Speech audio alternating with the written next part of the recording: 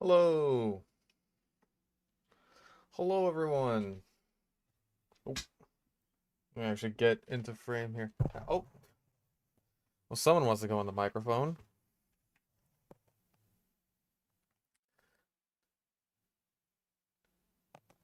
No animal abuse tonight. That always ruins the vibe. Don't worry. I try to keep that.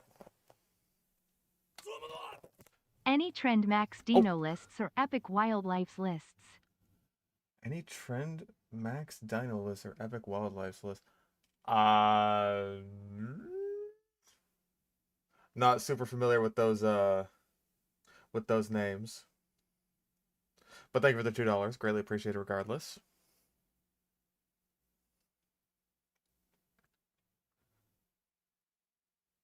Suggested some videos. All right, let me take a look. We also got Dimitri out with us today, who is about to crawl on top of my head. There he is. He loves being on top of my head.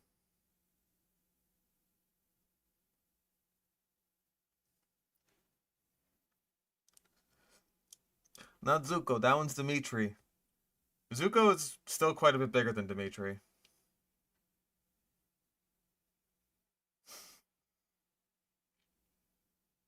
He's such a darling. Um, Anyways.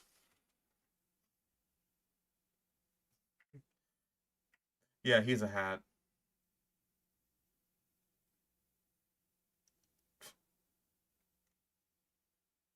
You good?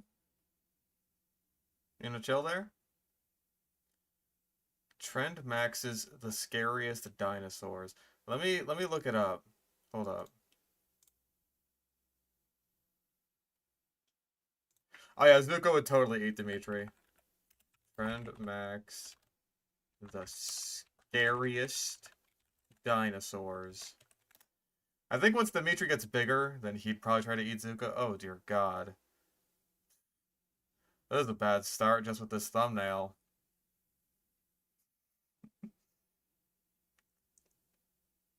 I can hear him just crawling around all over my headphones.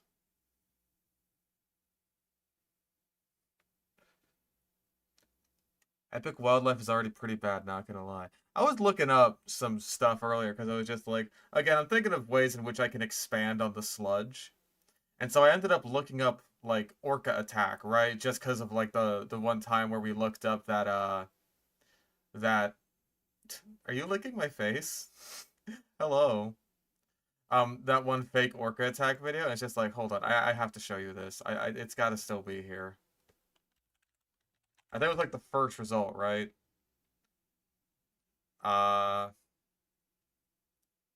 okay. Last time I checked this, it was the first result. Like Jessica Radcliffe, right? No, not World News. It was called like W Wildlife or something.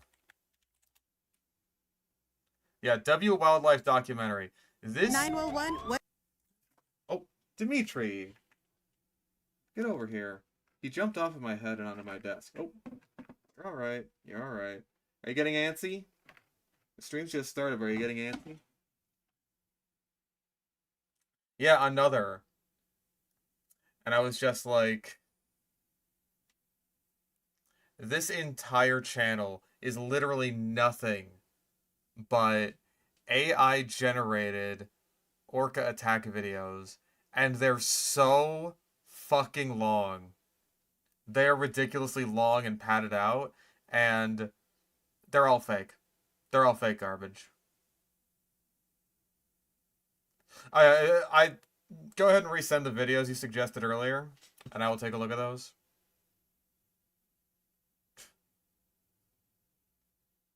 Yeah, hundreds and thousands of views, and it's all fake. It's all fake garbage. Yeah, the hands that are just like pouring out. It's also awful. Bro probably doesn't know basic math. Nope, he doesn't. You gonna poop on me?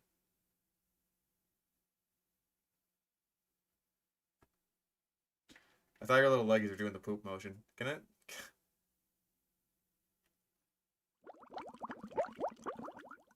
Can you be chill? Can you be a chill little guy? Okay, sent the videos again. Uh, duh, duh, duh, duh, duh, duh, duh.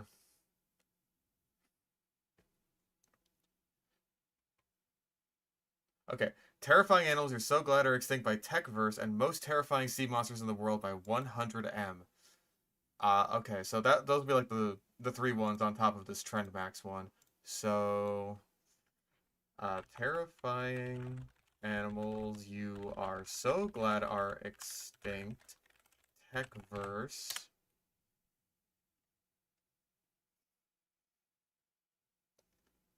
Oh my god, this only has 138 views. I'm punching down here. Sludge 1. Oh my gosh. Respond Priority 1. Confirmed AI alarm. 1500 block of YouTube top 10 lists. 1500 block of YouTube top 10 lists. Sludge 1. Priority 1. Channel 1. It's good to know that, like, we have emergency responders at the ready in case of sludge overdoses. Okay, and then the other one was Scariest Sea Monsters by 100M.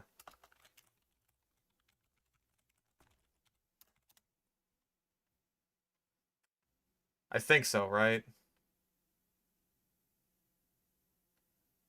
And Gecko. He is a monitor lizard.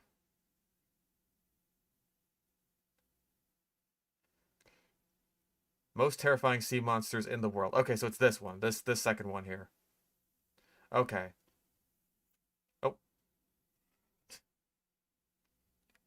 They're not really like bearded dragons, and that bearded dragons, you just kind of plop them on your shoulder and they're good to go.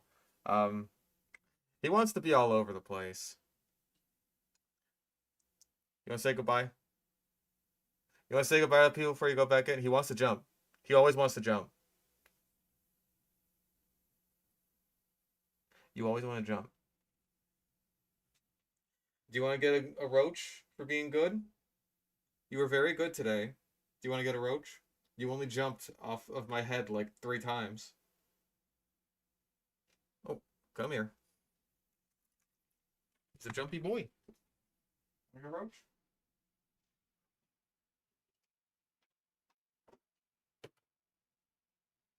There we go. Nice fat one. That one's real plump.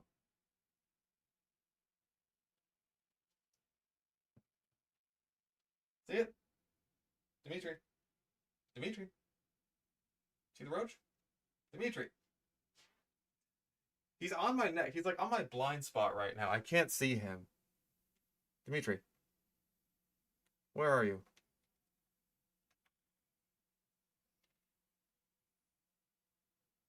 Can... Oh, drop the roach. Dimitri. Dropped it again. Okay. You are being very silly right now, young man. Roach? There you go. Oh, Dimitri! That is glass. You can't jump through glass. Holy shit, I'm glad I caught him. Oh. He tried to, like, jump into the glass of his enclosure. Oh my god. He moved without permission and no shock collar. I know. I'm spoiling him so hard. Anyways, that's enough lizard time. I still got to work on building a very positive relationship with him. But let's start with, this one's short. 9 minutes. Terrifying animals we're so glad are extinct. Let's see what we have here today. Terrifying animals you are so glad are extinct. Do you think that the T-Rex was terrifying? Not as terrifying as the live-action Lion King remake. A large number of other extinct creatures would have been extremely unsettling to early Homo sapiens who were unaware of their existence. Hold on. Are you... Wait. I gotta go back. Do you think that the T-Rex was terrifying? A large number of other extinct creatures would have been extremely unsettling to early Homo sapiens who were unaware of their existence. Well, I genuinely can't tell if he's saying that these lived alongside early Homo sapiens. And yeah, we have Jurassic Park footage, obviously. I can't wait for dragons to somehow show up on this list. Don't jinx it. Don't jinx it. Well, welcome back to Techverse, everyone. Today, we have the list of animals that became extinct, but it's good that they are gone, as they are quite dangerous. And if there were many of them around now, they might extinct the humans instead. So Good grammar. They might extinct us. Guys, we would be very much in danger of being extincted. We'd be dead. let's get into this video without any further ado. Wouldn't stand a Let's chance. start off with the helicopteran, for instance. He says the Helicoprion, for instance, and the caption is Helicoprion instance, as though instance is its species epithet. That's good. That's solid editing work right there. Carnivore known as the Helicoprion had teeth that did not fall out. Also, what'd you call it? The carnivore known as the Okay, carnivore. Helicoprion had teeth that did not fall out, but instead grew in a pattern that resembled a wheel. We're doing this thing again. Like, apparently the teeth just never fall out, which I really don't think is how this whole tooth whirl thing works, considering, like, sharks. My favorite species, the instance. The instance, for instance. But, like, Helicoprion are only related to sharks, right? They aren't actually sharks themselves. But, like, if you think about it, sharks today have a very similar sort of structure with their teeth. Like, they do have sort of like the rotating teeth that just, like, kind of come, zoop, zoop, zoop, right? Because they're constantly just, like, being refilled and replaced. They're falling out. Like, I don't think that the teeth are never falling out, and it's just like, oh, there's just more bigger teeth that end up replacing them, and then the smaller teeth get pushed inside of the whirl. That does not make sense to me, right? I think it makes more sense that, like, the newest teeth are the ones deepest within the, like, the center of the whirl, and then the oldest teeth, the biggest ones, right? Because they would have the longest time to grow, you know? Those are the ones that are, like, you know, currently in use for the animal, right? That just makes the most sense to me. I mean, like, it's not even just like, oh, teeth grow and they don't shrink. Maybe, like, what they're trying to get at here is that, like, you know, when the animal is really small, then it's got the little small teeth. And so as it gets bigger, the whirl gets bigger, and then the teeth have to get bigger, or something like that. I think that's what they're going for. But it's just, it just doesn't work. It just doesn't work logistically. This lethal whirl was tucked away in Helicoprion's lower jaw at some point, although the actual appearance At some point? Throughout its, like, lifespan? That's a weird way to phrase that. At some point. That makes it sound like there are points where it is not located there. At least while the animal's alive. Like, now it's in the ground hole. So this beast that lived during the Permian and Triassic periods is Oh, it doesn't live during the fucking Triassic. We don't have anything for, like, incorrect time period, do we? It's not outdated. It's just wrong. No, it didn't live during the Triassic. This thing didn't even live until the Great Dying. still unknown. Some scientists have referred to the Helicoprion as a buzzsaw killer. Only one. Some scientists have referred to it as a buzzsaw killer. I always love when, well, number one, when we get the cross-off meaningless AI statement, but I always love when the AI is just like, yeah, scientists refer to this thing as just completely non-scientific terminology that basically means nothing. It's just, it's such a common thing that the AI loves to do. One thing comes to mind: teeth. The dinosaur shark that has a nose for disaster. The Adestus is another extinct. The dinosaur shark. Okay, so he's talking about Adestus. I'm counting that as incorrect taxonomy. That's just fucking stupid. Adestus is a close relative of Helicoprion, as far as I'm aware. But, like, he just has it written down as dinosaur shark. The editing here is just awful. Species whose precise form is still a topic of discussion, similar to the Helicoprion in that regard. Helicomprion. Fuck it. In addition, Adestus did not lose any teeth, just like Helicoprion did. Dude, same shit. Same shit, different fucking day. Like, Adestus definitely has, like, a weirder tooth formation thing going on. But, like, again, same shit. Like, the teeth that are the newest get pushed towards the front, and then when they get, like, worn down or broken, they fall out, and then new teeth come from behind. It's the same shit as you see in Helicoprion. It's the same shit that you see in modern sharks. This feels like such a difficult concept for the AI to wrap its head around for some reason. Not. Instead, it just sprouted new teeth and gums near the back of the mouth. Okay, so its teeth didn't fall out, it just sprouted new teeth. Again, like, this is an infinite black hole of teeth. It's fucking insane. Which pushed the previous teeth and gums forward, so making some kind of tooth-tastic oral show. A scientific magazine published around the year 1900 assumes the Adestus appeared in this form. Some people have speculated. What? The magazine assumes the Adestus appeared in this form. Again, meaningless. Meaningless garbage. And yeah, tooth-tastic oral show. That sounds like something you'd hear in a fucking toothpaste commercial. What are we talking about here? Dear God, man. Speculated that the mouth resembled a monstrous set of pinking shears. Pinking shears? Am I... Okay, I'm not like a shearer, right? But is that a thing, pinking shears? Because that seems like just... I don't know...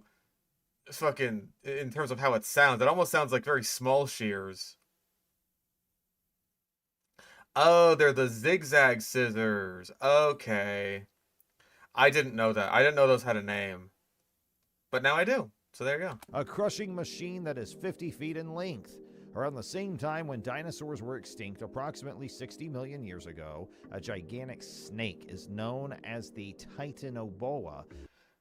Okay, so this is completely irrelevant B-roll. Just, yeah. This is all just like random Jurassic Park footage of dinosaurs and stuff. Probably because it's just like, oh, hey, he mentioned dinosaurs. That's what the fucking AI's gotta do. Ascended to the position as the largest and most dangerous predator on Earth. One Eye! My nemesis! Somebody get me through this nightmare. I can't control myself. Oh yeah, biggest ever. It's just, it's all... It's a very familiar kind of garbage, and yet it's just like... It's still garbage at the end of the day. They could reach a length of 50 feet, weigh 2,500 pounds, and used Again, just show a bunch of fucking dinosaur footage. constriction to bring down their victims. Gigantic aquatic scorpion. I'm counting that. That's... Fuck it. I feel like all of this is entire clade as one entry. Like, oh, the dinosaur shark. The... What is it? The crushing machine? This is once again going to be the same goddamn Eurypterid that we've seen several times at this point, because this is from the one documentary that ever mentions this goddamn thing. And also, yeah, that is... Oh, wait, we already have incorrect taxonomy. Cool. Dear Lord, man. Imagine a scorpion that has a body that is formed like a paddle and is designed for swimming. Now imagine that... Imagine a scorpion, but underwater. Imagine such a thing. We call it a sea scorpion. Imagine, if you will. And once again, for some fucking reason, we're using, like, analog horror quality VHS rips of Walking with Monsters, and I have no fucking idea why. The entire documentary is just there on YouTube. You could watch it. We could be watching it right now. And you know what? I bet we'd be in better standing in terms of copyright claims than fucking we would be if we watched other Bass Fishing Productions video. That is a whole 5 feet long. This is why we refer to prehistoric animals by their scientific names? No! We should not refer to prehistoric animals by scientific names. My name is Tirzu. We should not be doing that. Instead, we should just, like, have bullshit and completely unhelpful common names that don't help anyone at all, but generally sort of get the point across to complete laymen, except not nearly enough to make them want to research or do any further digging on it whatsoever. But what the fuck do I know? A newly discovered species of fish called the Pentacopterus. Not a fish, it's an arthropod. I can't even be a pedant about that. Like, I can't even let you be a pedant about that. If you're just like, oh, Basilosaurus is a type of fish, where it's just like, okay, like, you are technically right in the most technically way you could be. Like, no, there is nothing connecting fucking Eurypterids and fish, aside from the fact that they're animals. They're bilateral. That's about all they have in common. Decorhensis was found to have lived in the area that is now Iowa. And yeah, once again, it's Pentacopterus, because, like, this is just, like, apparently the AI just loves to pull from this one particular documentary that it featured in, and then just, like, when it's editing the video, it just loves to pull from sea monsters, because, hey, there's not sea monsters, walking with monsters, rather. Because, like, where else are you gonna get Eurypterid footage? Approximately 460 million years ago. Today's ticks, spiders, and lobsters all bear resemblances to the ancient animal that once roamed the earth. Well, if you mean they got a lot of legs, then I guess. Walking worm. Is this gonna be hallucigenia? Because I'm seeing Anomalocaris right now. A worm that moves using its legs. Yeah, like a velvet worm. Or a lot of polychaetes. I mean, technically they're not legs. They're like... At least on polychaetes, they're like sort of cilia. Bro, this sucks. Bro, this sucks. I'm gonna assume he's talking about hallucigenia, right? These may be tentacles. They could have had lips on the ends of them, or they could not have had mouths. It's not surprising that this species is referred to as Hallucigenia fortis. Okay, in that case, dangerous creature is harmless. Misleading video title. And, of course, unrelated animal used as B-roll, because this is literally just Anomalocaris. Even if that is unsettling, here is some good news. Hallucigenia was less than 5 centimeters, or less than 2 inches long. Well done, you've completely proven why it has absolutely no place on this list whatsoever in just one short little word. Just, it's small. Eensy weensy. A dragonfly with which you could only make contact using a tennis racket. Ugh.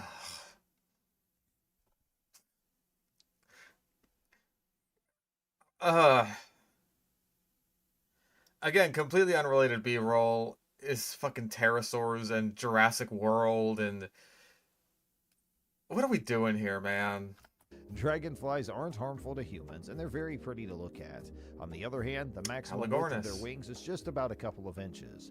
Their ancestor, the Meganeura, on the other hand, had a wingspan that was almost 2 feet broad. Jesus Christ. God, it's almost hard to pay attention to this shit. Like, this is just especially awful. God. And it's like... We have to go into the taxonomy shit again. Like, hey, we've marked it off the bingo board already, so we don't have to. But, yeah, Meganeura is not, in fact, a dragonfly. It's a griffinfly. Close relatives, but not the same. So, yes, that is taxonomically incorrect. My favorite pterosaur, Meganeura. And my favorite bird, too. And my favorite sauropod, and my favorite whatever the fuck else we've seen for the B-roll.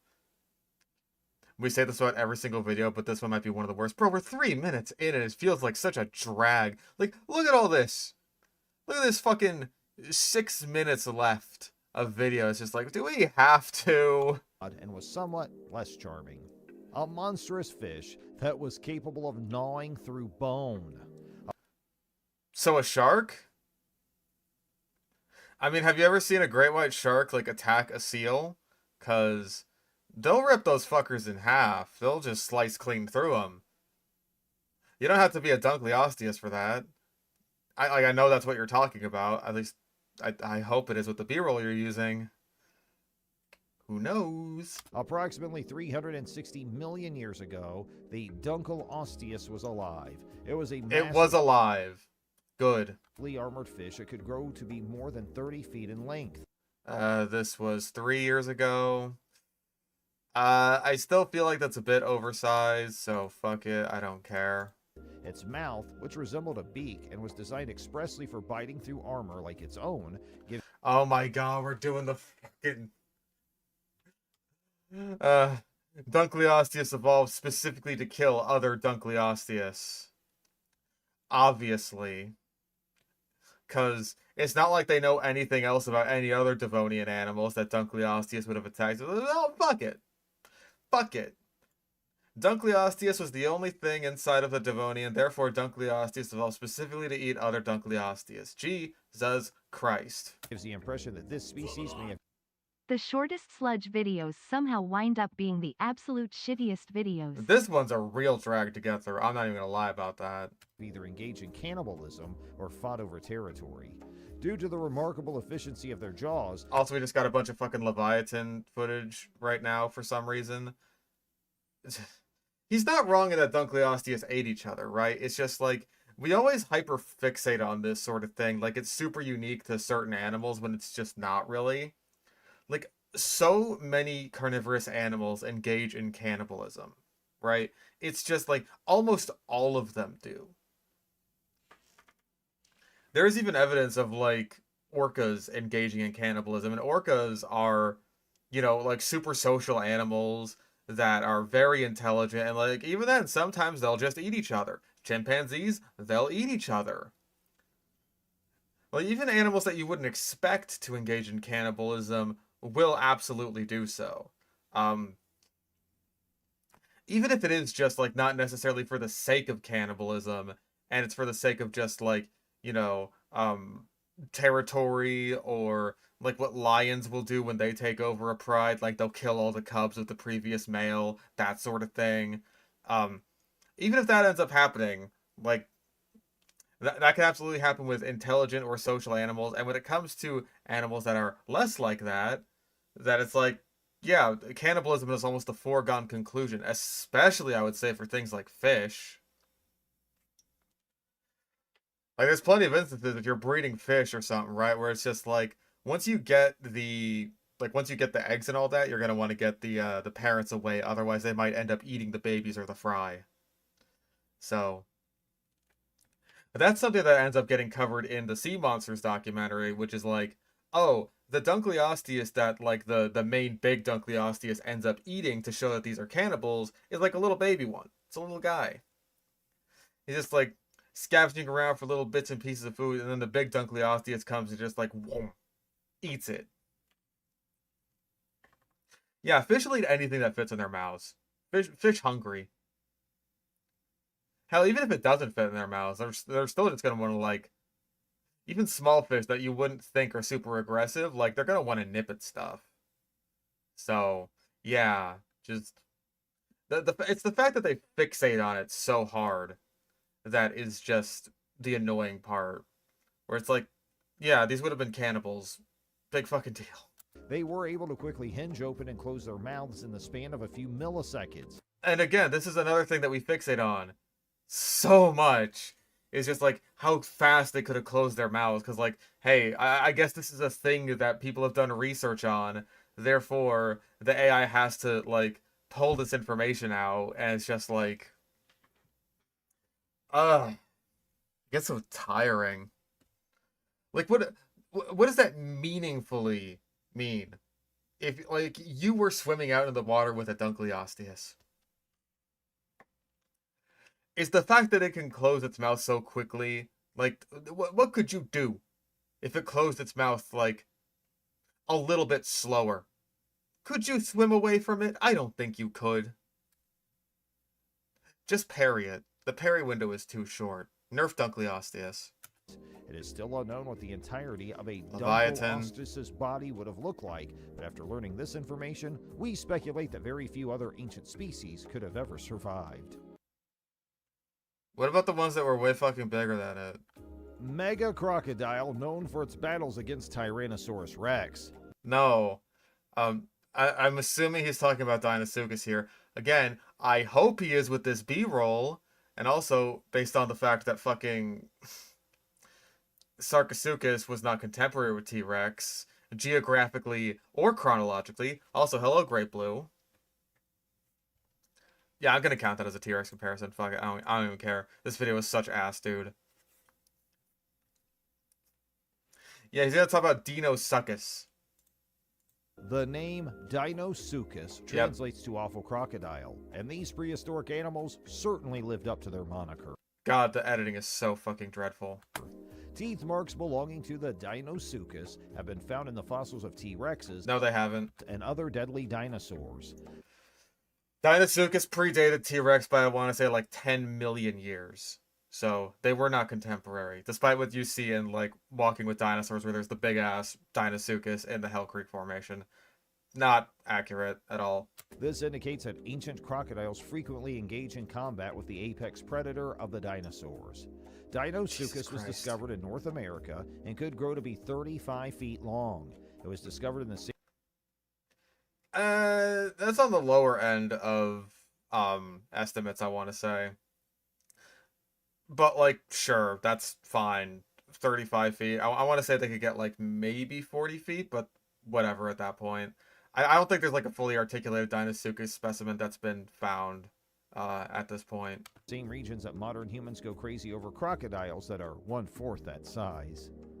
A huge rat... Oh my god, it's Big fucking Chungus again! Every damn time we have to go to Big Chungus, and it's gonna be like, imagine a rat. Pretty creepy, right? Skittering around everywhere. Well, imagine it was really big. Comparable in size to a bull. These creatures have been affectionately termed ratzillas by the scientific community. According...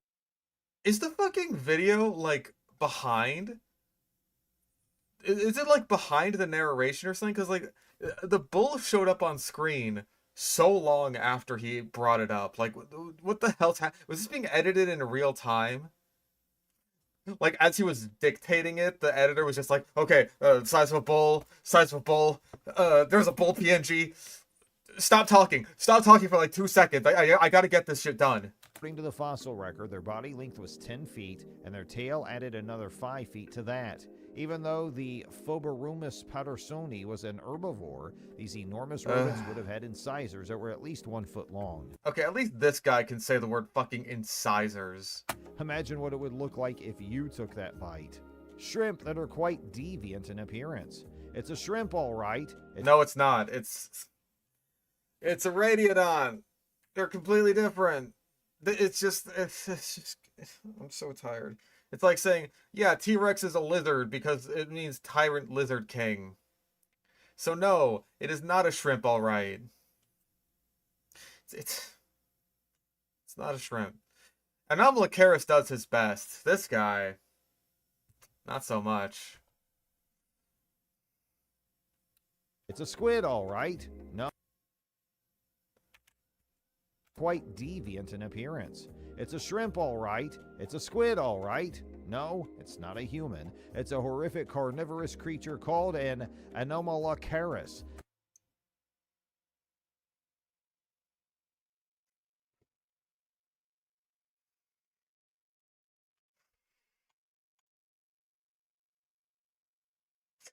I'm counting that, dude.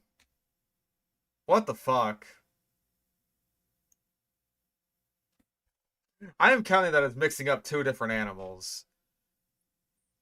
How do you...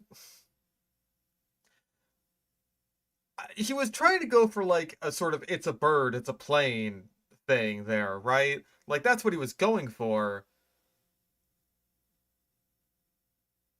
But what the fuck? Was it a Splatoon reference? Is that what it was trying to do? It's not a kid or a squid or a shrimp. It's a radiodon.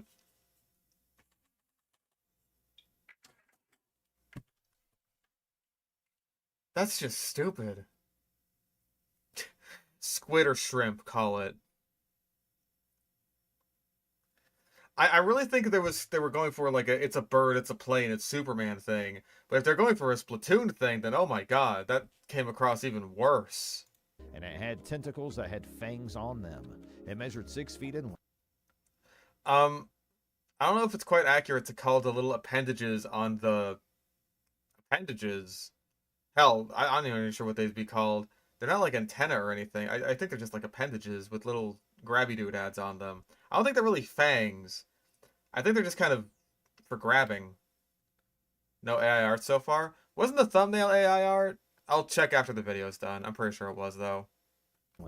Their scientific name, which translates to abnormal shrimp, describes them perfectly.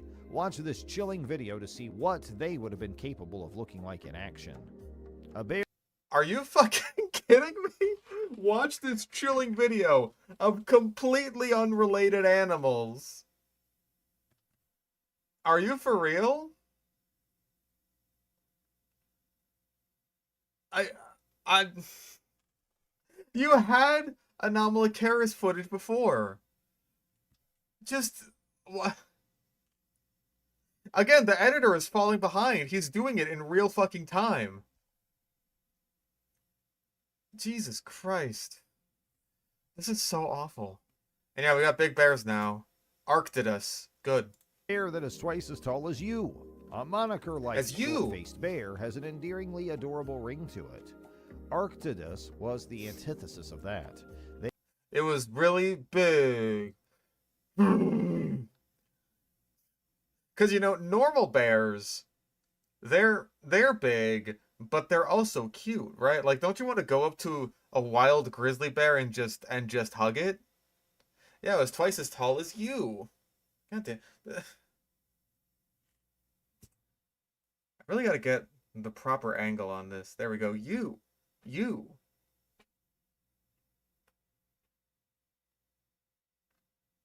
It's very awkward because I gotta go like over my microphone a bit. It's an awkward points at camera angle.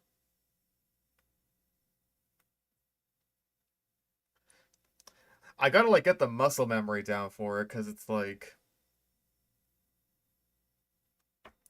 it's a little bit awkward. You know what I mean? I'll figure it out though. Um, yeah, if not friend, why friend shaped? Exactly. It's a bear. I imagine that short-faced bears probably would have been like about as endearing as regular bears today. They're just like, wow, that's big. Like, I don't really think the size of an animal necessarily takes away from how endearing it is. Like, I've been to SeaWorld, right? And it's like, when you see just how fucking enormous an orca is, it's like, it's kind of awe-inspiring in a way. But at the same time, it doesn't make you think like, oh wow, that's like less amazing or majestic or endearing or anything like that, right? It's like, yeah, he's cute, but damn is he big. That's how I imagine it would be like if like Arctodus or Arctotherium were still alive today. They were indigenous to California up until around 11,000 years ago and were He's pogging. Look at him go. almost carnivorous. To survive, they would have required approximately Did he say almost carnivorous? 1,000 years ago and were almost carnivorous. There's a word for that. It's called omnivorous. To survive, they would have required approximately 35 pounds of meat every day. They were That's not that much. I mean, comparatively speaking to what something like a T-Rex probably would have needed. But I mean, like, hey, an Arctodus is a lot smaller than a T-Rex, so is what it is. This sludge is so bad. Thank you for the $50. This sludge really is just awful. He considered eating meat, but decided against it. It's not even that. Like, he considered, like, going full-on carnivore, just eating nothing but meat. But he's just like, you know what? You know what? Maybe I will have the salad today. Just for the day. almost 50% bigger than the largest polar bears ever documented in our species history. I still don't think that's true. piranhas the size of a bounce board. Mega Piranha once again, which is, again, all we know of this thing is like a lower jaw. And all we know from that lower jaw is that it was very likely a scavenger. And more than that, very likely an omnivore. It was like the halfway point between pacu fish and piranhas. So, really, not worth showing footage from the shitty 3D piranha movies.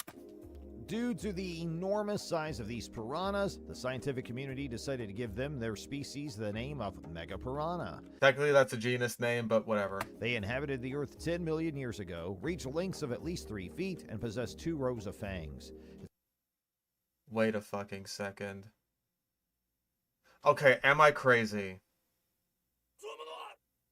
I feel like saying it again. This sludge is so bad. I'm calling hazmat. That's from the video, isn't it? I was just fucking thinking that. Thank you for the $5. I was just thinking that this is footage from the video where it said that it was eating T-Rex and Megalodon. He just took the footage from that video and put it over this narration. Was that forever great? We have to check. We have to fucking check. Hold on.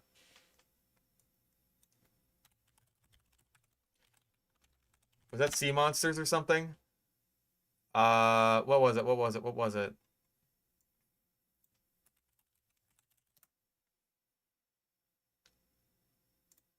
It might have been Deadly Animals #1. It might have been this one. By today's standards, Shut your fuck. Shut your fuck. Pentacopterus, Lucigene. Wow, a lot of repeats here. Megalania, Platybelodon, Leviathan. Wait. Oh my god, it's the same. just what you'd expect, but more horrifying than you'd think. They were the size of It's boogie the boards and easily same! about 3 feet long, with 2 rows of Wait a second. He's ripping it off. He's like, these are the size of bounce boards. Forever Green saying there was that size of boogie boards. This is 4 years old. This one's 3 years old. Oh my god. It's the Sludge Ouroboros. teeth, where their current successors only have one. These Look at this. monsters were known to even It's go the after same. beasts like the Megalodon or Tyrannosaurus Rex. Oh my fucking god, it's the same! Why is it like this? So every single time that this motherfucker has said something almost incomprehensible, we know that it's because he's ripping off Forever Green, who we have said multiple times is like the worst of all the fucking sludge channels. Of all the people to rip off, it's fucking Forever Green. Unreal. If I didn't see the T-Rex and Megalodon there, I wouldn't have put it together. But like that's a moment that sticks out so much in the sludge lore that it's like, dude, how could I not remember that Mega Piranha eats T-Rex and Megalodon? He's just taking footage. That's why all the footage sucks. Unbelievable. Human sludge to Pete. Yeah, you know what? That counts for a Megalodon. It showed up on screen, you're right. The human sludge tapede. This is amazing. Unfucking real. It's a miracle that any marine life at all managed to survive back then. No, it's not, because they lived in the fucking rainforest. They lived in rivers. They wouldn't be hunting marine life. A shark that would have made the movie Jaws seem bad. When compared to the Megalodon, the great white shark appears to be a little more... It's the same! That's Forever Green's footage! He's been using completely different transitions this entire video, but now 6 minutes in, he's just giving the fuck up. Now that's just straight up Forever Green's transition. This is unreal. formidable than a goldfish. The researcher is shown in this picture comparing an ancient shark's jawbone to a modern shark's jawbone. These marine predators have gone extinct, but they are still considered to be the most formidable carnivore to have ever existed due to their length of nearly 60 feet. Oh my a god. Bigfoot that exists. This is Gigantopithecus. It's a Bigfoot. And yeah, like, the narrator is acting as though there should be relevant footage on screen, but there just isn't. Like, there was no good transition there. He started talking about Megalodon as it was still the fucking Mega Piranha bit. This is insane. Gigantopithecus was a species of hominid that lived in Asia until roughly 100,000 years ago. These ancient relatives of contemporary apes and orangutans reached heights Orangutans are apes, so that's just pointless. of around 3 meters or 10 feet. Their meals were most likely plant-based, but on the other hand, men were thought to have possessed an arm span of approximately 12 feet. Men? Do you mean males? Or do you mean like the race of man?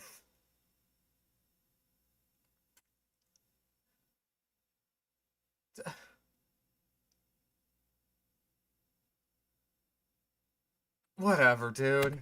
That's one ferocious bear hug right there. No, it's an ape. An eagle that was known to consume young children. Haas eagle. Some I mean, we're looking at Pelagornis footage right now, because why the fuck would we have anything even remotely relevant? Oh my god. Yeah, like, I don't know enough about Gigantopithecus, but like, Gigantopithecus is basically just like a big-ass great ape, right? Like, it's not a hominid, is it? It's just like basically a giant orangutan. Orangutans, as far as I'm aware, are not hominids. They're just great apes. species have been reported to acquire a condition known as island gigantism, which occurs when there is a lack of competition in landlocked areas. This is exactly what happened with the Haas eagle, a relative There is no footage of the Haas eagle here whatsoever. of other raptors that weighed 30 pounds and caused havoc on the South Island of New Zealand. Local stories indicate that the Hapagornis moray was known to swoop down. Also, Hapagornis. I'm pretty sure it's Harpagornis, but what the fuck ever. Sees children to nibble on when the Maori people whittled down the megabird's food source around the year 1400. The flightless and Wait, what is he gonna say? It's a moa. delectable bird called the moa was the mega. Well, you said it like with a. You sounded like Zach Hadel when you said it there. It's just like the boa. We gotta go find the boa bird. We gotta go find the boa bird, Pim. I hear that it's freaking delicious, man. Yeah, birds. I wish birds were real. Bird's primary food source. The mega eagle went extinct in the long run. Outdated name. I'll take it. We don't have we had an herbivore on this list? Oh wait, yeah, we did with the Gigantopithecus. It's just like, oh hey, it was mostly a plant eater, but it was really big. So that's a bingo there. No pack hunting or anything. I'm sure he's repeated himself a billion fucking times. Fuck it. However, it continues to exist in your worst Oh, nightmares. The great grandfather of the Komodo that's from fucking Thor. dragon. If every myth has a basis Oh, in God. truth, stories of fire-breathing dragons very probably originated in Megalania No, they didn't. or Varanus priscus. These Komodo Wow, he actually got Megalania's like modern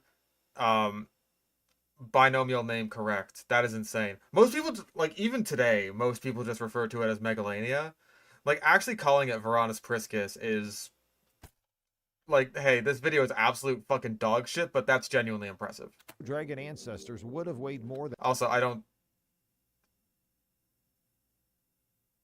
hold off on that one.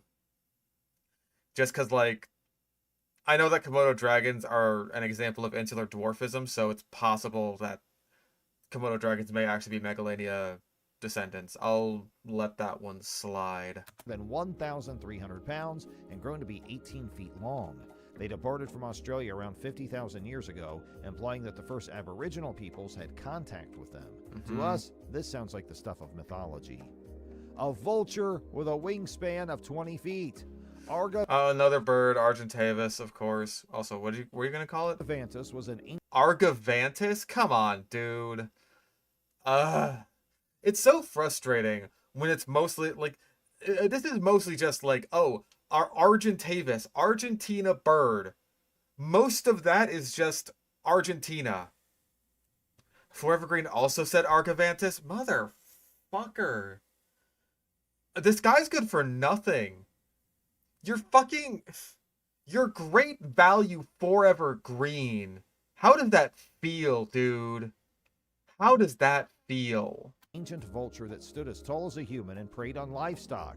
It was able to fly despite its size. Now you have Haas Eagle, but you have a bunch of fucking Argentavis and Pelagornis footage for the Haas Eagle, and now that you're at Argentavis, you have the fucking Haas Eagle. You are worthless. You are worth less than nothing. I hate you. Terror birds crush skulls like melons. What? Able to fly despite its size. Terror birds crush skulls like melons. The Forest Rashidae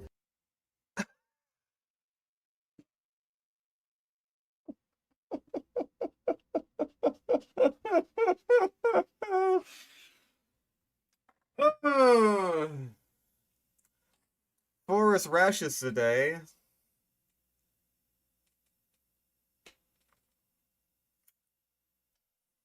Lord Almighty. Again, he did the thing where it's like he's in the middle of talking about a new species as footage from the old one is still playing. So it's just like, wait a minute, is he calling Argentavis a terror bird? No. He's just very poorly transitioning into talking about terror birds because the editing in this video is, honest to God, probably some of the worst we've ever seen. Maybe the worst is like Forrest Galante, honestly. With like him needing to put in a fucking AI generated image in every 5 fucking seconds. are known as horror birds by scientists. Terror birds! You just got it right! I have never once heard of forest rockids being referred to as horror birds. They're terror birds. What the fuck? Which should tell you everything you need to know about them. No? Well, they've lived in North and South America until about 2 million years ago. Their beaks were so strong and pointed that they could kill other animals by hitting their heads downward and fatally cracking their skulls. Oh my And God. that's it for today, guys. We sincerely hope you enjoyed. Want to know why they're called terror birds? Well, it's because they were big and hunted stuff. Actually, want to know why they're called horror birds? The horror. The horror. Horror. My God. There's got to be no comments. Oh. One comment. It's a good one, though, at least. Get every single piece of information wrong. Thank you. This made my day.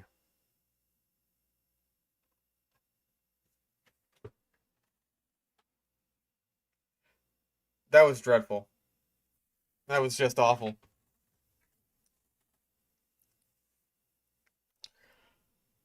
Wow. That...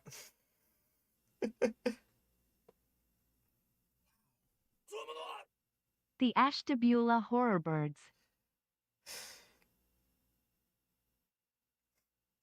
I'd rather watch the analog horror birds than this shit again. Dear God, that was real bad. That was, yeah, Shaker's right. That was bottom of the barrel sludge.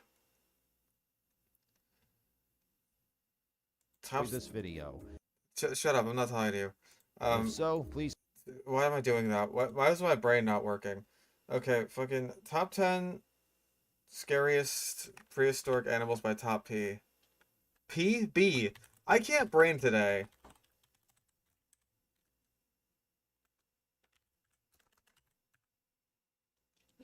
B!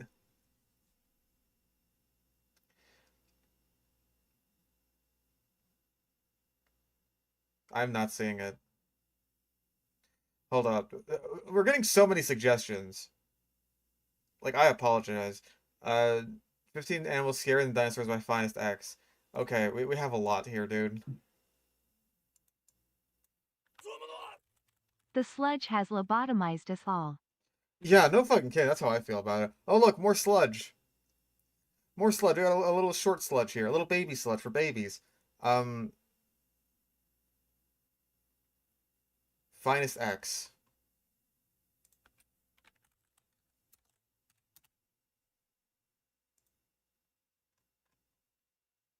What is this? I want to watch the short sludge.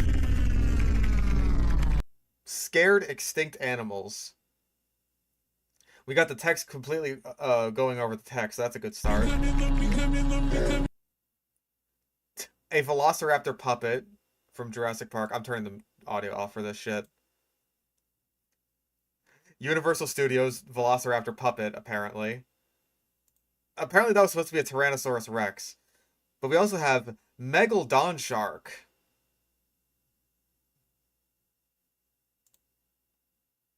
It looks like it just be part of a boat. Like the bow at the front of the boat, and it's just like it sort of like curves up towards the top here. You don't get to see the rest of this. Because that would give away the illusion that this is supposed to be a giant shark fin. The dino sucker, that's just a regular alligator. Wow. That's dreadful. That's the worst thing I've ever seen. Okay, so finest X. Did I even get that right? I'm not even getting these people. I mean, YouTube's search algorithm is not especially useful.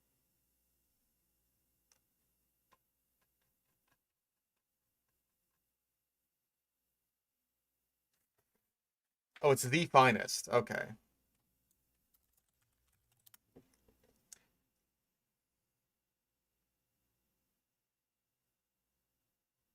Where the fuck is this shit?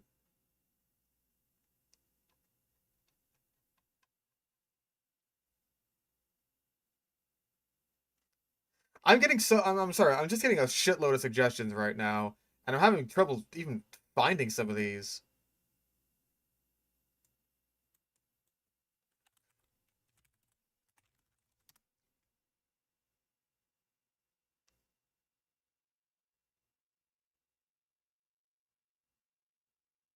Took it down. That's a possibility. The finest at body cam sludge now? Wasn't that the other guy? Hold on. Let's look up the finest. There we go. The finest X. Here we go. This is body cam sludge. And we have AI get. It's the cool boy. Hold on. Hold on. I have to show this to you. He's back. Oh, that's the wrong thing to move. Shit. Hold on. The little the little ghoul boy, he's back. He's back. Oh, that's wonderful. It's so glad to see an old friend. Um, so yeah, it's just Sludge now, isn't it?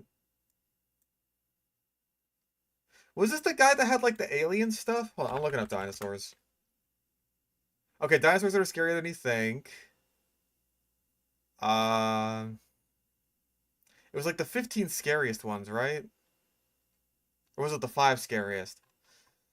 Listen. I have some of you guys really just need to calm down, right? Like I have like the Trend Max one, the Sea Monsters one, um, the Top B one. Like I have those ready to go, right? What the fuck? There's some weird ones here. Um,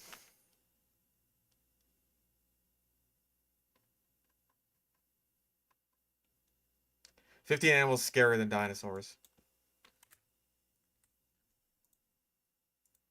Finest X, dinosaurs. No, it's just like, God, YouTube search sucks. YouTube search is just straight up awful now. This is less than worthless.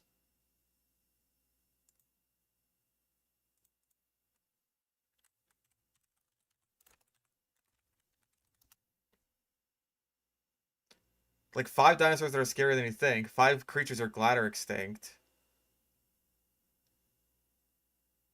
No, it's straight up not here.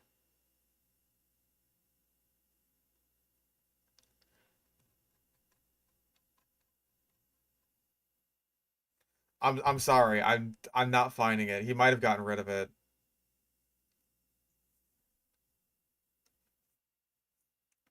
Yeah, we might just have to move along. I apologize greatly. I cannot find this video. If you find it, like, um, okay, I've been thinking about this, right? I'm thinking about like adding a channel to the Discord for like sludge recommendations. Because again, like, I want to do a little bit of expansion into like what we can do for sludge, and I think like having videos that you guys find and then just like send to me that I can react to, I think would be like very helpful. Because like we mostly just got like the one playlist here that Rosie sent in a Google form. That could also work. But yeah. And then even then, like whenever we start the stream, Rosie's just like, "Oh, dude, you gotta watch this, this, and this," and then that's usually just what we do. But if I have like, you know, some kind of submission form, like a Discord channel or something like that, or a Google form, anything like that, then it's like, then it's a lot easier for me to basically just like find the sort of stuff that I might want to react to. Like, even if it's saying like, because like there's people who will react to, um, like venomous snake reaction. Uh, Yeah, here we go. This guy's like a zoologist and he reacts to really stupid videos that people post of like handling or interacting with venomous snakes. Something like that, right?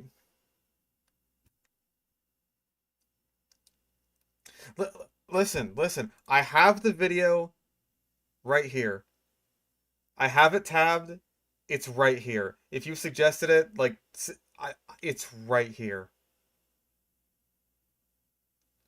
You need to calm down. I will get to it. I'm talking right now.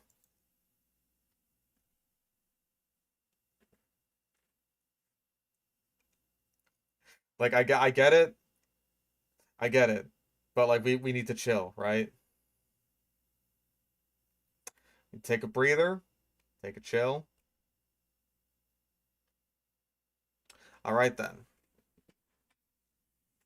Seriously, we've been here for an hour. All right, I'm here all day.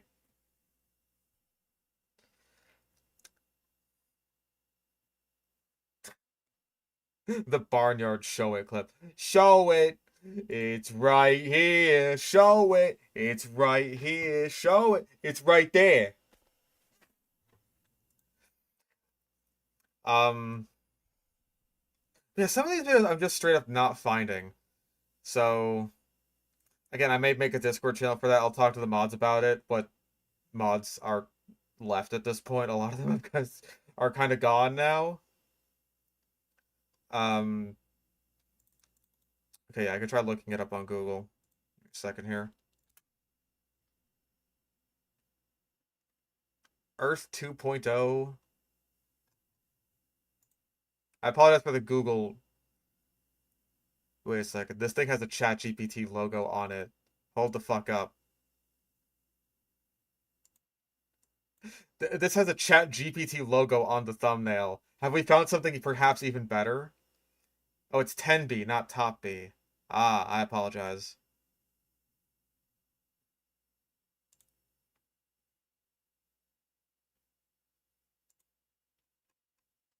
We might have struck gold here. Okay. 10B. There it is. Okay. So yeah, top 10 scariest prehistoric animals, 10B. Okay. We can get to this now, alright? We can take a little bit of a chill pill. I understand that you want me to get to your suggestions quickly, but like, we gotta be cool with this, alright? We gotta be cool. Reset the bingo. We'll get to you. Like and subscribe now, or you're gonna have bad luck this week. Every fucking day I regret getting rid of that one. Every single fucking day.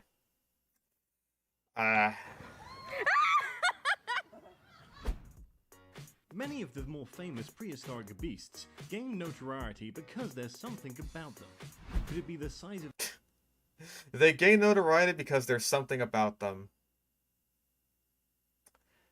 That's just like, I couldn't think of what to say for even a second. their teeth, that they're covered in spikes or their sheer size? Whatever it is, we can't deny that something about them elicits a primal sense of dread in our mammalian brains. Well, I love, like, ooh, it instills a primal sense of dread, as it's just like this, ba, ba, ba, Abba, abba, abba, abba, abba. I feel like someone's trying to sell me fucking allergy medication. Here are top 10 scariest prehistoric animals of all time. Watch till the end as number 1 will give you goose pimples. Be sure to like the video and Good. subscribe to our channel. Also, that's gotta be Megalodon. We've seen Megalodon. Number 10. The Dunkeltersaurus.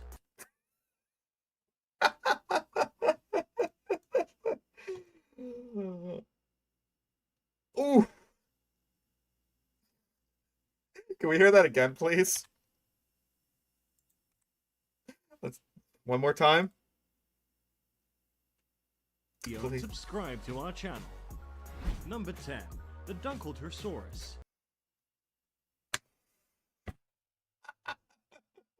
The Dunkeltersaurus! Oh my god, please, yeah, please call every single thing a Saurus. It's like your parents calling every game console a Nintendo. The Dunkeltersaurus is an extinct subdivision of amphrodile prelimid fish that exists. What? What? The Dunkeltersaurus is an extinct subdivision of amphrodile prelimid fish. You're just mumbling!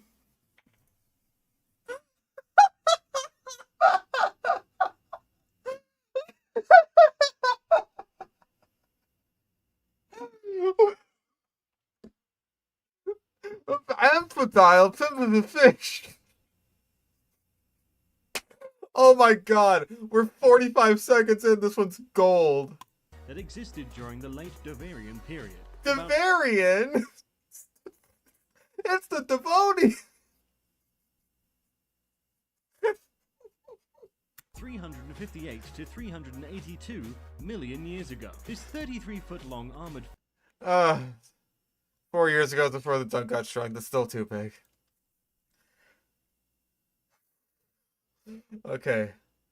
Calm down a little. fish from the Devonian era lacked teeth, but its jaw contained razor sharp. The Devonian era. Like, we've said before that, like, oh, the narrator of this one sounds like he's fucking drunk. This guy's plastered, dude.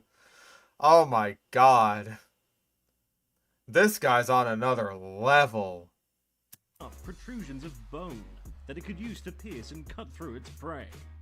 These bones grew continuously, and as they did, the edges would rub together with those of the opposing jaw, Sure. acting like a self-sharpening shears. This would ensure the fangs were always ready to chomp onto armored prey, like arthropods, amnorites, and other fish. Arthropods what? Were always ready to chomp onto armored prey, like arthropods, amnorites, and other. Were you trying to say ammonites there? He's like, ammonites. He just mumbles whenever he doesn't know how to pronounce anything. He's just like, what is he saying? He's so drunk. Oh my god, this is fantastic. It is a lot bigger than the great white shark. No, it's not. The 4-ton monster fish patrolled coastal waters and could snatch prey up by opening and closing its jaws within 50 to 60 milliseconds. Again, we hyper focus on this thing. On the super fast opening mouth thing. Oh my god, it's gonna snap you up. Ooh. Maybe he's just shy. You're right, I'm sorry. Number 9. Helicorporon. Helicorporon. Good.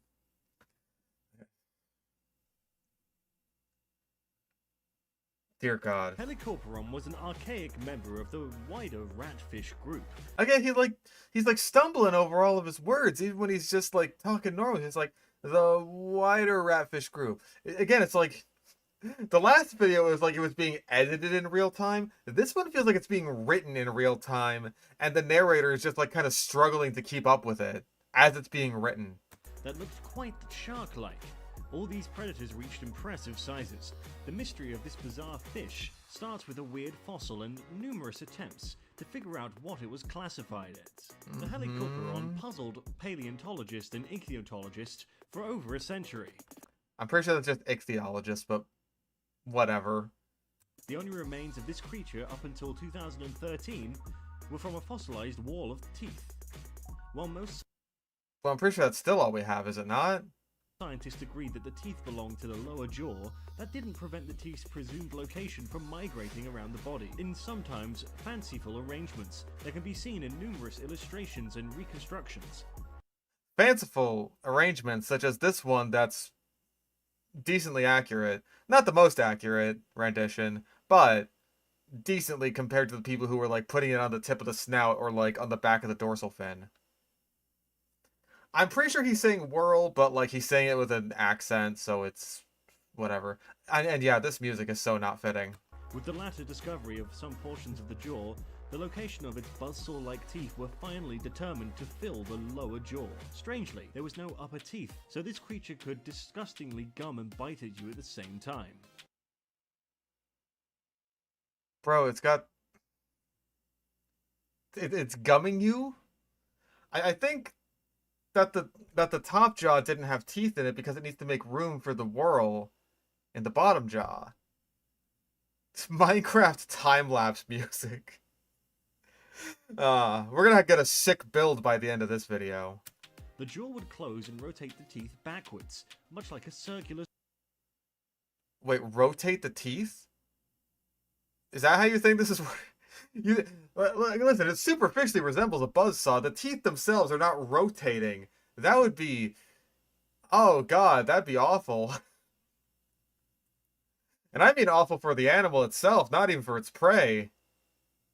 Like, just imagine your entire jaw, like, imagine your like bottom jaw dislocating up and down every time you want to chew something. That'd be horrible. The saw blade. It probably fed on the soft bodies of squid and other cephalopods. The whirl of teeth was formed and they continually growed outwards, spiraling as it aged. Wait a second. Did he say it whirled outwards? The whirl of teeth was formed and they continually growed outwards, spiraling as it aged. Wow, he got it right. Unbelievable. Hey, he can't pronounce Dunkleosteus to save his fucking life, but at least he's saying that the fucking tooth whirl grew in the correct fucking direction. God knows I don't think we've ever heard that before in a Sludge video. The teeth at the beginning of the whirl began small and gradually increased in size towards the end. Another fish with an equally odd and terrifying face, Eturius, had... Arturius? Artorius? What? It's a Destus. Artorius of the Abyss? What? Oh my god. Offset scissor-like jaws that protruded out of its face. Number 8. Arthropluria. The Arthropluria Yeah, not scary. Misleading video title, and it's harmless. was perhaps the largest arthropod of the Oh, we got the anthropod. Oh my god, it feels like it's been years since I've seen an old friend like Arthropod. Good. Carboniferous era. Also, the what? Arthropluria was perhaps the largest arthropod of the Carboniferous era. The Carboniferous. It's the biggest arthropod in the entire carburetor era. This guy can't pronounce shit. Get another narrator. Just get another one, right? You've got enough subscribers. You can just hire another narrator. Overall, it was among the largest arthropods that ever lived. Repeating yourself. Also the biggest ever. Oh my god. Measuring an average between 6.6 to 10 feet long, as large as a man or a crocodile and as long as a car. This is definitely not something you would want to see crawling around the woods when you're out for a hike. Arthropluria was about 8... Arthropluria. Again, he mumbles. Anytime he doesn't know how to pronounce something, he mumbles. Does he ask, like, the director? Does he look it up? No, he just mumbles. 0.5 foot long millipede from the Carboniferous era. No, it was herbivorous, likely feeding on dead plant matter. I'm sorry, say that again. Out for a hike. Arthropluria was about 8.5 foot long millipede from the Carboniferous era. The Clethotheris area? Also, we got, even though it's huge, dangerous as an herbivore. And he's definitely repeating himself just by just saying how big it is over and over again. Mercy. And though it was herbivorous, likely feeding on dead plant matter like modern millipedes, it still had that scare factor. They were able to grow so large that oxygen levels were 50% higher than today. The higher Wait, they were able to grow so large that oxygen levels were higher? You're making it sound like them being so large is what contributed to the oxygen levels being higher, not the other way around. Oh my fucking god, this is awful. higher oxygen level content in the Carboferous atmosphere could support larger species whose circulatory systems were not as efficient as those of mammals and other species. Just because it won't try to eat you doesn't prevent it from being creepy when it scuttles about. Fossil takeaways have been discovered showing that Arthropluria Takeaways? Trackways. could quickly move and maneuver, undulating hundreds of legs in rhythm to nauseate and disturb anyone watching. I'm surprised you were able to correctly pronounce undulate. Jesus Christ. These are the largest known land invertebrates of all time, You've already said this like 3 times now. and it is unlikely that they had any predators, but they could probably rear up in a defensive posture and look you straight in the eyes. Oh my lord. Number 7. The Silmadon. The Smilodon! The Sylmadon! God, at a certain point, I'm just gonna start crossing off fucking squares for every time he mispronounces something. We'll get a blackout. Dear God. Silmadon, also known as the saber-toothed cat, is a subdivision of a large predatory saber-toothed cat that originated during the Pleistocene epoch in North. Pleistocene? The Pleistocene! Come on. Get me to narrate one of these videos. Just get me to do it. I swear to God I'll do a good job. You don't have to pay me that much. Give me like $50, I'll do it. North and South America. Definitely the most famous prehistoric cat of all That's a Tasmanian tiger, I think. That looks way closer to a Tasmanian tiger than a saber-toothed cat. What is that even? time. The Silmadon is recognized by its 2 large, saber-like teeth, as its name suggests. It was around the size of modern lions and tigers, but with massive upper body strength that it used to wrestle its prey to the ground. It would then use its saturated 11-foot-long fangs to give a killing bite to the throat, or a stabbing wound to its victim. I'm sorry, I just have to like take a breather from this because it's just so fucking... This is nauseating. I'm not even gonna lie about that. And I genuinely don't know what the fuck he means by saturated fangs. Wait. Did he say 11 feet? Hold the fuck up. Upper body strength that it used to wrestle its prey to the ground.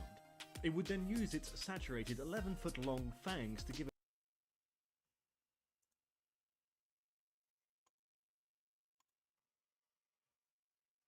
Oh, they're 11 feet long. I missed that. 11 feet long teeth. Oh, welcome back, 30-meter long Leviathan teeth. I've missed you. My, oh my. Yeah, they're 11 feet long and fully saturated. They're cleared for saturation diving. My goodness. And yeah, I think you might be right in that they mean serrated teeth. Also, I have top chat on instead of live chat. My apologies.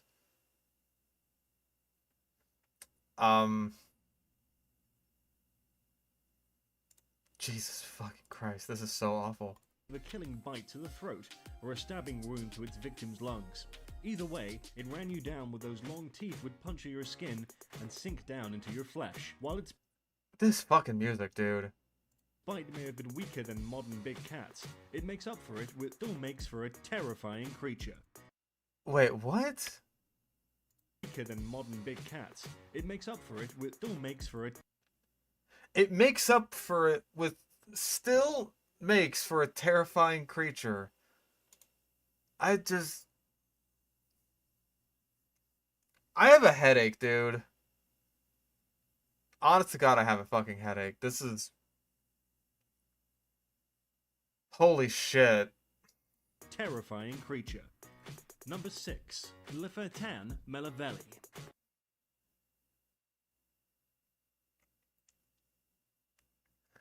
It's just the word Leviathan, except without the H.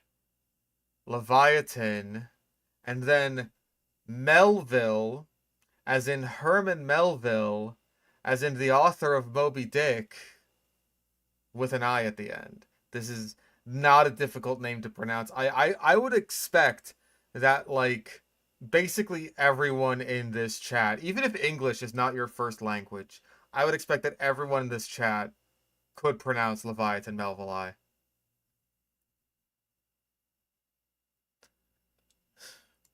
Lithatan is a subfamily of toothed cretan that originated from Cetacean!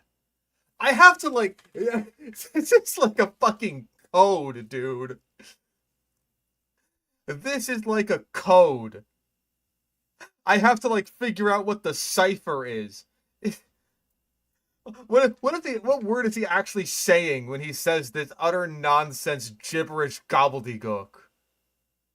A critan. Yeah, it's a fucking...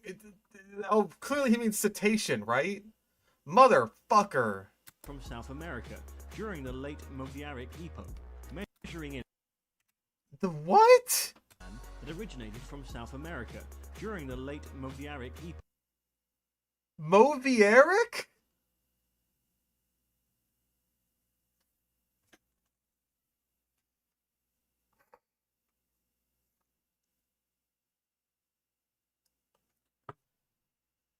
He can't say Miocene.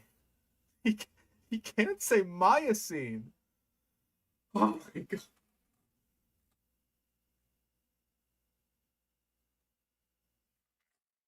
Godspeed, I'm braving the sludge. This might be our most dangerous sludge yet. Measuring in at about 20 meters long and named after the sea monster Leviathan. The Leviathan was one of the most enormous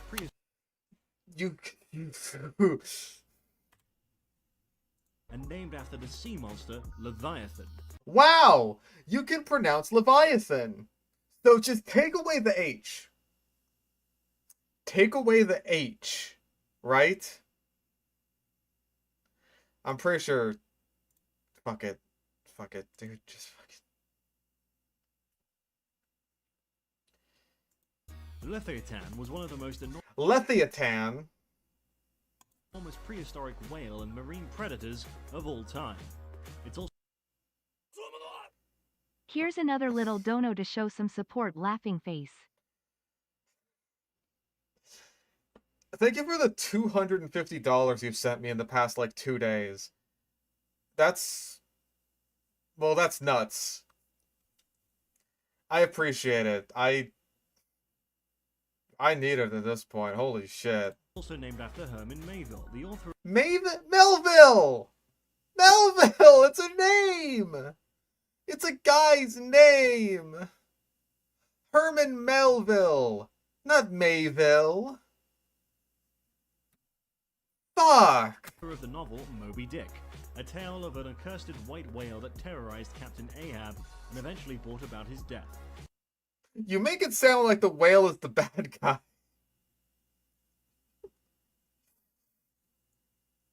Now listen, I don't come to my AI Dino Sludge to get, like, complex literary analyses, right?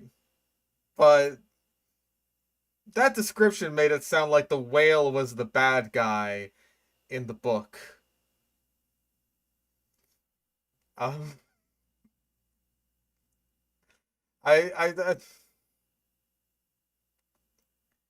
I'm just saying, like, I feel like AI should at least have a cursory knowledge of this sort of thing.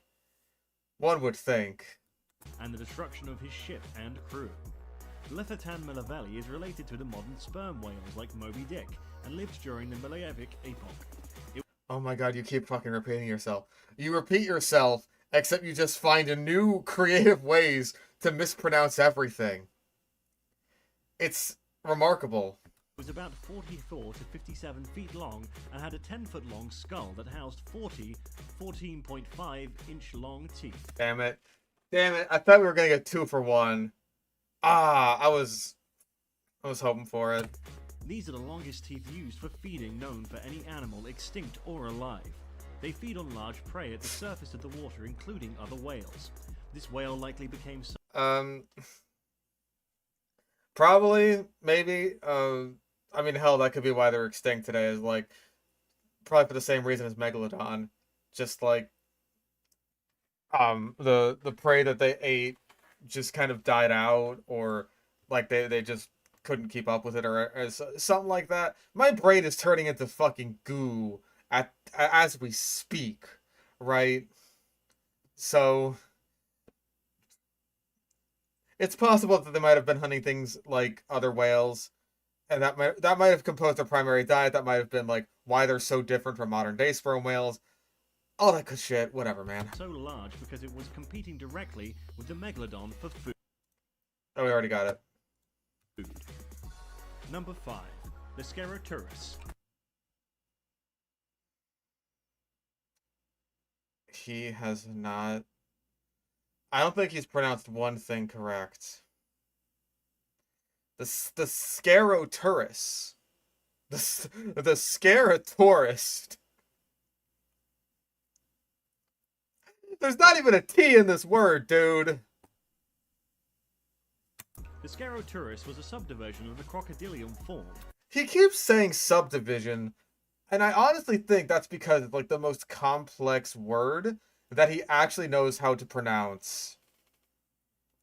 Cause like, dude, it's a genus. Hell, even if you say species, that's at least like, it's not especially correct, but everyone knows what you're talking about when they say that, right? Like when people are saying, oh, I want new species added to Jurassic World Evolution, they're not saying like, oh man, I really hope they add Edmontosaurus annectens on top of Edmontosaurus regalis. They're not saying that. They're saying like, oh, I want fucking Machiacosaurus or something. No one's actually saying that. I'm saying that. I'm the one person that's saying that. Everyone else is just saying like Argentinosaurus because they're normies. I'm the only guy out here asking for Noasaur representation. That originated during the early Cretaceous period. The Cretaceous period! Where would we be without the Cretaceous period? We've already got Anthropod, so we may as well throw the all-time classic of the Cretaceous period in there. Fuck! In which was now South America and Africa. Measuring 40 feet long. At least you got that right. Like, yes, the two species of Sarcosuchus are indeed known from South America and Africa. So, you got that one right. I'll give that to you. Long and weighing 8 tons, the Sceroturus was one of the largest crocodilians to ever exist. One of the top predators of its time, it hunted dinosaurs such as Urglidons and Such as what? one of the top predators of its time. It Sorry, but I have to take my leave again and go to bed. I hope y'all have an amazing day. Night smiley face. Thank you for the $300 in the past, like, 2 days.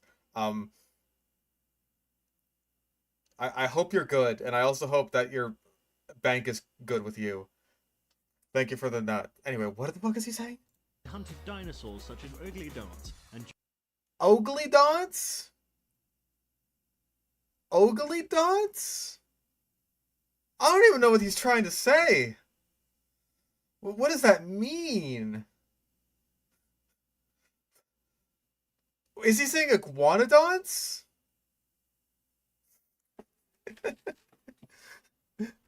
Guess I'm Oglydont!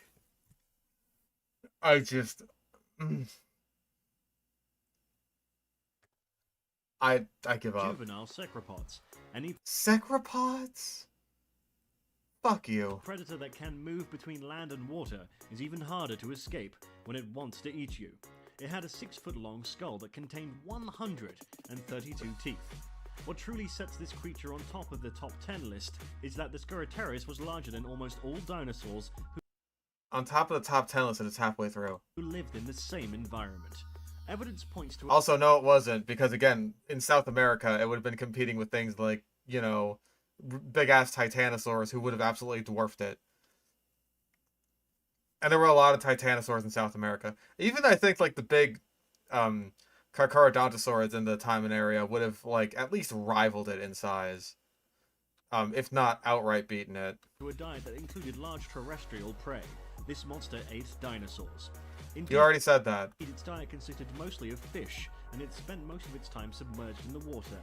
But the fact that it could take down something like the Scaramouche, You already said that. Also, take down stuff like the what? and it spent most of its time submerged in the water. But the fact that it could take down something like the Scaramonas at all is The Scaramonis?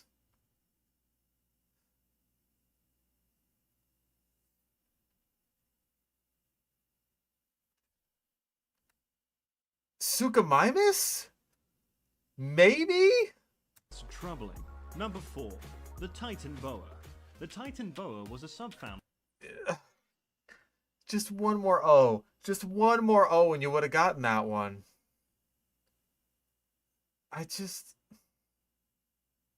Titan Oboa.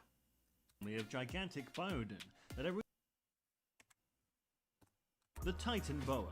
The Titan Boa was a subfamily of gigantic Biodin. Of gigantic Biodin?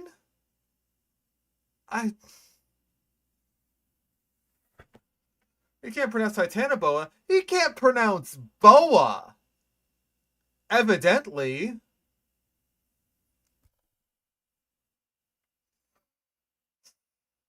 That originated during the Middle Paleocene epoch in South America. It was essentially Paleocene. Oh my fucking god.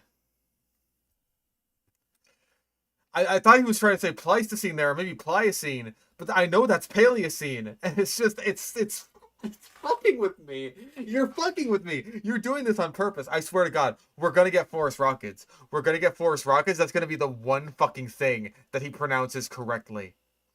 That's the one fucking thing he's gonna pronounce correctly. It's just gonna, like, I'm gonna blow my brains out. I'm actually gonna do it. I'm actually gonna fucking kill myself. a large prehistoric snake that evolved. Wow, you can pronounce snake. That's incredible. Right after the non-avian dinosaurs died out.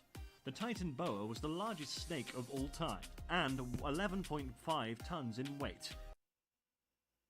Whatever. And was also one of the world's apex predators. Despite its large size, the Titan Boa could swim with great speed in the water. Additionally, the Titan Boa was surprisingly a swift animal on land, capable of... I genuinely doubt that. I've seen modern day very large snakes like reticulated pythons, like anacondas, out of the water, and they are quite sluggish. Did he call it a steak? He might have, honestly. I might have been fucking just, like, checked the fuck out at that point. I'm not, like, at liberty to give a proper estimate for how fast Titanoboa would have been, but just, like, based on modern day very large snakes like reticulated pythons, like anacondas, they're not especially fast outside of the water. Retics can be, like, you know, about a decent snake speed when they're smaller or younger, when they're climbing around and stuff, but, like, they're not, like, chasing you, right? They're not like a black mamba or anything like that. Not that black mambas, I think, chase people very frequently, but, like, they have the capacity to because they are very fast snakes. Of reaching speeds over 50 miles per hour. 50 miles per hour.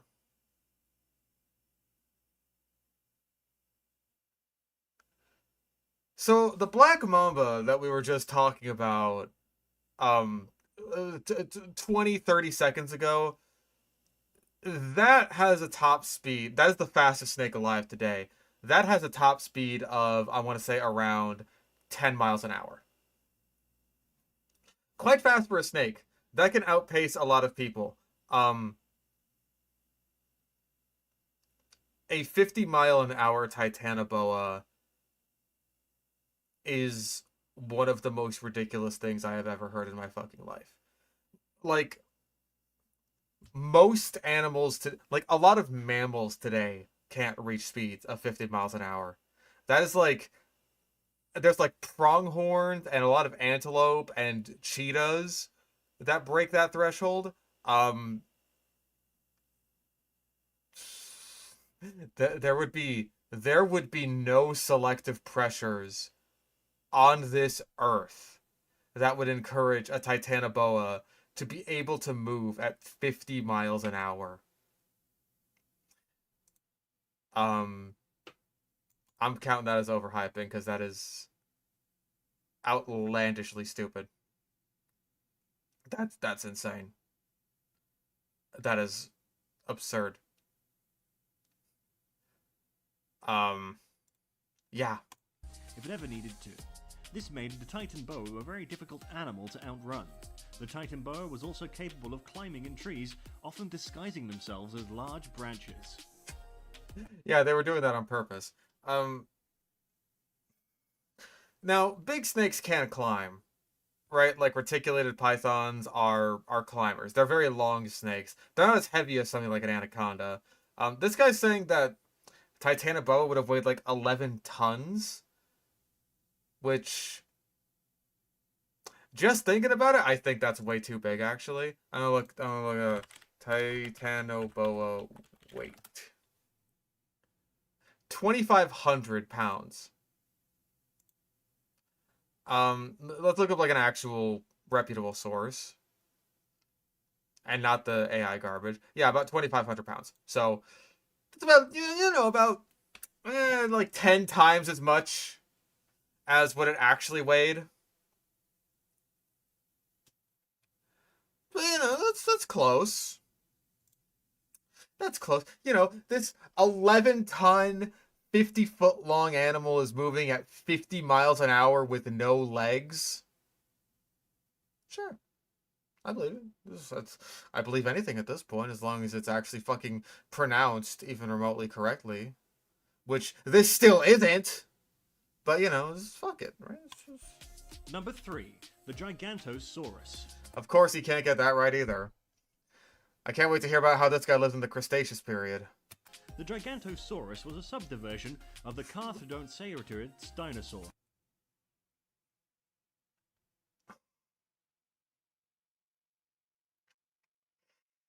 It is a genus of Carcharodontosaurid dinosaur.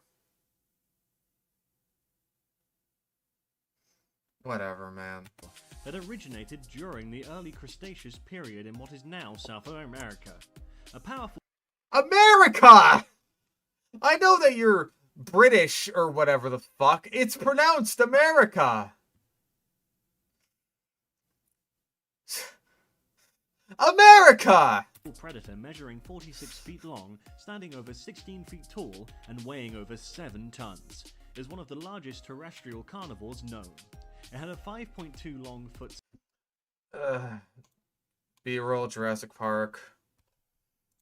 skull with a 64-inch long compressed and serrated teeth. Did he say 64-inch long?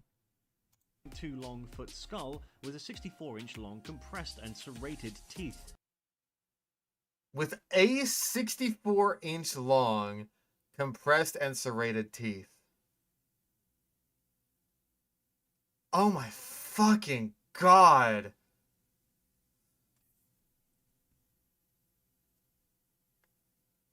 This is awful. Again, we say it every single fucking time. This might just be one of the worst videos you've ever watched. We're not even done with it. We're not even done. We're not even done. There's more. There's more yet to be seen. Okay, I think what he means when he says compressed teeth, I can actually give you an example of this. Oh, Randy threw up a lot.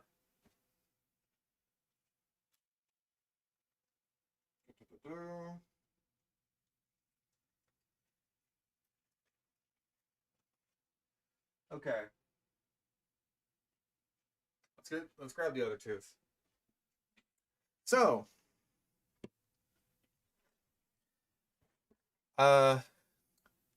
here is the tooth of a Carcharodontosaurus. This is the real tooth, not like a cast or anything. It better not be a fucking cast for how much I spent on it.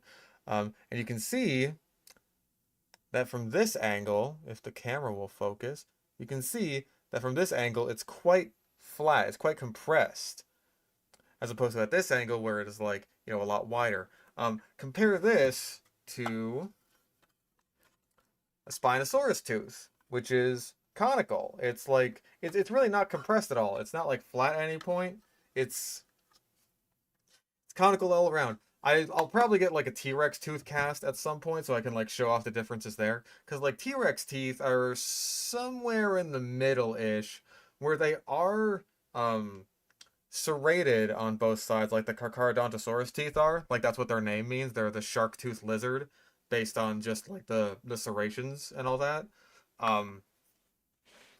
But T-Rex teeth are a lot more broad while also being serrated because they're designed for basically crushing bones and also ripping into flesh. Like T-Rex are just, they're insane.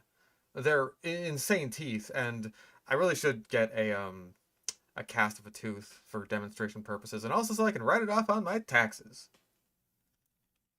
Because now I can write both of these off.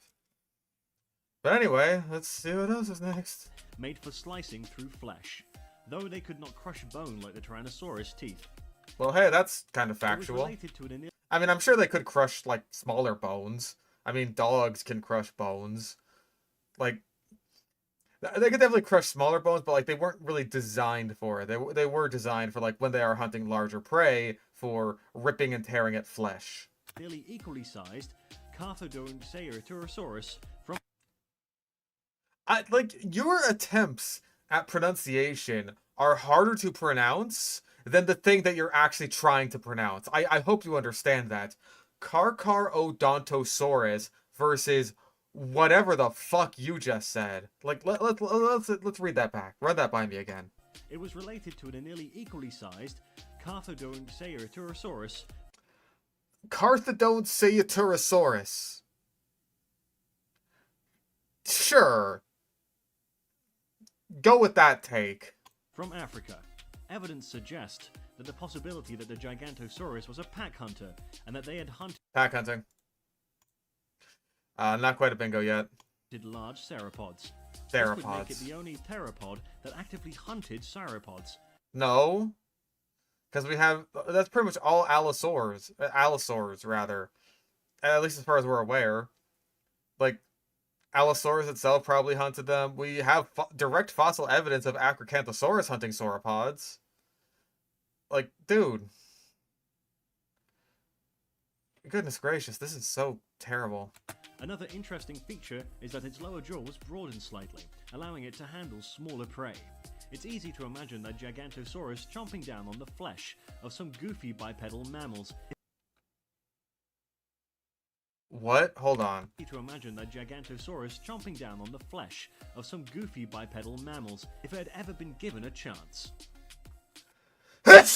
Okay, so he's saying that, like, if it had the chance, it would eat us. Because we're goofy.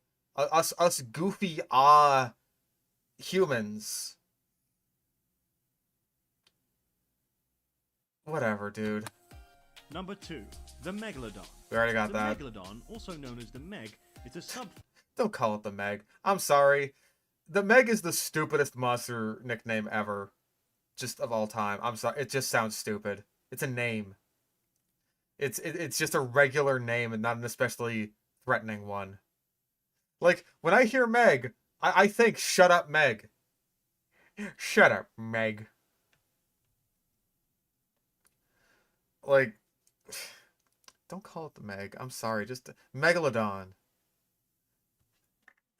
You can refer to him as Mr. Megalodon, or if you're very close with him, you can refer to him by his first name of Ototus.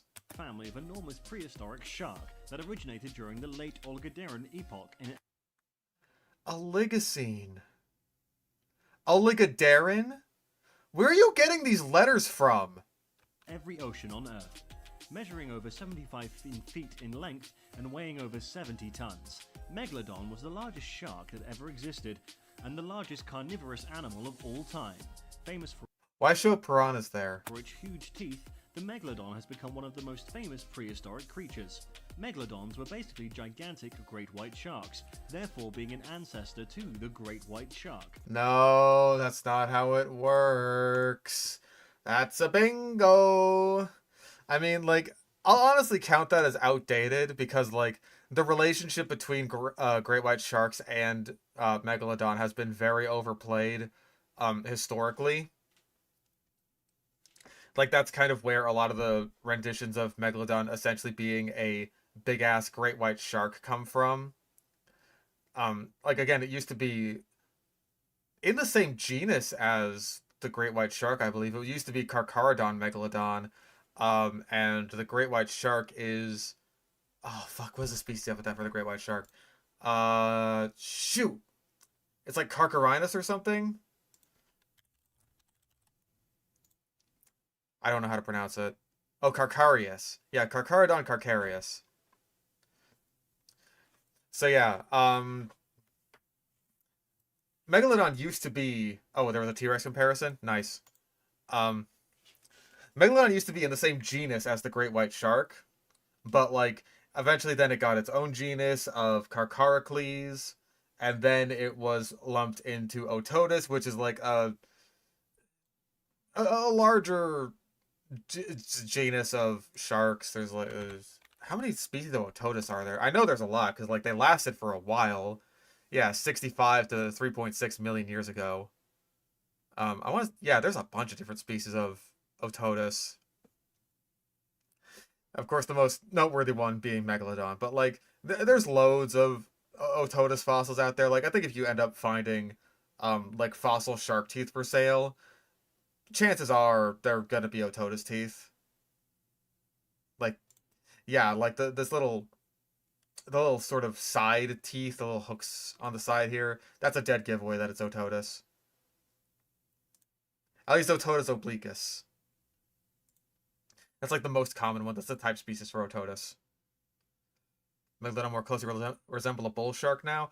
I think that the depictions of Megalodon are kind of a little all over the place at the moment. Bull shark is probably a good analog if I had to guess, but we'll see where it takes us. As such, they had the same overall physical appearance. Megalodons were an impressively powerful predator, capable of making high-speed attack runs. Its mouth could open around 10 feet wide, revealing a giant, sharp, serrated teeth that measured at least 7 inches long, within a pair of massive jaws. 8 teeth. Good. That could deliver a crippling bite. The Megalodon was estimated... Wait a second, I just realized. He pronounces Megalodon correctly. Oh my god. He did it! He got one right! I didn't even realize! He actually got one right. That's incredible. ...to have a bite force of around 20 tons. More than powerful enough to slice, bite, and cut through the most rigid flesh and bone. In other words, the Megalodon had the most powerful bite force of all of the animal kingdom. Sharks are also known for shaking their prey from side to side to increase bite force. Fossil evidence of the teeth marks found on whale vertebrates suggests that the Megalodon was an active predator of larger whales. Their teeth were built with a structure that would rarely ever crack, even if they hit bone. Number 1. The Jackal-toothed Ferris. The Jackal-toothed Ferris. Jackalopterus, but what the fuck ever at this point. We got our bingo. I'm satisfied. The Jackal-toothed Ferris is a subfamily of large predatory effluritid. Effluritid? Eurypterid. Also, it's not a subfamily, it's a genus. Stop saying things. Just say genus. Say genus or say species. Again, species is incorrect, but I'll know what you mean when you say it. It originated during the early Cerulean era, in which... Cerulean. I almost thought he got one right there. But no, he said Cerulean. We're in Cerulean City. We're about to fight Misty right now. ...is now Europe. The largest sea scorpion ever discovered, the Jackal-toothed is also the largest arthropod of all time. Arthropod, of course. This 8-foot-long arthropod lived in the water and had pincer claws. The Jackal-toothed had segmented bodies with multiple specialized limbs, with some...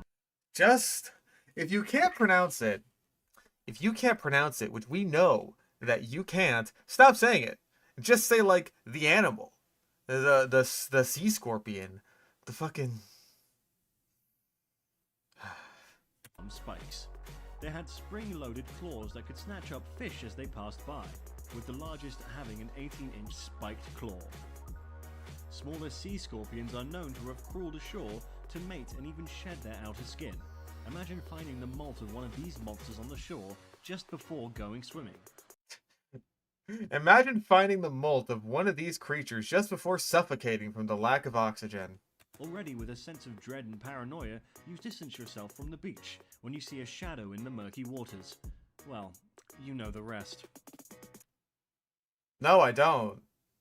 Does it, like, pop out of the water and grab me, or does it just, like, kind of sit there?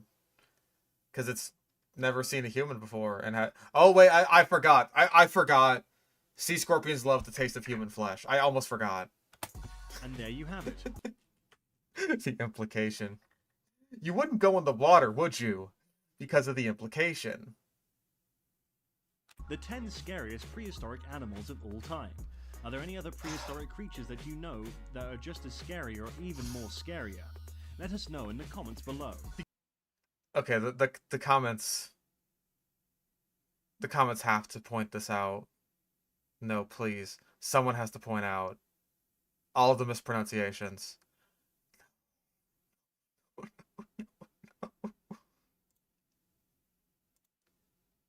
Oh, I'm sorry. I didn't mean to click on you. Like and subscribe.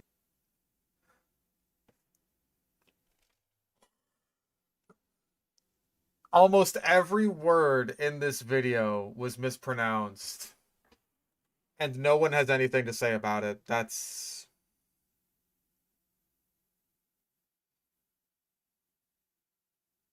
I'm dead inside, bros.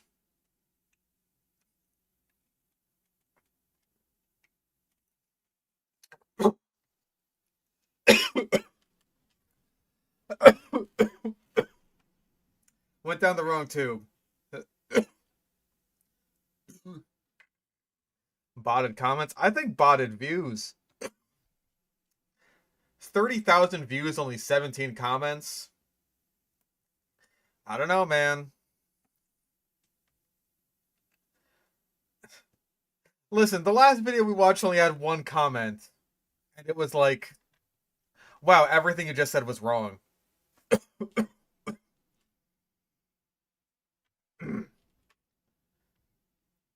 God, it never gets easier. You would think, right? Like, after a while, after long enough, like, we'd get through so many of these, and it's just like, it can't surprise us anymore. It can't keep, like, sucker punching us with some new shit that just... It can. It always can.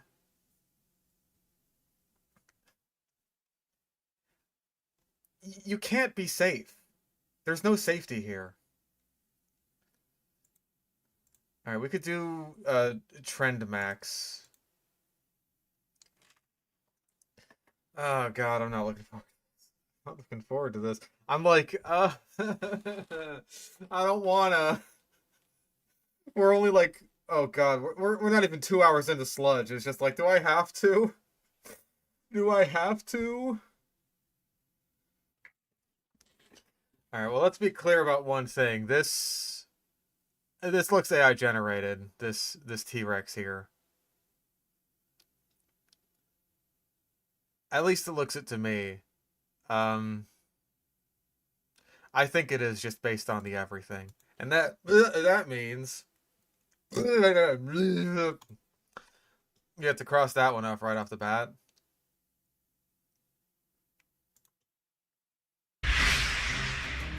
The scariest dinosaurs. Okay, that's loud. Oh, okay, wow. Before I even get to adjust the audio, we have two. That is Jurassic World Fallen Kingdom, and that is footage with no commentary. That was fast. Is this too loud? Like, was that too loud just based on what you guys heard?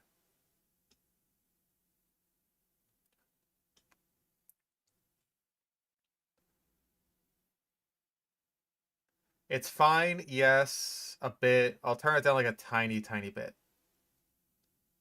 That sounds better already. No, come on, follow me. I think there's an exit this way. I'm right back. What? Are we role-playing right now? No, bad idea. How about Is this all Jurassic Park footage? You know what? Let's just hide. In this video, I'll show you dinosaurs that would haunt other dinosaurs in their nightmares. Want to meet them? This is literally all Jurassic Park footage so far. Yeah, like, that is the cringiest intro I think we've ever seen in a Sludge video before. That was just... Oof, yeesh. Can we get past that one faster next time, please?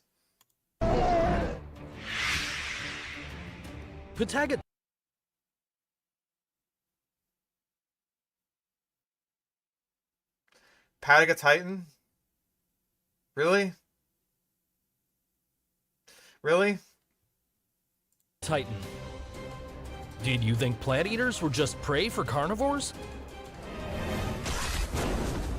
I introduce you to Okay, first of all, unrelated animal, because that was like Dicraeosaurus or something. We're really saying that this is one of the scariest dinosaurs. Lance, you were there with me in Chicago. When you saw the Titan skeleton, were you just like, oh my god, that's so scary? Or were you just like, my god, what a being of grace and majesty? Deinonysaurus, that's the one. My bad. I always get my Portuguese guys mixed up. Goodness gracious. to the Patagotitan. Listen carefully, this is the largest dinosaur in history. Blazing through these. It weighed 80 tons, which isn't like 1 or 2, but 14 African elephants. I thought I was going to see, which isn't like 1 or 2, but 80 tons. 80 tons weighs as much as 80 tons, or 42 tons.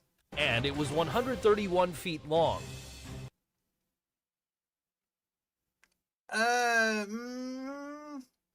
I think that's probably on the bigger side for estimates. I think that might be a bit too big. Hold on, I'll look up Patagotitan.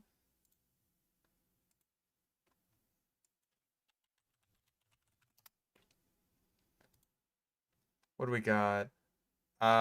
Estimated length of 121 feet. So that's definitely on the bigger end. I'll call that size overestimate. That's like 3 buses parked in a row. You can get an idea of its size with this model located in Patagonia, Argentina. Or at the Field Museum in Chicago. People look like ants next to it 65 feet in height. But why is it scary? Well, what would happen if a herd went through a small town? Run! Apparently Robin Williams would come back, so I'd be happy about that. Like, I don't know. I don't imagine that they'd be like really knocking over buildings or anything like that. It's just like,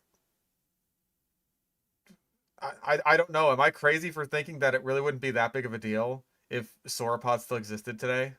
It's a stampede! It'd simply destroy it. There's nothing a group of people can do against the Patagotitan. Why show the fucking velociraptors and motorcycle clip? For this reason, and its colossal size, it's earned its place in this video. Ooh, trivia. Before moving on, have you ever wondered if the Indominus Rex could really exist?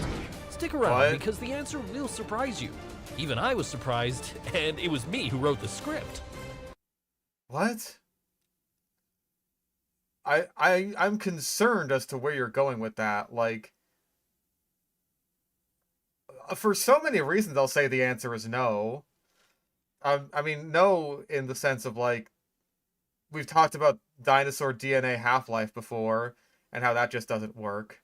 And even if, like Indominus Rex is basically a hybrid of Tyrannosaurus and Velociraptor, that doesn't work out for several reasons. Even if, right? Even if their DNA was compatible, like the fusion of their DNA could form a hybrid. T-Rex and Velociraptor were separated by 2 continents in about 10 million years, and also by about 35 feet in size. No matter which way is on top there, it doesn't work.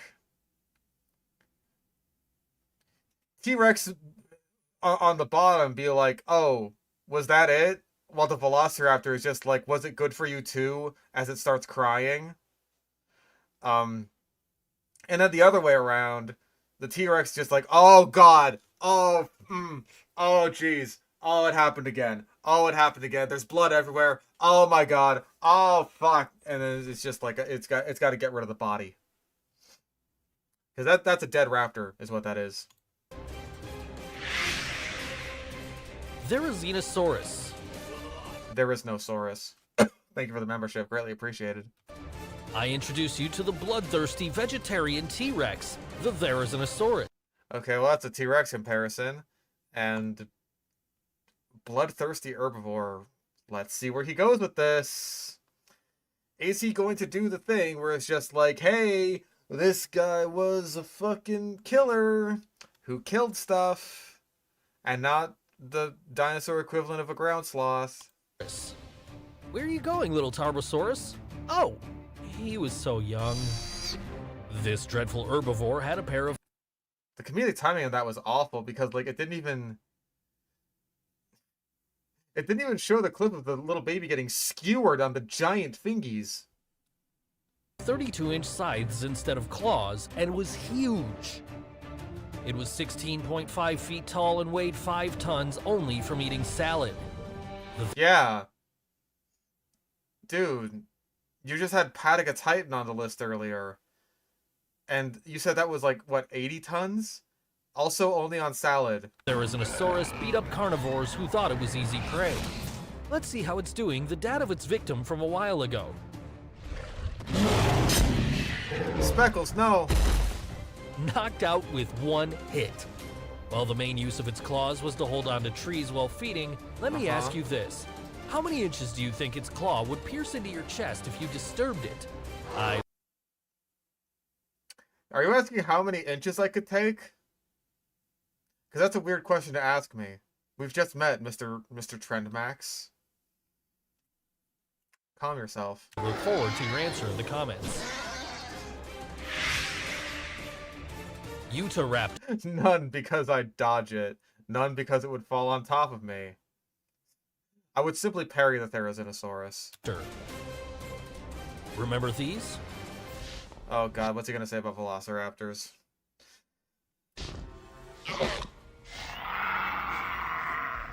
Well, I won't talk about those shrimps, but the biggest raptor of all, the Utahraptor.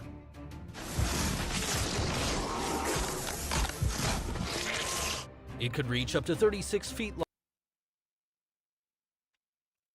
Oh, we've already got wild size overestimate. Well, if 10 feet tacked onto Patagotitan wasn't convincing enough for you, almost doubling Utahraptor's size, that'll do it. Utahraptor was about 20 feet long. 36 feet, that's as big as, like, some allosaurs, I want to say. Like, maybe Saurophaganax was 36 feet long. Assuming it was, you know, fucking... whatever. I'm not getting into it. This is insanity. 36 feet. Yeah, maybe he's getting it confused with Megaraptor. Yeah, it's on the smaller end of T-Rex size. Long, 5.2 feet tall, and weigh half a ton. Add to this the fact that it hunts in groups. Pack hunting. And you have the perfect assassins for a slasher movie. Do you think its weight slowed it down? Forget it! You can't escape, and not only that, its hind legs had huge 10-inch claws that could gently rip you off a limb. Rip me off a limb?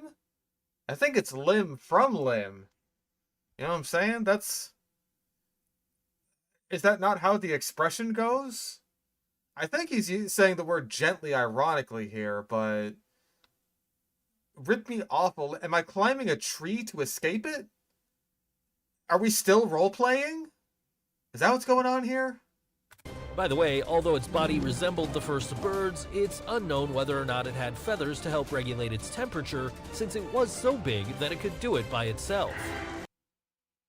People always do this thing with, like, the size equals temperature regulation thing. It's less so that, like, smaller animals can't regulate their body temperature, because that sounds like what he's saying almost, which is weird. Nah, it could pull you down from a tree. I'm sure it could, especially if it's 36 fucking feet long. But yeah, like typically the bigger an animal is, like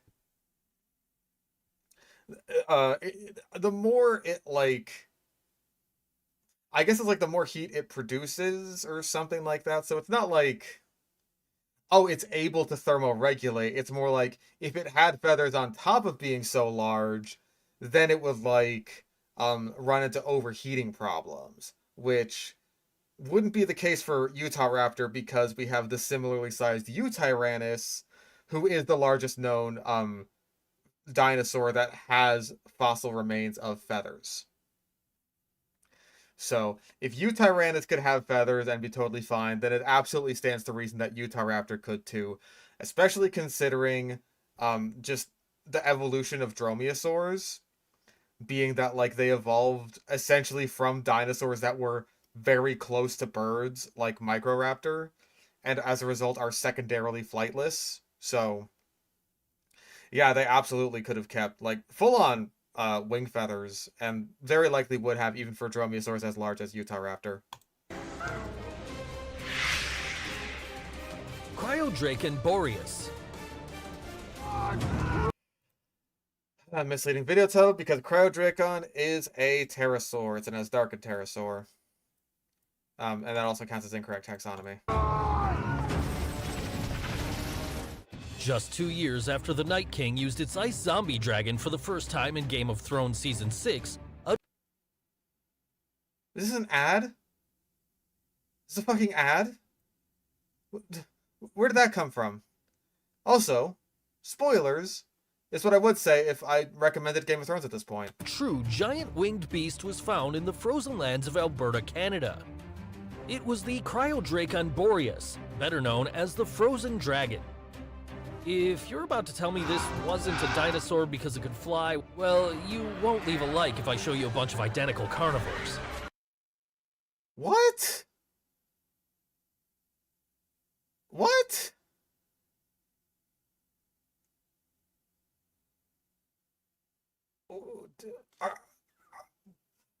Genuinely, what the fuck are you saying? Are you saying that because there's lots of different kinds of pterosaurs, that means they are dinosaurs? What are you saying? Listen, it's not even the fact that, like, oh, it can fly, therefore it's not a dinosaur. Dinosaurs can fly. They're called birds. It's not a dinosaur because it's a pterosaur, and those are two different things. It's like, if I got my fucking tree frog right now and I showed you my frog, I would be like, if you're gonna say that this isn't a lizard, then you're not gonna leave a like if I show you a bunch of other different kinds of frogs. That's what you're saying right now. These are two different things. What the fuck is wrong with you?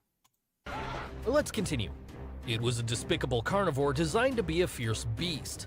It attacked from All these little fucking flashes are just distracting. ACL tear level stretch right there. No fucking kidding, dude. Jesus Christ. This is... I have such a headache right now. from the sky and had a ridiculously large head and neck for its body. Still, it was huge. Well, yeah, it's an Asdarchian pterosaur. They have big-ass heads and necks. That's typical of an Asdarchian. In fact, I'm kind of surprised you're picking Cryodrakon. You know what? No, I'm not, because you picked Cryodrakon just so you could do the Game of Thrones reference with the dragon that came out of the ice or whatever shit. That's why you picked Cryodrakon, not Quetzalcoatlus or Hatzegopteryx like the other big Asdarchids that people actually know a lot better. You picked Cryodrakon just because of the Game of Thrones reference. As its wingspan could range from 16 to 30 feet. Now listen carefully, it ate dinosaurs. Do you think you babies. stand a chance? Babies. It ate like small dinosaurs. Listen, this was an animal that probably only weighed a couple 100 pounds, right? It wasn't going to be able to eat anything particularly large, because if it did, then it would like weigh itself down too much to be able to fly. Also, yeah, we eat dinosaurs too. It's called chicken. Imagine the fucking sludge videos that dinosaurs must have been watching back then, right? Where it's just like, in the future, there will be creatures called humans, and they eat dinosaurs. Still think you stand a chance against them? It's just like, yeah, but we eat chicken. Like a bucket of chicken. No Valyrian steel sword would save you. Yeah, it would. Just cut its head off. I know where I'd take a swing at him. Allosaurus. Our boy. A bad yet popular guy came. What? A bad yet popular guy came? A bad yet popular guy came. Came? What? That's meaningless.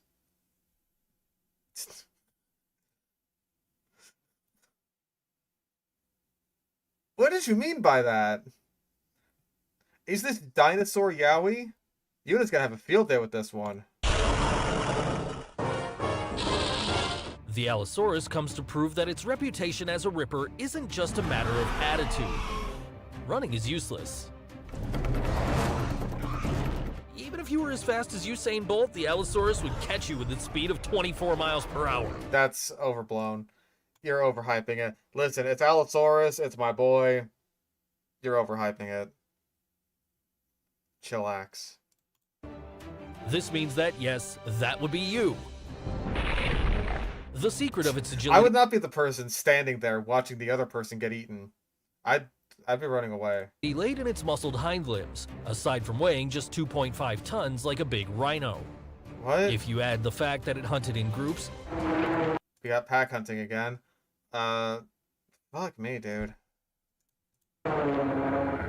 It could kill diplodocuses that weighed... Okay, we got a butcher pronunciation. Diplodocus. Yeah, if you ran into an Allosaurus, it would eat you. Fuck, I gotta... It's like more off to the fucking side than I think it is. What if I do it with my left hand? Oh, it's actually quite easy with my left hand. It would eat you. You. It would eat you. Yeah, it's like exactly where I think it should be. Oh yeah, the Diplodocus news. Like, there's melanosomes that we found in Diplodocus now. That's fucking awesome. I mean, like, nothing to really determine what exactly the color was, as far as I'm aware, but more that just, like, that proves that they did have some kind of complex patternings on them, which I think is really neat. I love when sauropods aren't just like uniformly one color in paleo art. So I'm very tickled by the notion that, yes, in real ass life, Diplodocus was like multicolored. So that's really cool. 10 times more. Despite all of the above, its bite was quite weak. It sized up to 30 feet long. Oh, we're doing the weak bite thing. Will he mention the hatchet jaw theory? And 9 feet tall, but its bite was similar to a leopard. A leopard? I think that's not quite right at all. Yeah, like a leopard or maybe a leper. Someone with leprosy. A leopard would be more accurate, but I still think that's way too low of a bite force. So if the latter makes you feel lucky, it's all yours.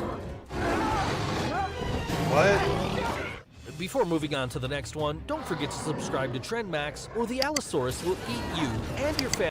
Damn it! Every time!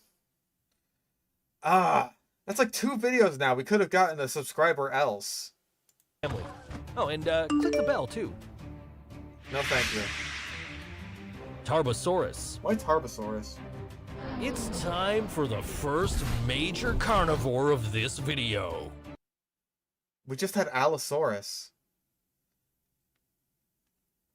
Also, you said that Utahraptor was 36 feet long, which is bigger than your top estimate for Allosaurus. That was only like 30 feet long. So, what the hell? Round 2, Therizinosaurus. I think there's a winner. With a weight of 5 tons, the Tarbosaurus makes its impressive appearance. Speckles. Small carnivores must flee, as its name translates to alarming reptile, which was surely the last thought its victims had before being torn apart by its fearsome jaws. I'm taking that completely literally. It's just like, the last thought its prey has is, oh my god, its name means alarming lizard! That's crazy! Also, ow! Weighing twice as much as the Allosaurus, this prehistoric killing machine of 11.5 feet high and 39 feet long had no trouble running up to 18 miles per hour. It probably would have had trouble reaching those speeds. Again, like, the AI really loves speed. I don't know why. Besides, if by any chance it lost or worn out a tooth, it was replaced by a new one to continue its perfect butchery. Perfect butchery? What? That just sounds weird. Like every serial killer, it has a trauma with its mother. For the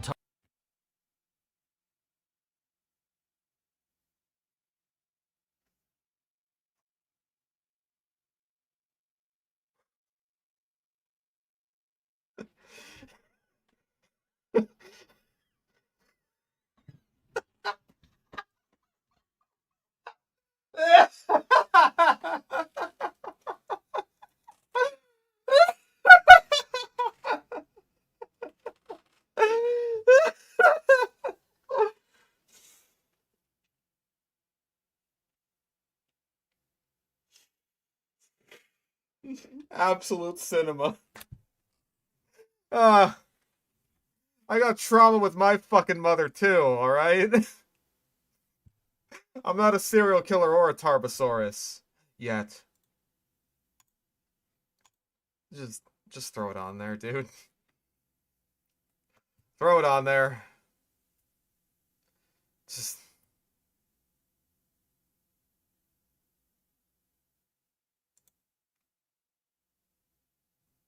I can't fucking believe it. Please elaborate, by all means. Tarbosaurus is that she abandoned him. What? What? Like every serial killer, it has a trauma with its mother. For the Tarbosaurus is that she abandoned him. What?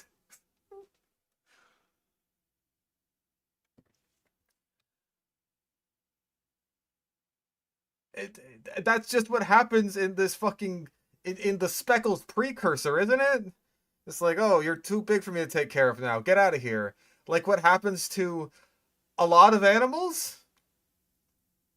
Especially reptiles? Am I...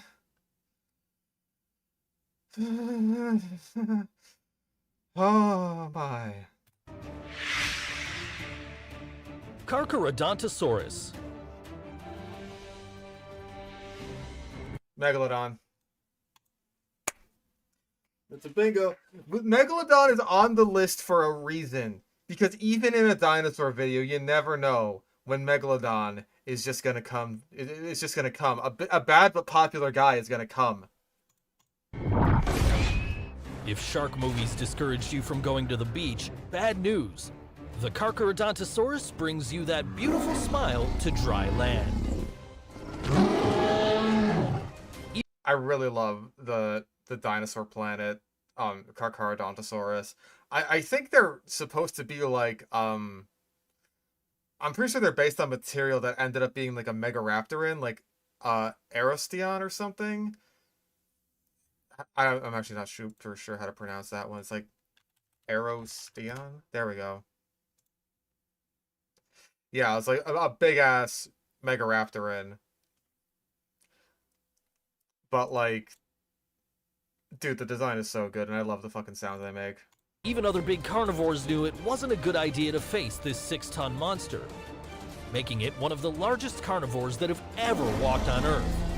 It was over 42 feet long, 12.5 feet tall, and its mouth was full of 6.2-inch serrated teeth, which is roughly the size of your phone. Sure. I guess that's the measurement you want to use there. It was named after its terrible saw-like teeth, and it means shark-toothed lizard.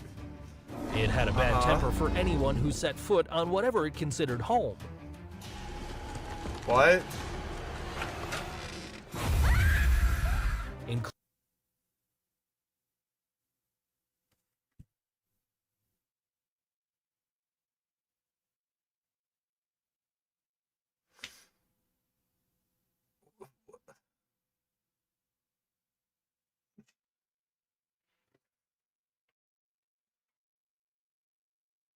What are we doing here?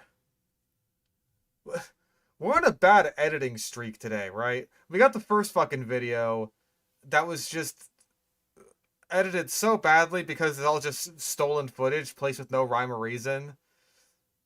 And then there's this shit, which is just, oh my god. including long-necked giants.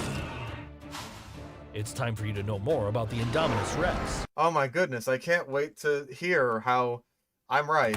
Well, everyone already knows it didn't exist, according You would think.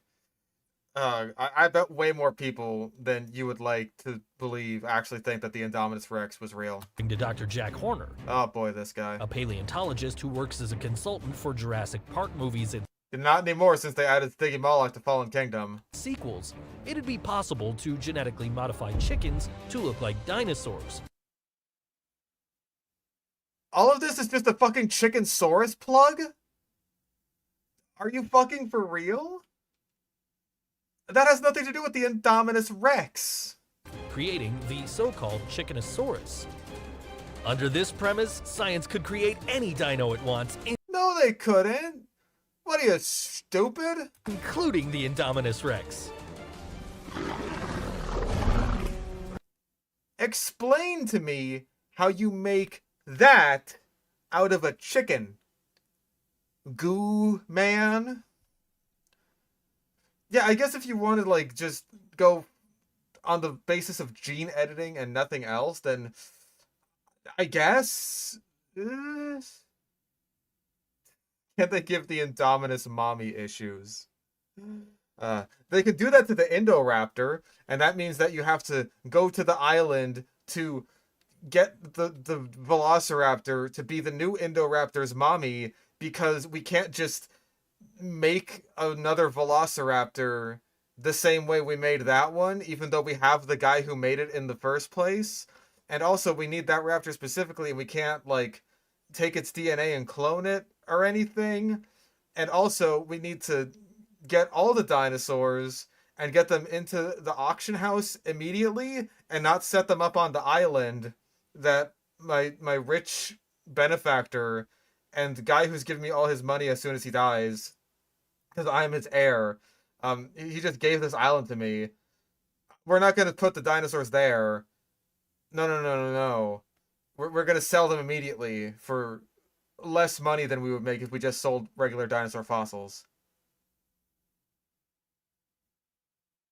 Fallen Kingdom is a bad movie. Let's continue with the frightening dinosaurs that do exist. Tyrannosaurus Rex. Wow! I think I'll eat your heart. Ladies and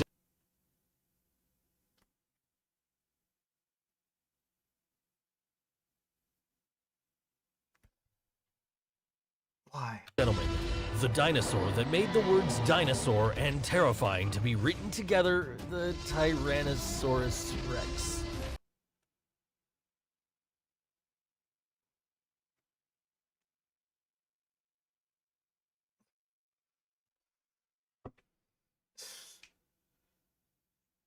Is this the worst script we've ever seen?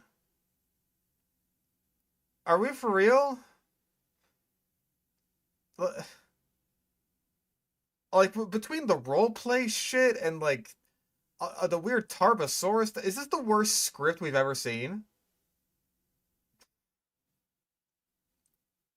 Dear God, man.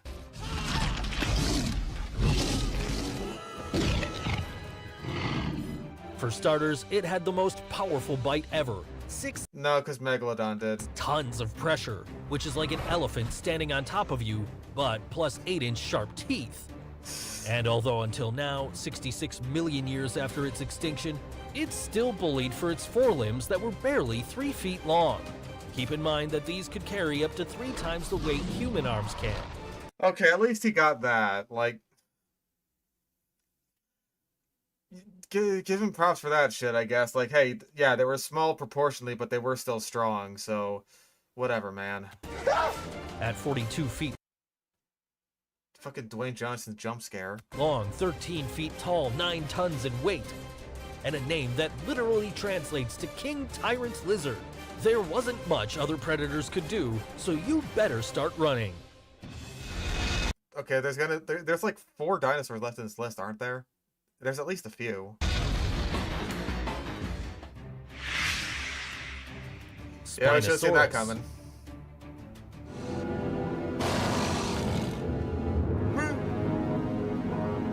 Even the Carcharodontosaurus knows it can't win this fight. Yeah, it can. It totally could. The Carcharodontosaurus. However, the proud Tyrannosaurus Rex won't give up that easy. Alright, we're role-playing again now. I'm sorry, I keep forgetting. Dang it. I introduce you to the largest predator to ever walk on Earth, the Spinosaurus. Besides ruling over I mean, longest, but whatever. land, the Spinosaurus can chase you through water and catch you for lunch. No, don't hide in a cage, you'll be mistaken for canned tuna! Ooh.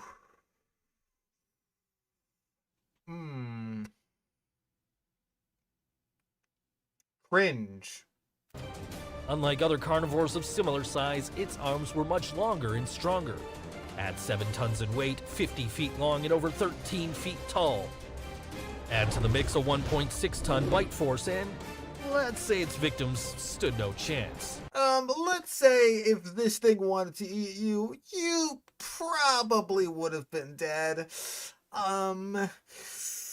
Yeah.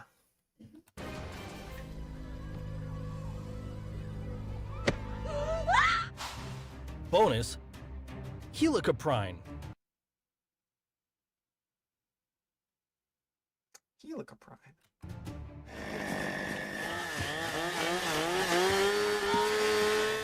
It's time to run because the Buzzsaw Killer has just arrived. Did we get Buzzsaw Killer like 2 videos in a row?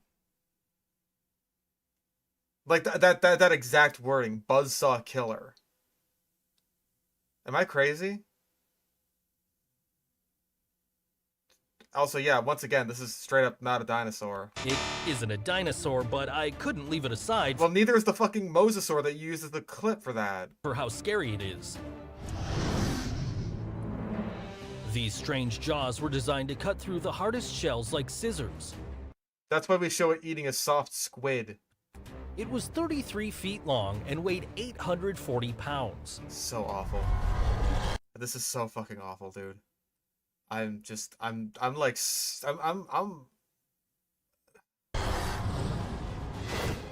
Experts can't agree on the appearance of the helicoprion because given that it's cartilaginous, it disappears almost entirely after dying. But this all seems to indicate that those saw-like teeth in its lower jaw were spare parts developed to make its terrible... Yeah, I guess it's like a bonus, which is... It is still a list of dinosaurs, though. You could just make a list of not dinosaurs, because then you get to make 2 videos and double the revenue. more lethal over time. Definitely a bite no one wants to receive. A completely different kind of bite. Nom. Now it's time. Make way for the master of slaughtering, Is it Giganotosaurus? Lythronax. Really?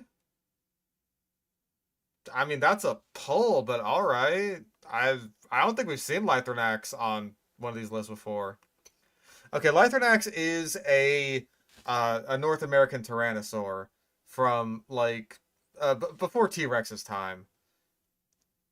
It was kind of like mid-sized. I want to say it was like one of the bulkier T-Rex relatives, as opposed to like the Albertosaurians, who were a lot more like slender and lightly built. This is like one of the more robust ones, kind of like Daspletosaurus. It's got a fucking badass name. Its name means like Gore King or something like that. Um, Lythronax is a rad ass name. Finally, the Lythronax, the king of gore. At just 2.5 tons, 26 feet long, and 7.8 feet tall. It's small compared to the Tarbosaurus, Carcharodontosaurus, and Spinosaurus. Not to mention the T-Rex, which is a very close relative of. It would also have a difficult time fighting the Allosaurus, which is slightly larger. But why was this relatively small carnivore given a name that means Bloody King? Gore King, but whatever. Well, because it's the oldest known Tyrannosaurus. That counts. I'm counting that.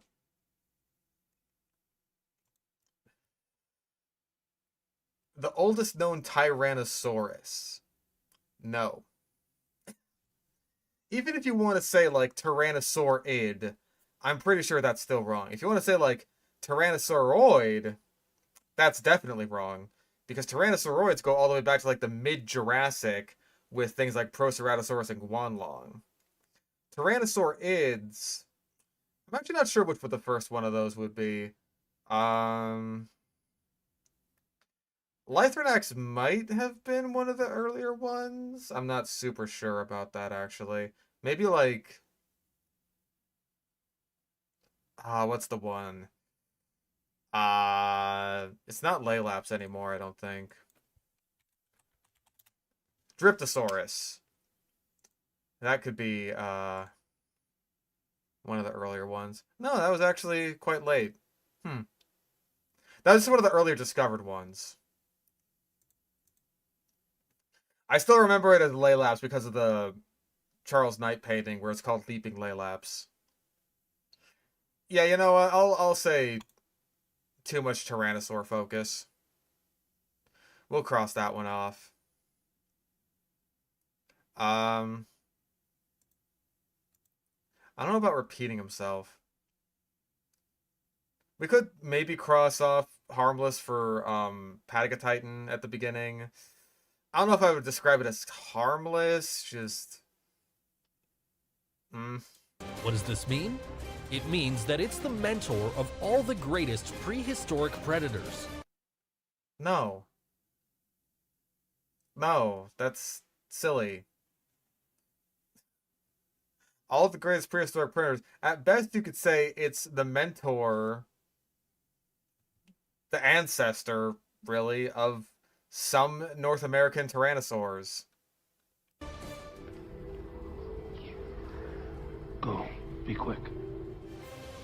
What, he's John Saw? Every bite, tearing, carnage, and bloodbath made by Tyrannosaurus-looking carnivores are just imitations of this original serial killer, the Lythronax. Moreover, its Okay, that doesn't mean he was like the best or the scariest, though. species was recently identified in 2013 in Utah, United States, so you can say its crimes were more than perfect. What? It was recently discovered in Utah, so its crimes were Just go. Just Do you go. know an even scarier dinosaur? Leave it in the comments to talk about it in a future video. I leave you on the screen more videos about different topics that may interest you. But what am I talking about? There's nothing cooler than dinosaurs. See you next time. That's why you clearly know so much about them. That was rough. That was fucking rough to get through. Oh my lord. Oh. I felt like a weight come off my chest as soon as this was done. Dear God, that was agony.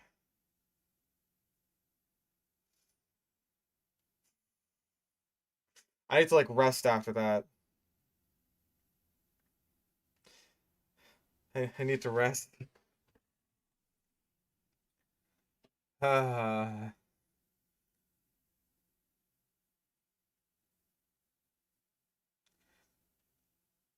Jesus Christ.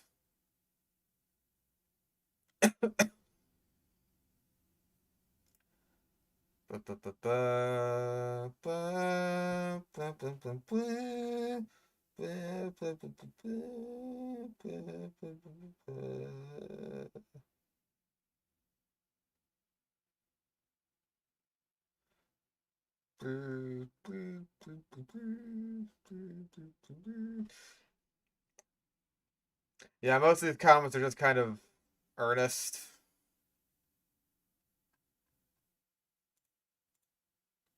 Oh.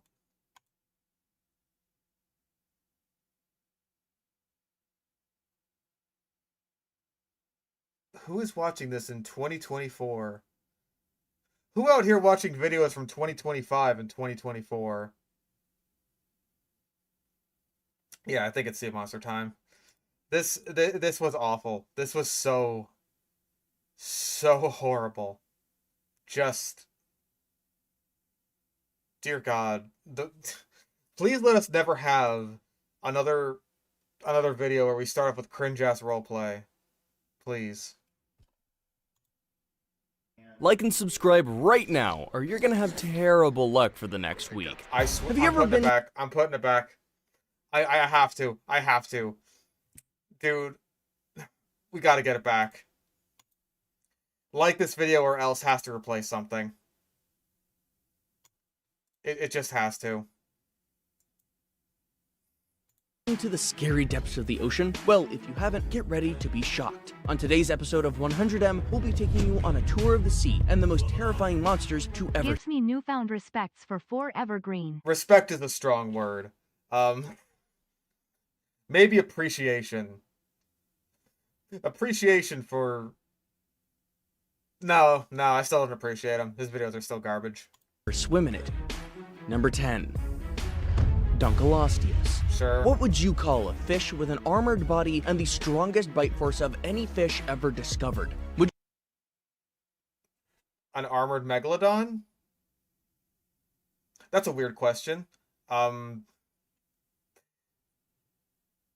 megalodon's got the strongest bite force of any fish, so that's just wrong right out of the gate. If you wanted to say, like, hey, what would you call an armored fish? I'd probably say a placoderm. Would you call such a being a regular fish or something scarier? Something so depraved that it's cursed to lurk in the darkness and depths of the sea for all eternity? Fuck is with the purple pros, my guy? What are we doing here? Is this an animal or is this like my mother? What are we doing here? Well, before you get carried away by overhyping. Imagination, such an animal exists, and its name is the Dunkleosteus. This ancient-looking fish that looks scarier than anything in the water today lived about 400 million years ago, and I don't know.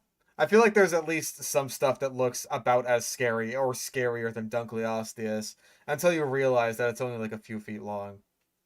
Like, some deep-sea creatures do look pretty freaky, but it's just like stuff like dragonfish are only like 3 feet long, even though they've got like these giant ass freaky teeth. Honestly, the scariest deep sea thing is probably the goblin shark. It's like decently big for a shark. I want to say it's around like 20 feet. And it's got the weird fucked up face. But like I want to say that the biggest anglerfish out there who have like the horrible fucked up monster faces, they're like grapefruit sized, maybe a little bit bigger, like that big-ish. I hold it like that. And what were humans doing 400 million years ago? Nothing. We hadn't evolved yet. Despite living more than 400 million years ago, this monster of a fish has managed to retain part of its body shape. So, what? What'd you say? Million years ago? Nothing. We hadn't evolved yet. Despite living more than 400 million years ago, this monster of a fish has managed to retain part of its body shape. So, what makes this animal... It's managed to retain part of its body... What did you mean? What does that mean? What does that mean? It's managed to retain some of its body shape? Like, to this day? Because placoderms have no living relatives. They have no living descendants. Unless you literally just mean that the fossil exists, which is a given because we know it exists. Yeah, that's a meaningless statement. Meaningless garbage. Almost so ridiculously scary? Well, two things. Thing number one is its appearance. Imagine the Thing from Fantastic Four. Now imagine the Thing as a fish.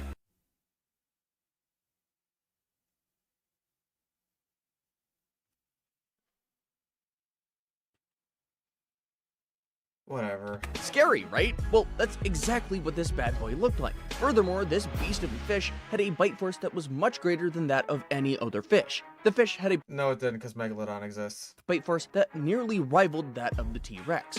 T-Rex comparison. Easy. Yes, the 50-foot-long gigantic monster. That size overestimate for T-Rex, I'm counting that. T-Rex. Number 9. Counting it. Leopleurodon.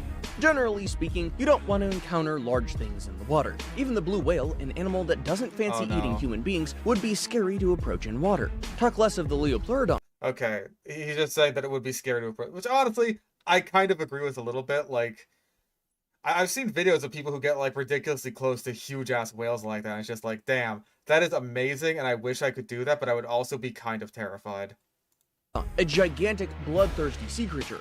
The Leo is a giant marine creature. How giant are you gonna say it is? Say it's like 80 feet long. And was one of the scariest animals of the Jurassic era. It could grow up to an astonishing and frankly amazing 30 feet. And it had... Oh. That's still a bit on the big side, but that's reasonable. Had huge teeth that would have torn most marine life apart. When you see an animal like this, you probably... An astonishing... bull killer whale size. Okay. That's reasonable. I mean, like, that's probably... Chronosaurus, I want to say, is, like, closer to that end, but it's also a bit bigger than 30 feet, I want to say, so let it slide. We think, oh well, it may be large, huge, scary, and all of that, but it might not swim very fast, so would have a hard time catching a fast swimmer. Why would you think that? It's devoted its entire life to living in 100% in water. I would assume it'd be a great swimmer. But what do I know? Well, if you thought that, you'd be extraordinarily wrong. Despite its size, the Leopleurodon was a surprisingly fast swimmer. Despite its size of 30 feet? You know how fucking fast killer whales are, right? Orcas are some of the fastest things in the entire ocean. They are ridiculously fast. Like what? Sailfish? Yeah, sailfish beat them. Sailfish and swordfish, I want to say. They're incredibly fast animals. So, I don't think that Leopleurodon would be as fast, to be honest, but, like, I have no idea what pliosaur locomotion is like, actually, because there is no modern analog for it. Yeah, orcas are, like, among the fastest animals in the entire ocean. I know that sailfish are faster, and I think swordfish. I know that mako sharks are fast. I don't know if they're faster than orcas, though. Let's look up fastest ocean animals.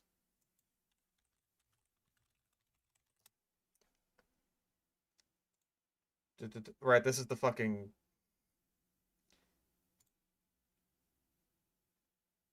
What ocean animal? Pilot whale, black marlin, flying fish, killer whale, bonito, bluefin tuna, yellowfin tuna, mako shark, swordfish, sailfish. But yeah, like, orcas are up there. Like, 35 miles an hour. These are fast animals. I'm not surprised that bluefin tuna are also really fast. But, like, I'm sure that these are... Like, there's gotta be different... Oh, wahoo fish. Wahoo!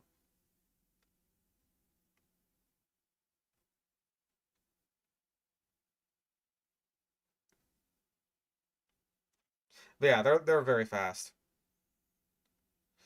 I think orcas also have good endurance, which is also like part of what makes them scary. Good endurance and also good speed and also teamwork and just like... Because like, think about how long orca hunts can even take. when they're trying to drown something like a big ass whale, right? They have to have good endurance for that. And like obviously them hunting in groups works really well for that because like they can basically like tag each other out, like, oh hey, can you like man the blowhole here? Just like get on top of it so we can't breathe anymore. And it's like, bro, I got you. It's just like, dude, you like eating whale tongues too? Dude, I knew I liked you, man. Aside from this, it also had an amazing sense of smell, which it used to locate prey. Does Leopleurodon sound very scary? Of course it does, but get this, the Leopleurodon wasn't even the scariest animal in its class. That title goes to the simply ridiculous Kronosaurus.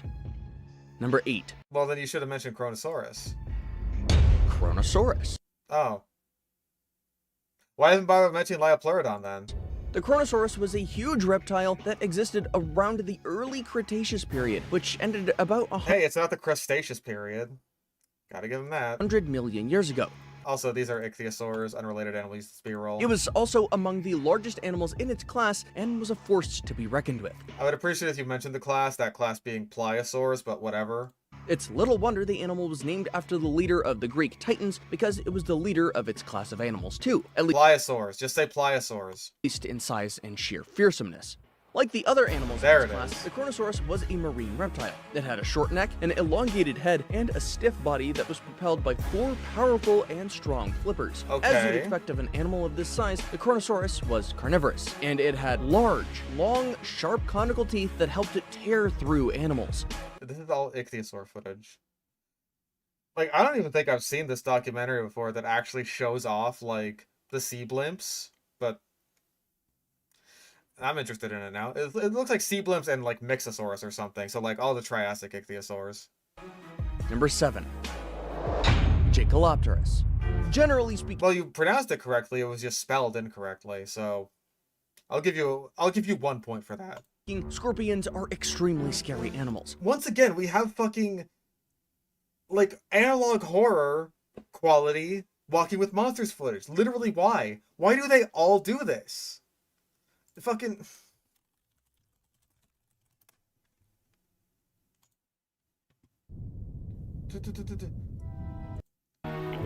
There it is. And have gills. Wow, look how good quality that is. It's not hard. It's the whole documentary. Their game. These monsters have a superior armory to Anomalocaris. There it is. It's not copyright. It's the whole documentary. It's just up on YouTube. Go watch this instead. We have an obligation, unfortunately.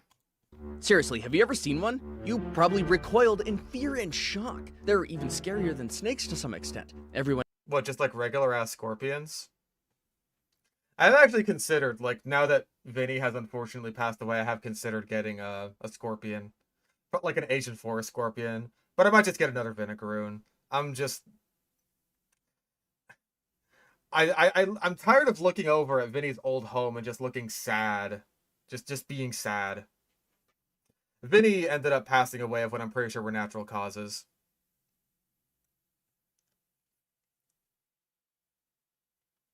So... It just... Like, he was eating fine for a while. He was eating fine, he was active, he was drinking, all that good stuff, but, like, after some time, it's just, like, I noticed that he was refusing food, and his abdomen was getting super skinny, and he started slowing down, and... No, that's the thing, is, like, they do live quite a long time. So, I think what happened, like, I got him when he was fully grown, like, he never molted with me or anything like that, so... I'm pretty sure, like, he must have been wild caught or something. Like, I got him at an expo, and, like, he was missing part of one of his legs, like his feeler legs. So I think he might have been wild caught, if I had to guess, and maybe just towards the end of his natural life. That's just my guess. Like, again, he ate fine, he was super active, he, like, loved to move around in his environment and, like, burrow under stuff and just like move stuff around. He'd always drink water, he'd always eat food, but then like for the last, I want to say, week or two of his life, he just kind of started deteriorating. So I think it was just due to natural causes. Like, I checked his body after he died. I didn't see any signs of, like, fungus or parasites or anything like that. So I think it was just, like, his time was up. And, like, I could tell it was going to happen pretty much as soon as I saw that he was refusing to eat food. And it was just like, all right, he's probably on his, like, last legs. And then it got to a point where he was just, like, wasn't really moving much at all. And it's sad, but I at least gave him a good end of life. At least I certainly hope so. Yeah, I'm pretty sure the last thing that I ended up feeding him was actually a big-ass hornworm, and he really chowed down on that. So, I'm glad he at least enjoyed that. Yeah, can't do anything about it, except, like, I guess just buy from a better source. Like, not everyone who sells you something at a reptile expo is, like, has your best interest at heart, right? That's just the reality of it.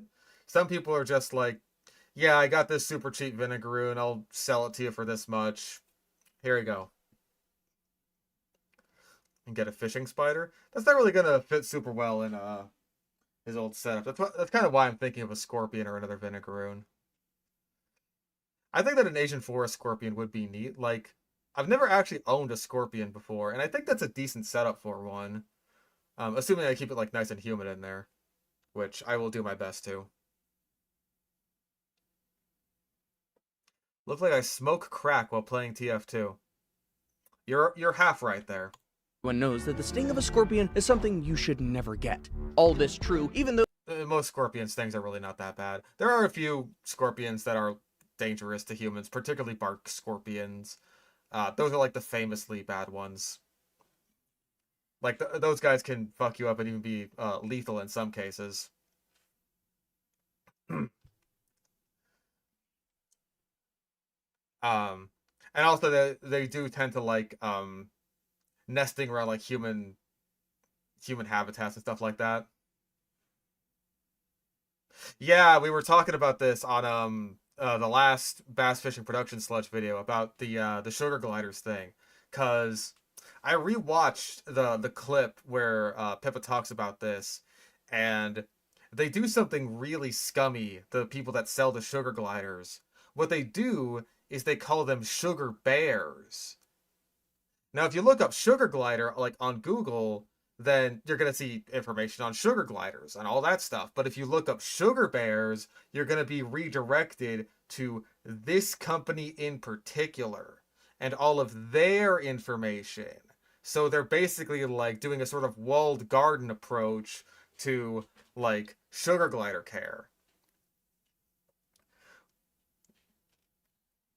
Like, a lot of people who don't know about these things are just going to be like, oh, what's a sugar bear? And then they look it up, they get redirected to this company so that they buy the sugar gliders from them and the sugar glider food and all this shit, everything you could possibly need for your sugar glider, and it's not even good care because they don't want it to be. They want you to keep buying sugar gliders. Because that's where all the money is. Sugar glider sounds like a slur. It could be. I bet it's a slur for, like, fairies. And when I say fairies, I don't mean, like how fairy is already a slur. I mean, does that count as a slur? I don't know. Like gay people, right? Not what I mean. I mean, like pixies. People of the forest. Little tiny critters who cast spells on you. A dwarven slur for fae. There you go. Though the biggest scorpions barely reach 10 inches. Now imagine a scorpion that was about the size of a full-sized human. Wouldn't that be scary in a whole different way and on an I'm pretty sure Jacalopterus is bigger than humans. It's like 11, 12 feet long or something like that. Entirely different level? Of course it would be. And that's precisely why the Jacalopterus made this list. This weird and scary looking creature ruled its corner of the waters as the apex predator about 400 million years ago. Despite probably being the smallest animal on this list, the Jacalopterus was a terrifying monster. It grew to about 8 feet long, and it had a long spiked claws that would have been very useful. A long spiked claws. I don't know why the scripts always do this. It's such a frequent thing that happens. In incinerating any animal that came close to it. In case you're wondering, the Jaekelopterus is the largest discovered species of arthropod, a group that includes insects, arachnids, lobsters, and crabs. Number 6. Crabs. Mosasaurus. Sure. What would you call a 49-foot-long animal that sliced its meal whole and ate with reckless abandon? Sliced its meal whole? Also, you're doing basically the same intro that you did for Dunkleosteus, and I'm similarly confused by the wording of this one. It's like, what would you call an armored fish with the strongest bite force ever? It's just like, well, that's just not correct at all, because the fish with the strongest bite force is Megalodon. What would you call a 49-foot-long animal that sliced its prey whole? What? What do you mean? What?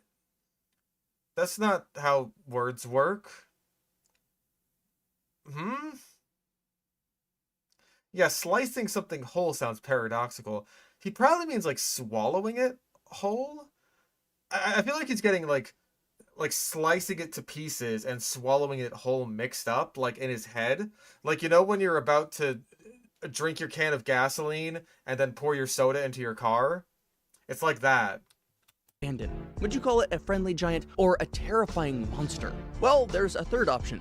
You call it the Mosasaurus. When the movie Jurassic World gave the legendary predator a part in it, people were amazed at the barbarity of the animal. But the barbarity of it? Yeah, are you fucking sorry? He pulled one of those. That's one of my favorite stories. I love that one. The reality was far worse. These giant... No, the reality was not far worse. The Mosasaurus in Jurassic World is basically a fucking kaiju. Alright? Like, there are some dinosaurs that I think are cooler in real life than they are in Jurassic Park. T-Rex being one of those.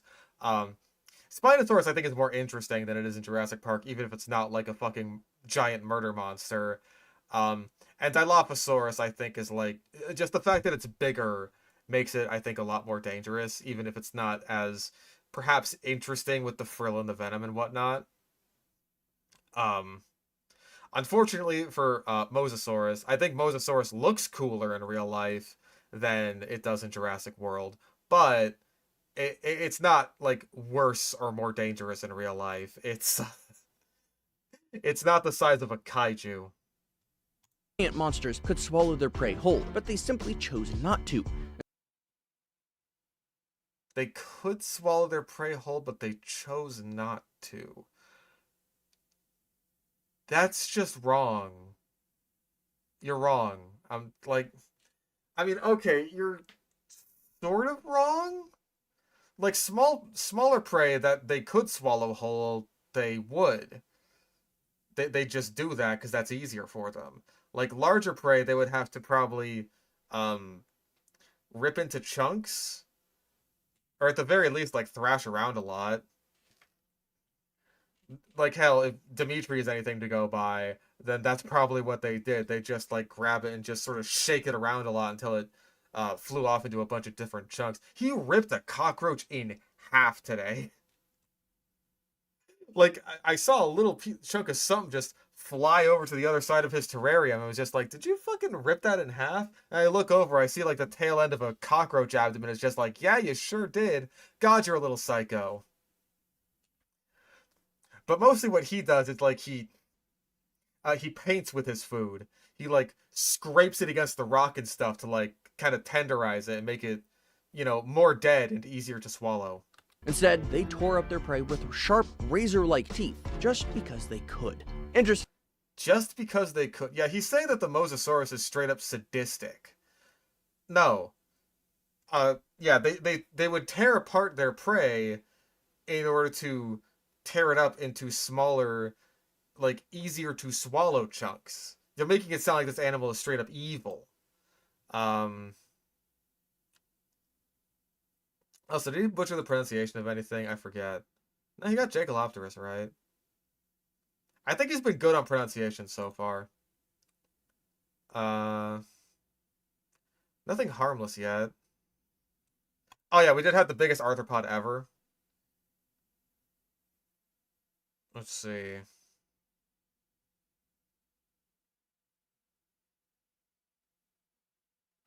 Oh, right, Jurassic Park. Obviously, we got the Mosasaurus.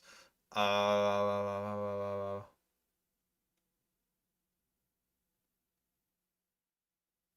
think we're good so far. Interestingly, these huge monsters breathed air just like modern dolphins. This Well, yeah, the reptiles. You could also say like modern sea turtles or crocodiles or hey, perhaps most relevantly, lizards, because mosasaurs are squamates. They're basically just giant aquatic monitor lizards. tells researchers that they were originally land reptiles that adapted to water conditions. Well, yeah, they're reptiles. All reptiles breathe air. The mosasaurs were so greatly adapted to their environment that they managed to give live birth to their young, instead of going back to the shore to lay eggs like sea turtles.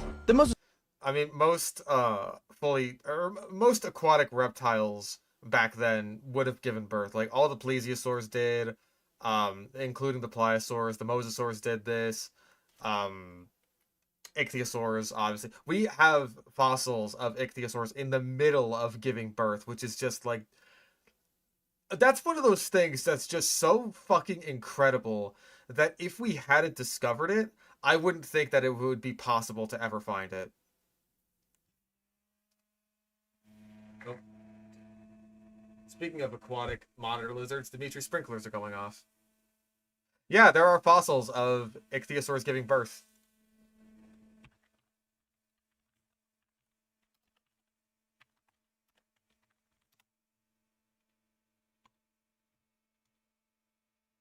Here, let me... I apologize for showing you Reddit, but... Look at that. It's right in the middle of giving birth. There's the baby. It's crazy. Yeah, died in the middle of giving birth, which is like... honestly, not as uncommon as you might think, just because birth is a very taxing process for a lot of animals. But yeah... It probably just like died in the middle of giving birth, maybe suffocated, and then like fell to the sea floor where it got covered by sediment and was perfectly preserved. Which is honestly kind of remarkable in and of itself that like it wasn't scavenged upon like after it had died. That's remarkable in its own right.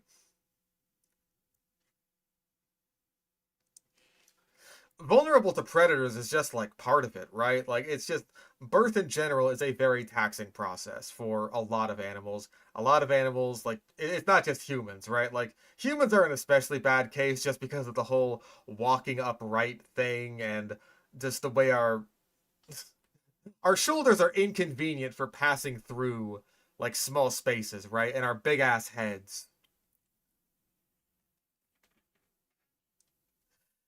Humans are just like an especially bad case of that, but like a lot of animals can have trouble giving birth. Like hyenas are an obvious example of that because like again they're another extreme case where the female essentially has to give birth through a penis, which is about as fun as it sounds.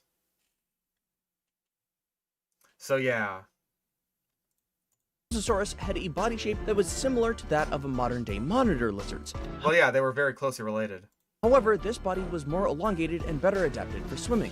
Well, yeah, they were fully aquatic. You're kind of just saying like very obvious things. Like you could just say that they're very closely related to monitor lizards and snakes, and that they're basically like, you know, their closest relatives, and they may have evolved from those animals, at least in terms of monitor lizards, because like, I don't think that Mosasaurus would have grown limbs after being snakes. But like monitor lizards, as far as I'm aware, are some of the lizards that are most closely related to snakes. But like just saying that it's basically a monitor lizard that's adapted to living in water would be more economical for your script, I suppose. I'm criticizing the writing of the script here more than I'm criticizing the accuracy of the information. Despite having a body that must have been excellent for swimming, the Mosasaurus most likely lurked around the darkest parts of the sea and then pounced on passing prey, instead of chasing it about. Number 5. That just didn't make any sense, really. I mean, not that it didn't make sense, rather, but like... Hold on, let's listen to that again. Of modern-day monitor lizards. However, this body was more elongated and better adapted for swimming. Despite having a body that must have been excellent for swimming, the Mosasaurus most likely lurked around the darkest parts of the sea and then pounced on passing prey, instead of chasing it about. Okay, so despite having a body that was well suited for swimming, it ambushed prey rather than chasing it flat out. That's just better for energy conservation. And also, this is a pliosaur, but we've already got that.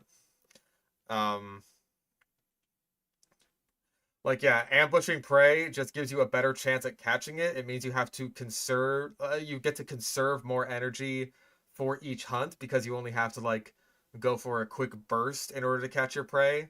Like, it's just a better strategy overall. Number 5. Leviathan Melville. Leviathan. You know what? I'm gonna call it that. Like, it's just Leviathan. They wanted to name it Leviathan, but they couldn't because that name was already taken. So they went with Leviathan, just without the H. That's all it is. How scary do you think whales are? Well, you may think that whales aren't that scary, and you'd be correct. Wait. Was that earlier this video or the last one?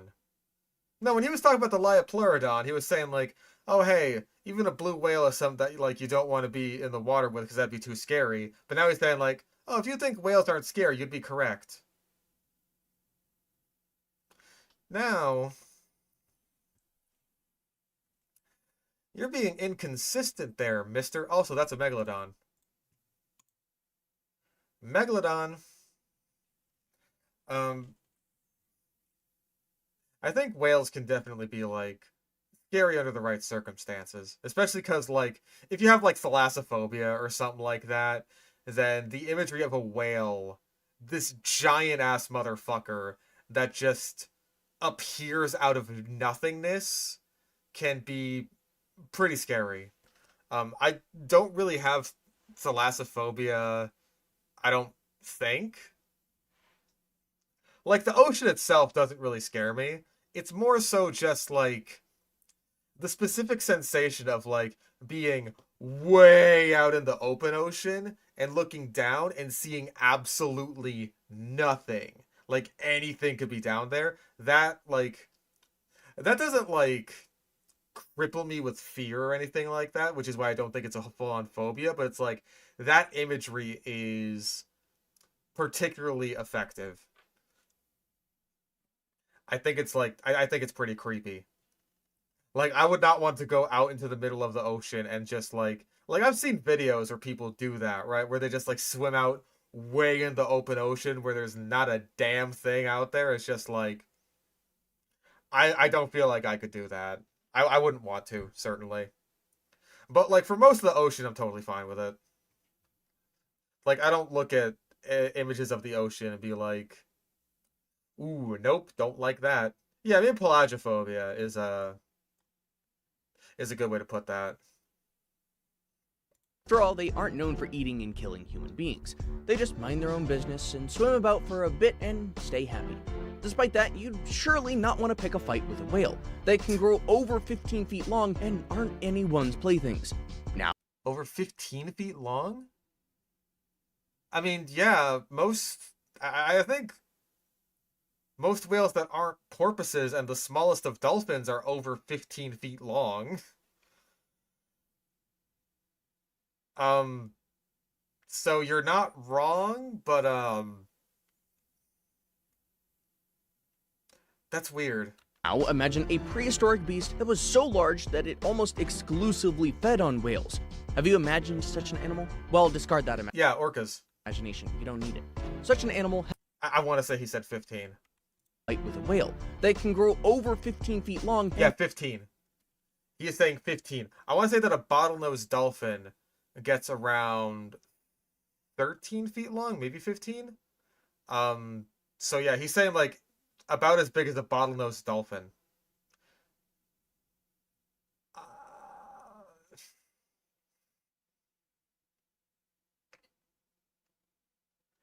Why? Just why?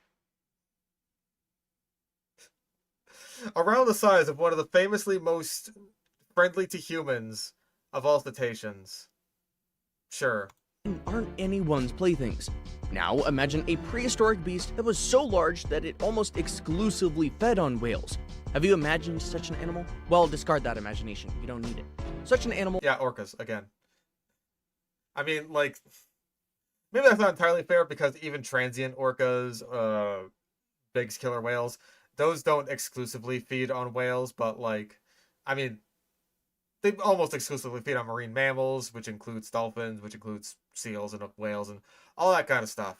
So, they're not even all that big compared to something like Leviathan. And even then, they're still able to do it.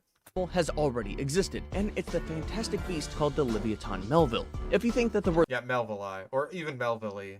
Leviathan sounds a lot like the Leviathan, you're not wrong. The Leviathan was so big and so scary that scientists had to name it after a legendary biblical sea monster.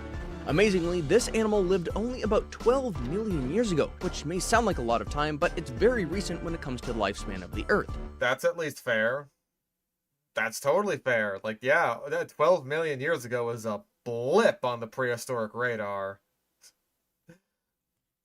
That is not all that long, comparatively speaking. While the Leviathan was just about the size of your modern sperm whale, it didn't hunt like them at all. Instead of using suction to suck in prey, it did the exact opposite. It hit and tore at prey with reckless abandon. I don't think sperm whales use suction feeding. Still have Zuko? Yeah, I still got Zuko. He's, back there. In that tank. Is he out right now? Let me check. You in your little corner? Yep.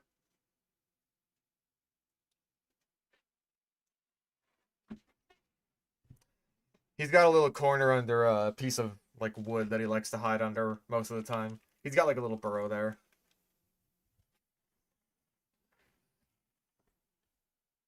But yeah, like, I know that belugas and narwhals, if I'm not mistaken, use suction feeding. Really, they are suction feeders. I didn't know that. I thought they, like, mostly, like, stunned the squids with their, like, their sonar blast ability to inflict the stun status condition on squids. And then they just kind of, like, chomped them and grabbed them with their teeth. Sorry.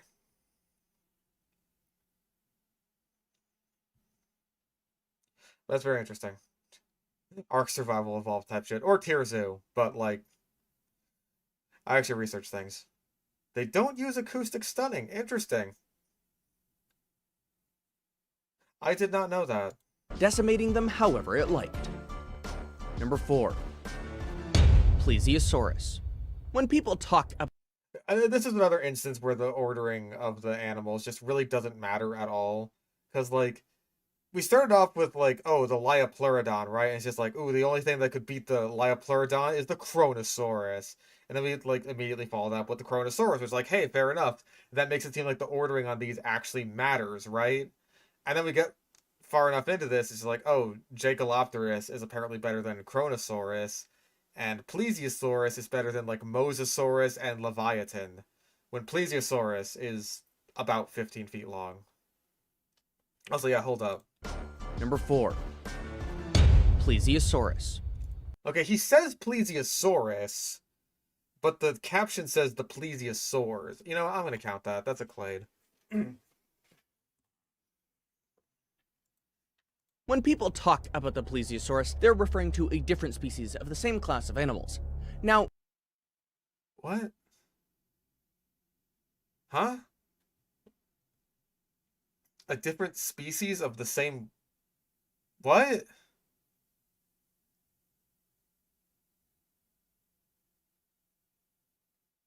My head hurts. Not all Plesiosaurs are terrifying monsters of the sea. However, the one we'll be checking out right now isn't only a terrifying monster, it also happens to be one of the strangest sea creatures you'll ever see. This huge lumbering creature you see lived about 135 million... Okay, I'm saying this, he's got two of them mixed up. I think he's saying Plesiosaurus, but he means Plesiosaurs, so this entry is right. But he's actually talking about Elasmosaurus or maybe Styxosaurus. I have no fucking idea. years ago, and they served as the sole inspiration for the famous Loch Ness Monster. The anatomy... No. I'm pretty sure that, like, I'm pretty sure that's just wrong. But whatever. Of this creature is so strange that it had placed it right in the middle of a controversy in the scientific community. When Mary Anning, the famous paleontologist, discovered the bones of this creature, she was accused of forgery. Her colleagues simply couldn't believe that an Okay, I thought we were gonna do the fucking Pope and Marsh, oh, you fool, you've put the head on the wrong end thing. I didn't realize we were going for Mary Anning. So this isn't Elasmosaurus, but it is Plesiosaurus. I'm so fucking confused. Animal with such weird anatomy could exist, but they were all wrong, and Anning was right. With time and the discovery of other fossils... Also, did you say Anning? ...of forgery. Her colleagues simply couldn't believe that an animal with such weird anatomy could exist, but they were all wrong, and Anning was right. Anning. Mary Anning. She's the godmother of paleontology. Say her name right. Does that count? Be nice. With time and the discovery of other fossils proved her just right. Number 3. Titanoboa. Misleading. That's not a sea monster. It lives in water, but it's not a sea monster. You probably didn't expect to see a snake here, but as you're already starting to suspect... There are, like, big sea monster-sized snakes. There's, like, Paleophis, right? That's the big sea snake. You could have said that if you wanted a big snake on the list. But no, it's gotta be Titanoboa, because that's the one that everyone knows the name of. Snakes also live in the water. And not only that, they can grow to really enormous lengths. This snake in particular is the Titanoboa, and it grew up to 42 feet long. It lived in the Paleocene epoch, and it most likely hunted the way regular crocodiles do.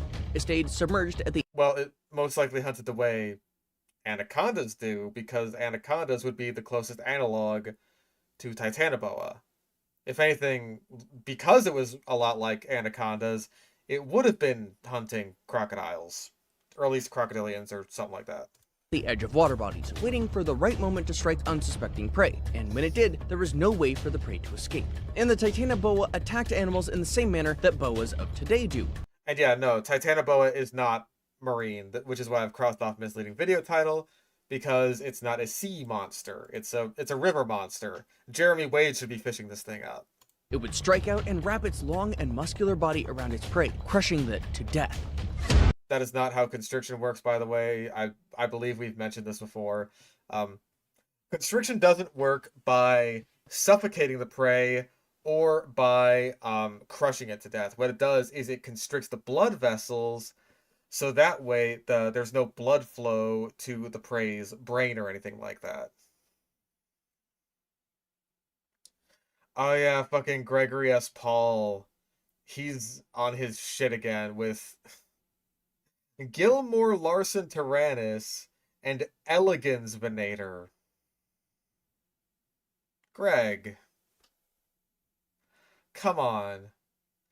What are you doing to the storied history of Tyrannosaurs having the most badass names out of any dinosaur clade?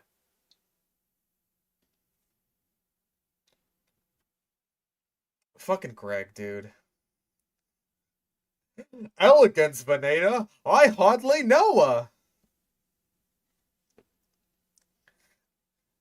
Gregory S. Paul has always had some weird fucking takes on taxonomy, but Gilmore Larson Tyrannus? Really? I understand that you wanted to name this after multiple people, unless it's just named after one guy named Gilmore Larson, in which case, pick a fucking struggle, Gil. Like, come on, man. Most people are lucky enough to get dinosaurs named after one of their names. No, GSP, in terms of paleontology, is usually reserved for talking about Gregory S. Paul, just because, like, he's a big name. He's the guy who wrote Predatory Dinosaurs of the World, which is the book that inspired Michael Crichton when writing Jurassic Park. That was the book he used for research. That's why we have Velociraptor being the shit show it is now. Yeah, I don't know why Gregory S. Paul is trying to split Nanotyrannus into two separate genera, It's Nanotyrannus. There's already 2 species of Nanotyrannus, for fuck's sake. For crying out loud. Now it's time for today's best pick. What? Our best picture for today was sent in by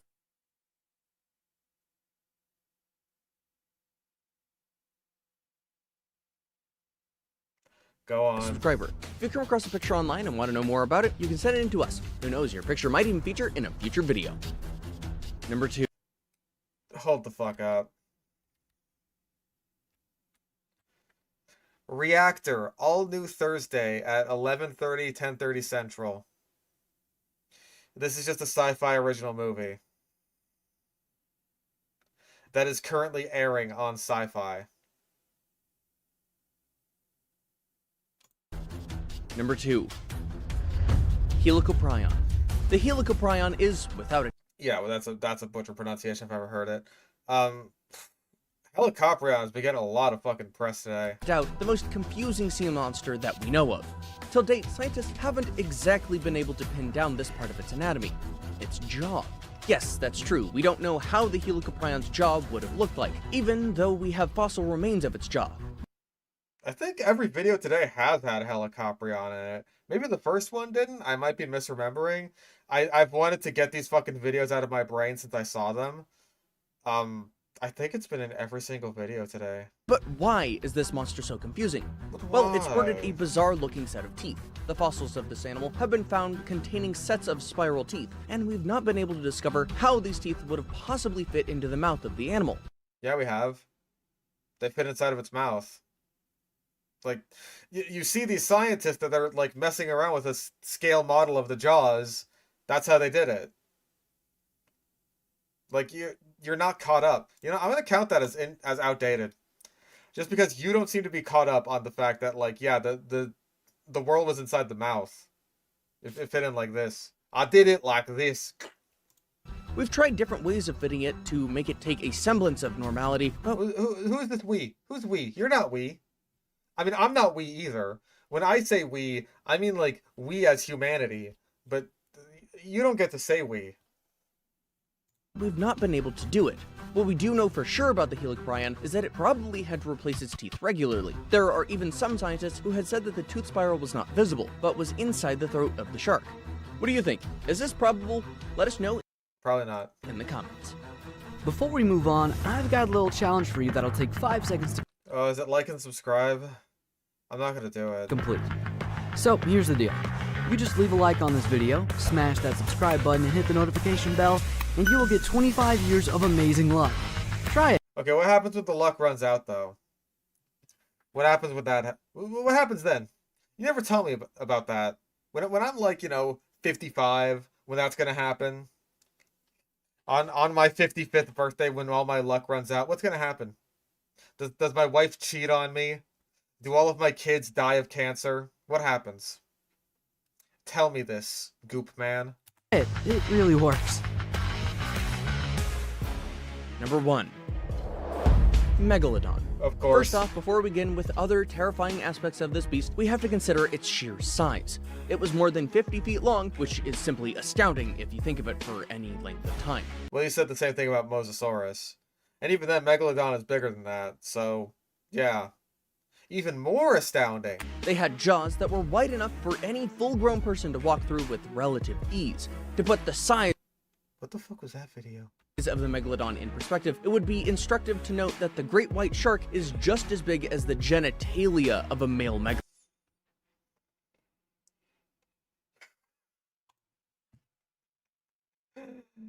Thank you for giving us thumbnail bait. I was waiting for it, man. A 20-foot long dick!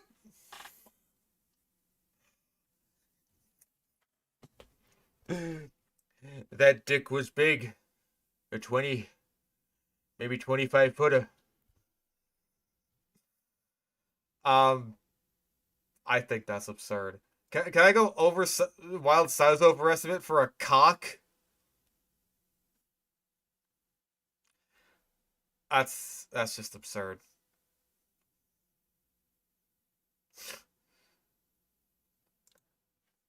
And he said his dick was this big. I said, that's disgusting. Megalodon. Some scientists believe that whales could only reach the enormous sizes they reach now because of the extinction of the Meg. No, but whatever. According to them, if a predator like the Meg still existed, whales wouldn't be able to grow very large. That's it, guys. If you enjoyed this video, make sure to click on the like and subscribe buttons.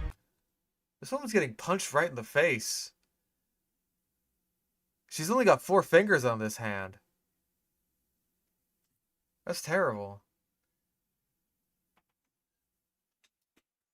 My goodness. Anyway. 129,000 views and 200 comments. Yeah, pretty mid-sludge. I'd have to agree with that. Like, we got a good one right at the end with the penis. The penis was the highlight, as it so often is in our line of work.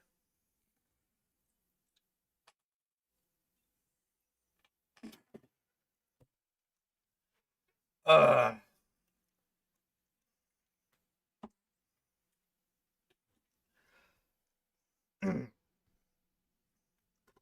gonna put my teeth back. If I need them back at any point, then joke's on me.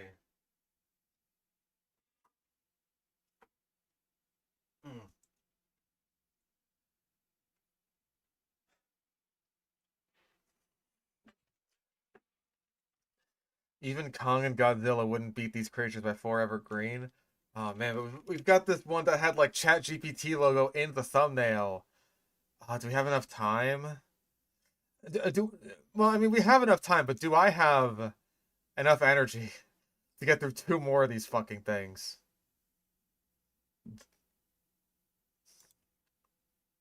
We could do both. I can try to do both. Okay. Even Kong and Godzilla couldn't... What is this one? Couldn't beat these Forever Green. Hold on. Kong and even Godzilla were afraid of these deadliest dinosaurs. Oh god, this is a 20-minute long video. Okay, we're gonna have to wait. I'll like bookmark this one. I can't get through this one today. This one. This takes priority. It's Forever Green. We're gonna get a fucking blackout. This is the one. This is the fucking one. I know it is. I know it is. These deadliest dinosaurs. We're gonna get something harmless. We're gonna get something that's not a dinosaur. We're gonna get it. I believe. I believe that Megalodon is gonna show up. I fucking believe. Fingers crossed. This will be the blackout. Always bet on green. Alright. No commentary. A lot of us have been made to believe in the supremacy of these 2 alpha titans. Why wouldn't we? These monsters both stand over 100 feet tall, are extremely strong, practically unkillable. I don't know what that thing flying through the air was, but it wasn't Godzilla or King Kong. So that's unrelated footage used as B-roll. And when they do die, they miraculously spring back to life. Not forgetting the atomic breath-blowing Godzilla. Oh, it was fighting King Kong. Alright, I guess that's technically relevant. Godzilla, whose destructive blasts somehow brings forth life. Both monsters have won their way into the hearts of esteemed followers, and the movie world has found a way to set up a face-off between the 2. Their stories follow prehistoric events. This footage again, with this weird-ass T-Rex. That date to the dinosaur age, which sees them and some other creatures, mostly found on Kong Island and villains in the movies, become the last standing monsters of the destruction that wiped out dinosaurs. The big question is, if King Kong and Godzilla existed in real life, would they be able to stand toe Jurassic Park footage to toe with these monsters? And since it has been proved that both Kong and Godzilla can't grow as big or have an atomic breath as they are portrayed, we can say they can only be as big as the biggest dinosaur to have ever existed. Are you being for real right now? Like, We're questioning the scientific legitimacy of, like, King Kong and Godzilla's existence? Bro, the square cube law is a thing. Never mind the atomic breath. Like, oh yeah, like, we're just gonna pretend that King Kong and Godzilla are small enough that, you know, this is actually a fair fight. What the fuck? Welcome to another episode of Forever Green. This time, we will be showing you 10 of the deadliest monsters even Kong and Godzilla would be scared of. More Jurassic Park footage. Carcharodontosaurus. I'll let that one slide. He said it a bit weird, but, like, the syllables were correct mostly. The Carcharodontosaurus will give King Kong and Godzilla as much trouble as it would give you in pronouncing their name. Carcharodontosaurus. I guess that's a fucking no diff then. Brontosaurus, which means shark-toothed lizard, was a large, fierce carnivorous dinosaur that was spectacled to be able to kill sauropods. That was spectacled? It was wearing glasses?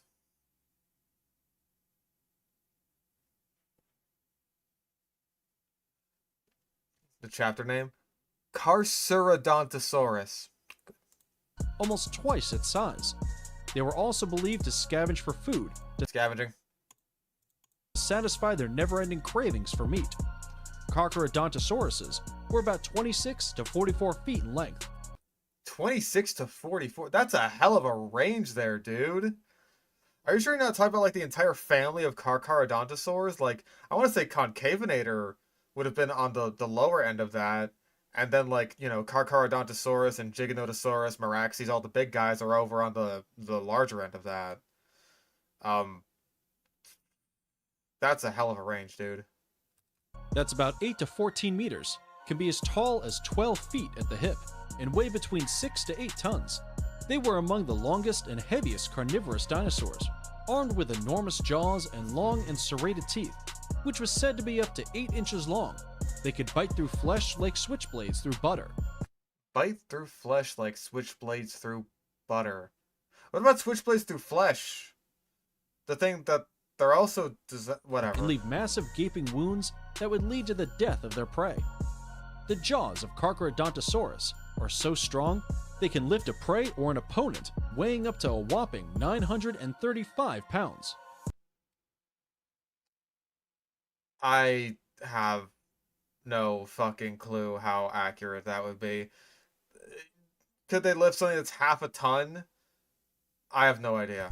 And if Kong and Godzilla weren't as big as the movieverse makes them be, they would find the Carcharodontosaurus a tough opponent to beat.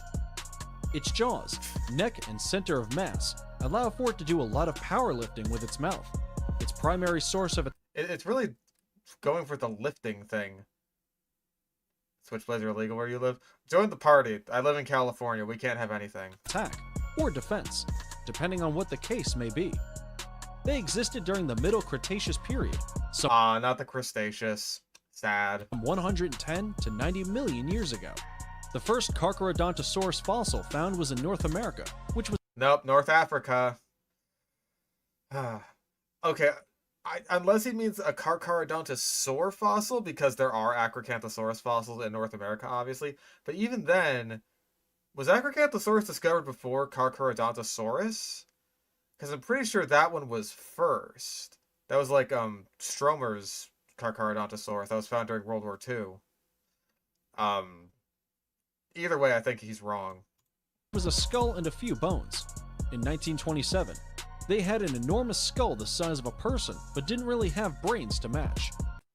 We're doing the thing where we're mean to the Carcharodontosaurs again by saying they have tiny little brains. Why? Therefore, they were more primitive dinosaurs. To make up for this... Oh, that's frustrating.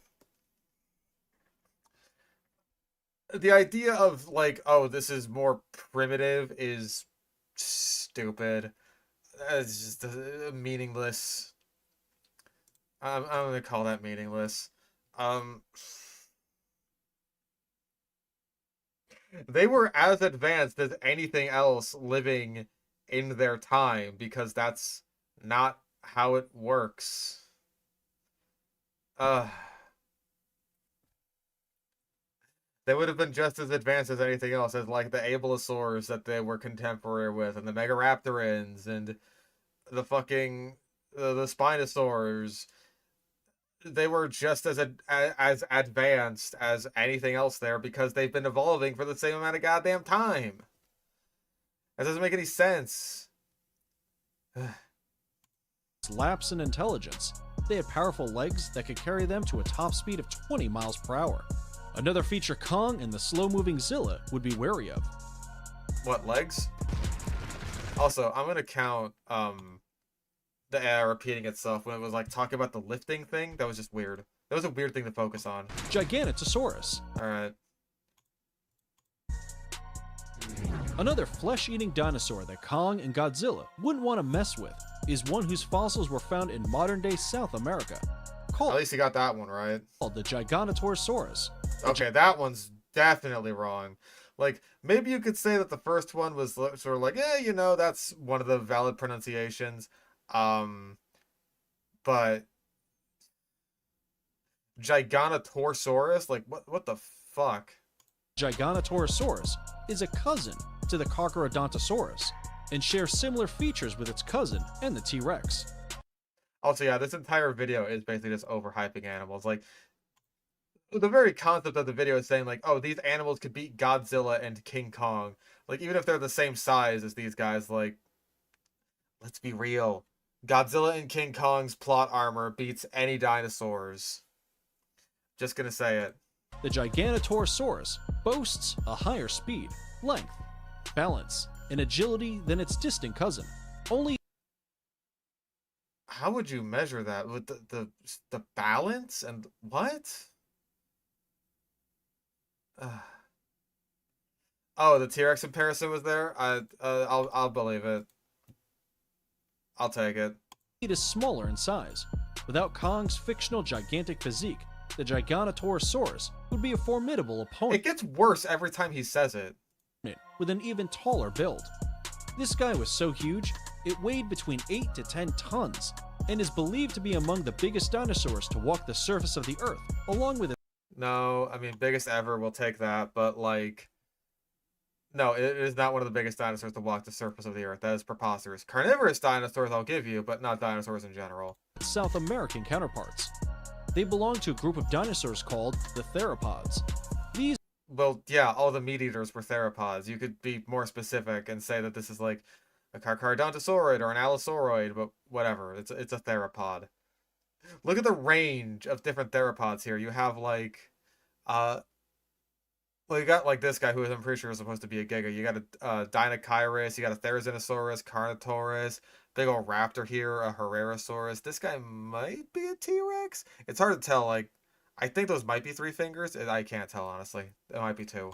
These are enormous, flesh-eating dinosaurs. Gigantotorosaurus. No, not all theropods were enormous flesh-eating dinosaurs, because there's plenty of theropods that are on the smaller side. We generally call those birds. Birds are theropod dinosaurs, and a lot of them are actually quite small. Aren't scared of anything or anyone, and would take down anything like nobody's business, even if it was a full-grown dinosaur, or at least a more manageable juvenile. The only edge Kong or Godzilla would have over this legendary creature would be a higher intelligence quotient. They had brains They had a higher IQ. Godzilla and King Kong, they're over at Mensa. Giganotosaurus, not so much. The size of a T-Rex's. Research suggests they. And yeah, plenty of theropods that don't eat meat, like a lot of the ornithomimosaurs, and also therizinosaurs, and also birds. Relied more on their sense of smell for hunting, coupled with their athletic prowess. Another feature it had similar to its North American cousin is. I'm sure to win because my IQ is superior. A set of serrated and laterally compressed teeth. Their teeth are wide in profile, but narrow from the frontal view, which makes for an ideal weapon to deliver a series of deep slices to the body of their prey, which will most likely slump to death from exhaustion or die from blood loss. Ankylosaurus.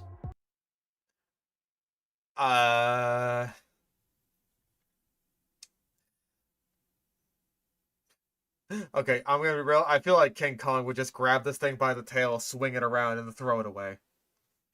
I'm gonna call that misleading. Like, yeah, this one especially I feel like would stand no chance against Godzilla or King Kong. King Kong especially. Like, no.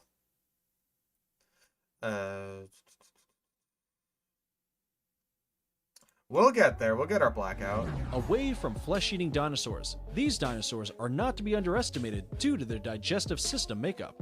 They are nicknamed the living tank, for good reason. Ankylosaurus, which were herbivorous dinosaurs, are believed to have roamed North America during the Cretaceous period between 66 to 88 million years ago. 66 to 88? So they're going backwards in time. I guess they went backwards in time to warn the other ankylosaurs about what was going to happen. During an American Museum of Natural History expedition, the Ankylosaurus was discovered by Barnum Brown, who also took the pleasure of naming the creature. Ankylosaurus, which means fused lizard, is a four-legged dinosaur with a robust, broad body, and a skull with two horns pointing backwards from the back of the head. I mean, really, it's got four horns. Because it's got, like, the ones that are right behind the head, and then the ones kind of on the cheekbones, so really it's got four horns there. It also had two other horns just below its primary. Oh, then say it has four horns. Pointed backwards and back. It was backwards and back?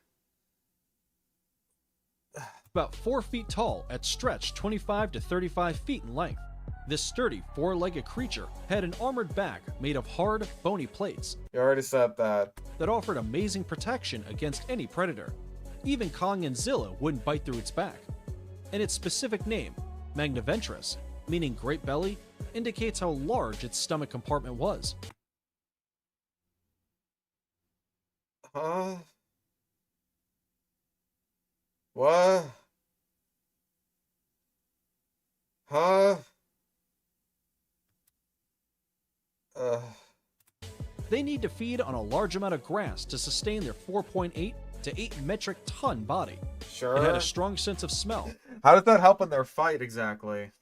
Provided from its sideways pointing nostrils. As expected for a sturdy, heavy animal, the Ankylosaurus could only clock a top speed of 6 miles per hour. Coupled with its impenetrable back, Ankylosaurus possessed a club-like tail, which fused with the bones in the skull along with other parts of the body it used to deliver a bone-crushing swipe at any predator. There is a catch though. If Kong or Zilla could find a way to flip it over and expose its unprotected underbelly, then it would be a different story entirely. If only King Kong was an extremely large and dexterous animal. The tail fused with the bones in the skull? Is that what he fucking said? Along with other parts of the body it used to deliver a bone-crushing swipe at any predator. There is a catch though. Hold it was up. a speed of 6 miles per hour. Coupled with its impenetrable back, Ankylosaurus possessed a club-like tail, which fused with the bones in the skull along with other... Yeah, fused with the bones in the skull. You were right. That's... yes, stupid. Dear God.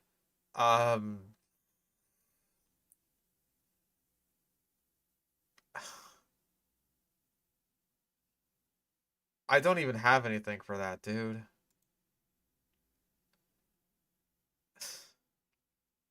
Parts of the body it used to deliver a bone-crushing swipe at any predator. I've got nothing, there is a man. catch though. If Kong or Zilla could find a way to flip it over and expose its unprotected underbelly, then it would be a different story entirely. Okay, that's where that ends.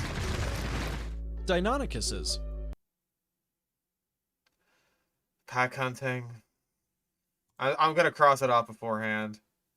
It's pack hunting. We're gonna say that a bunch of Deinonychus all working together could take down literally anything. They could take down anything. Anything that ever moved. Pack hunting is the most overpowered thing in existence. Being sturdy, heavy, and gigantic might not be all it would take to defeat King Kong or Godzilla. What if the threat came for the skies? Why? At tremendous speed. Why would you show this? Or if they came in a fleet of winged, terrible clawed, feathered dinosaurs. Deinonychuses were carnivorous bird-like dinosaurs that weighed up to 73 kilograms and were... Oh man, I could totally see them taking on. Like, I'm confused as to the scaling. It's the same they could fly. Ugh. Maybe they just mean that they're leaping from a very high tree that they climbed up earlier. Yeah, they're coming down from the top rope. But like, I'm confused by the scale of this because they're saying like, oh, we're gonna say that King Kong and Godzilla, they're only like the size of the biggest dinosaur. So we're saying like, mass wise, like sauropods, right? Um, a pack of Deinonychus could not kill a full-grown sauropod. They just couldn't. A pack of Deinonychus, I don't even think could kill a T-Rex. You couldn't do it. You'd need a lot of fucking Deinonychus. You'd need so many Deinonychus to even like just start. And at that point, I don't even think it would be because like, oh, they're clawing and biting at it so much. It's almost like a sort of Japanese honeybee situation where there's so many Deinonychus that are all trying to kill either Godzilla or King Kong that they're all just like swarming around it and creating like a fucking convection oven that cooks them to death before like anything else manages to kill them. So sure. Let's see what he goes for. Were about 5 feet tall and 10 feet in length. Deinonychus were two. Thanks for the educative lesson, Mr. Fish Stick. I'm trying to be educative, but it's hard to be educative when your brain is leaking out of your ear holes. Legged creatures, or what researchers would call bipedal animals. They were fast. They were what researchers would call bipedal. Yeah, they walked on two legs. I think more people than researchers would call that bipedal. Feathered biped. Intelligent, had large heads with sharp teeth that could cut through any prey and flexible. Deinonychus. Cut through any prey and flexible. Bro, my brain is fucking goopified. Was armed with arms that had 3 fingers with curved, sharp foreclaws, and its feet had 4 toes with claws that were up to 5 inches long, specially made for disemboweling prey. Gripping. They're made for gripping and pinning small prey, or just holding on to larger prey. Hence the name Terrible Claw. Agreed, one Deinonychus would be a walk in the park for King Kong or Godzilla, but a fleet of fast-moving Jack the Ripper-esque dinosaur, as they always moved in packs. Always moved in packs, apparently. Damn, that is a hell of a statement. Like, I feel like other sludge videos are not usually so committal about the pack hunting that they literally always moved in packs. That is something. Yeah, Jack the Ripper, famous for being a pack hunter. Would be a nightmare for both titans. They were used as the inspiration for the scary, man-sized hunting velociraptors in the first Jurassic World movie.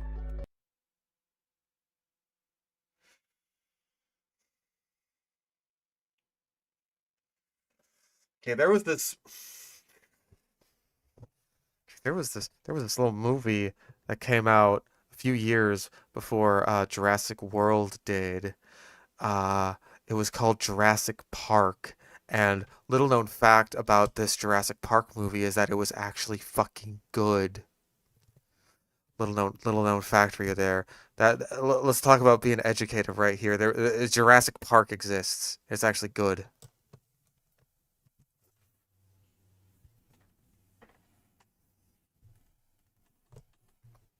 Anyway. Although they aren't exactly the velociraptors. They existed around 120 million years ago, with their first fossil being found in Montana in 1964. Also, is that too early? 700,000 Deinonychus. Eat this Kong. That might be enough for them, yeah. How come there's only one good Jurassic Park movie? Because that was the one that Michael Crichton had literally any writing involvement in whatsoever. He had no involvement in the writing of the Lost World movie, except that he just wrote the novel that the movie was loosely based on. Which even then, loose, as far as I'm aware, like a lot of stuff ended up getting cut out of the novel. I still haven't read The Lost World yet, but I'll get to it one of these days. Um, the whole script of The Lost World was handled by David Koepp, which is why it's not as good. Like, I attribute a lot of the good stuff in the first Jurassic Park movie to Michael Crichton's involvement. Better than the movie. Not a high bar to jump over. Ah.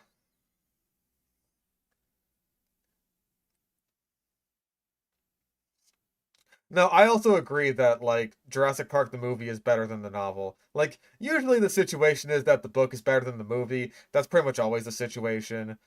Jurassic Park is a situation where I would say that the opposite is true. The movie, I think, is better than the book.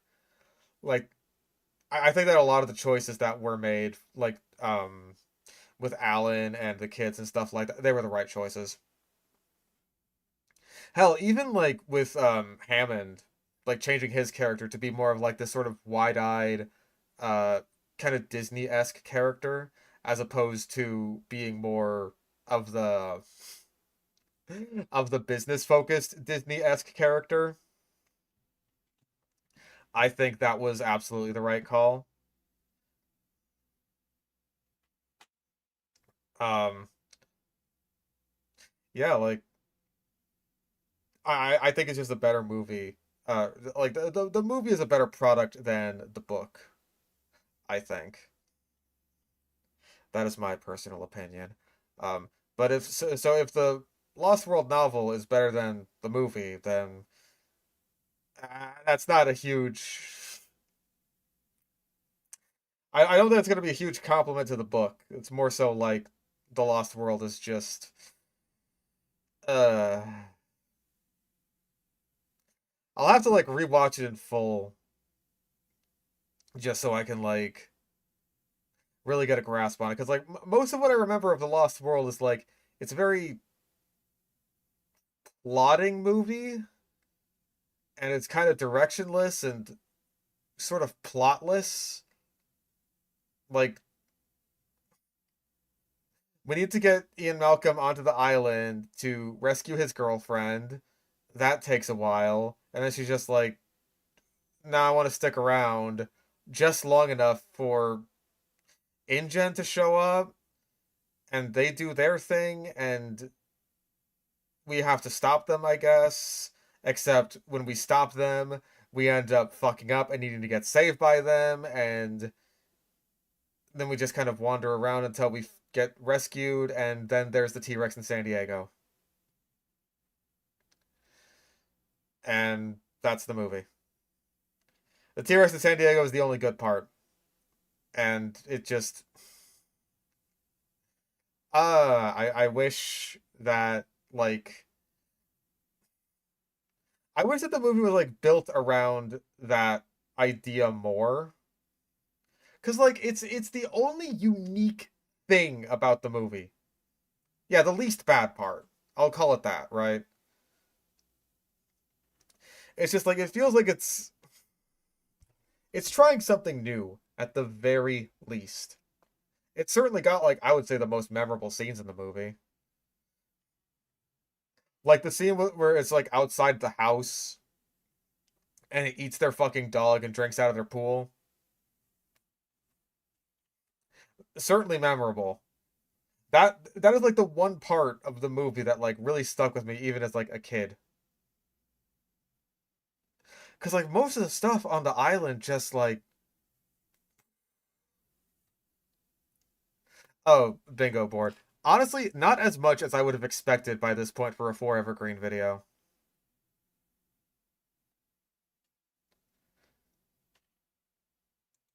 But hey, we're talking about Deinonychus right now. Or, I'm sorry, Dinonauticus. Rest in peace, John Ostrom. So let's hear what he has to say about him. Like in John H. Ostrom, birds are said to have evolved from Deinonychus. No.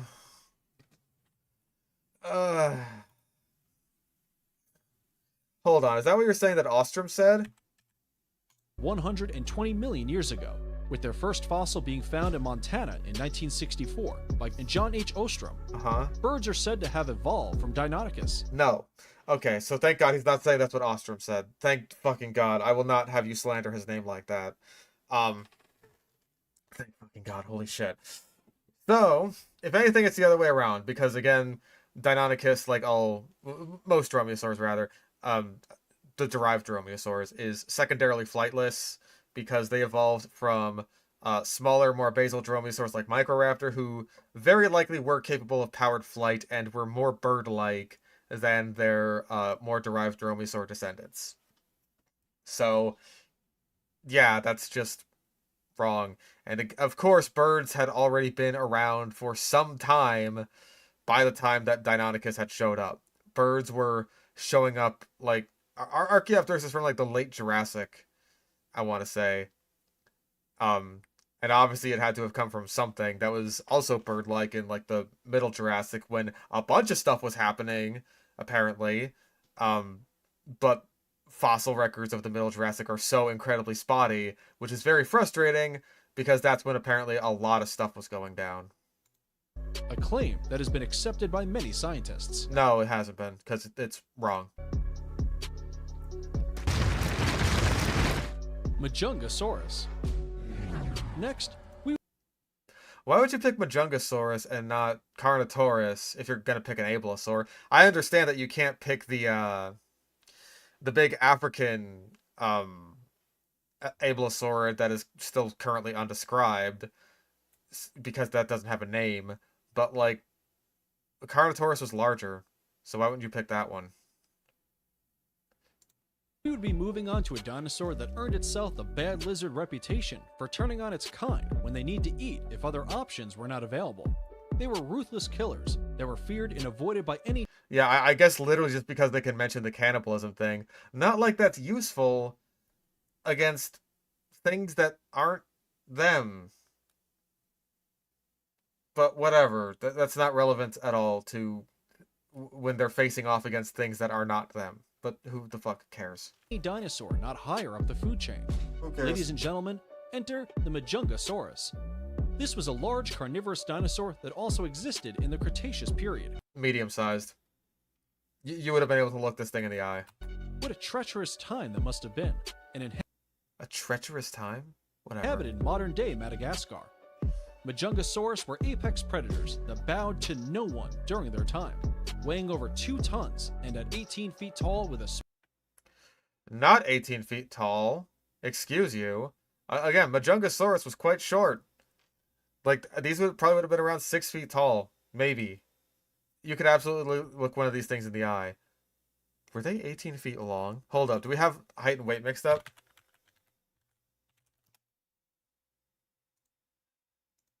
We already got size overestimate. 23 feet long. You know what? I'm counting that. That's close enough to the length. I'm going to say it got the height and length mixed up. Because, like, 18 feet long is probably, like, an average length for a Majungasaurus, I would say. But yeah, you could see that's how tall it actually was. Like, 2 meters. Again, you can look this thing straight in the face. I'm surprised none of these channels use Majungatholus. Majungatholus. Fucking badass. It eats you, but it eats itself more. Small horn on its head. It was the meanest, baddest beast on the island. From what we got to find out, they weren't any other large carnivores walking around on its home turf. And if Congorzilla were to set foot on its territory, they would... Well, if they were the size of a fucking giant sauropod, then Majungasaurus would probably turn tail and run. ...have it to contend with. Their short arms aren't built for grasping, but they rely on their biting prowess to deliver deadly bites to their prey and competitors alike. They rely on their biting prowess to bite.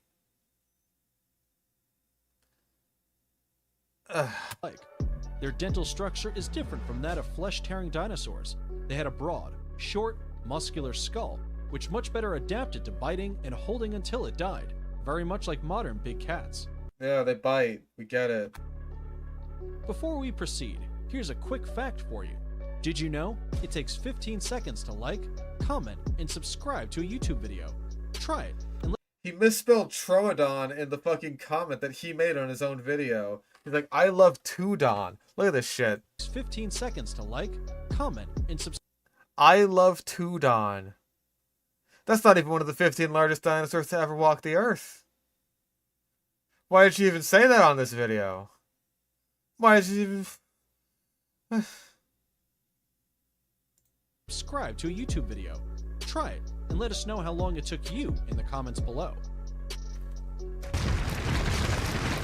Allosaurus.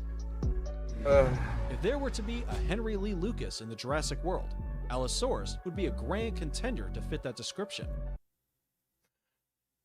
That is a reference I'm clearly not getting. Is that a wrestling reference? Is that wrestling? Is that... or boxing, maybe? What... I don't understand this reference at all. Who the fuck is Henry Lee Lucas? Okay, nobody knows. WWE? Maybe? I'll look it up.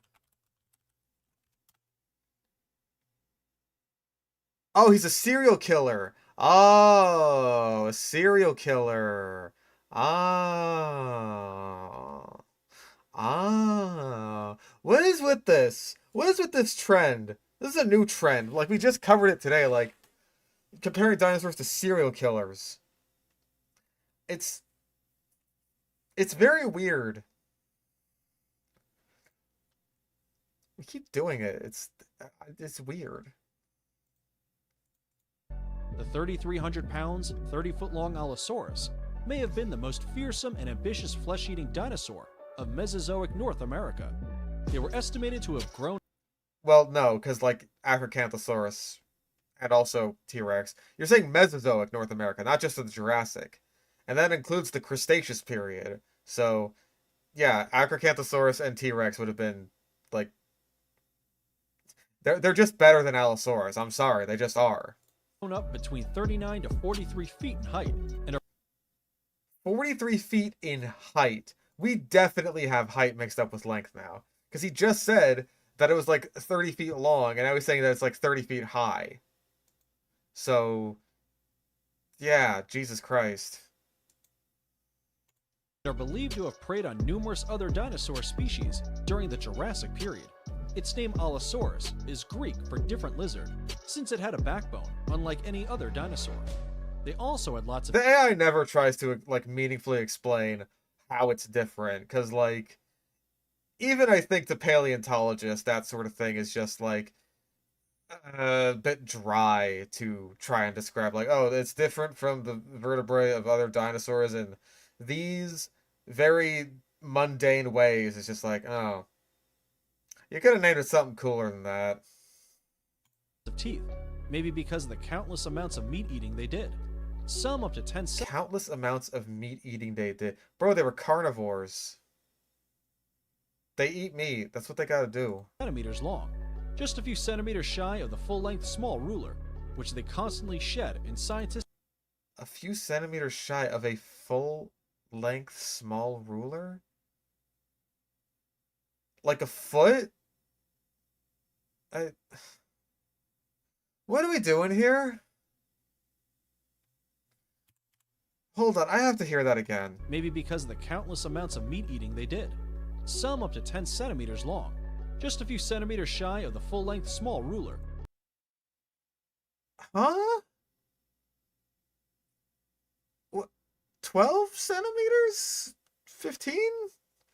How many centimeters? Worse. Bingo. What are you talking about? What small rulers are these?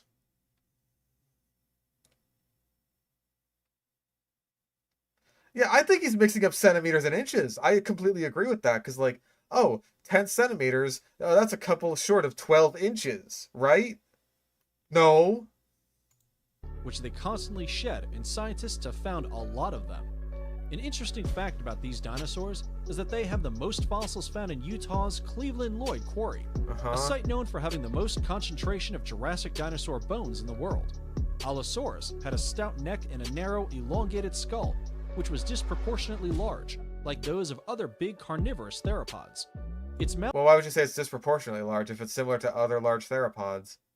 Even then, I think like if you compare Allosaurus's skull size compared to the rest of its body to like later Carcharodontosaurids, their heads are way bigger and like they're like taller and longer as well. Like later Carcharodontosaurus just kind of blew Allosaurus out of the water in terms of big-headedness.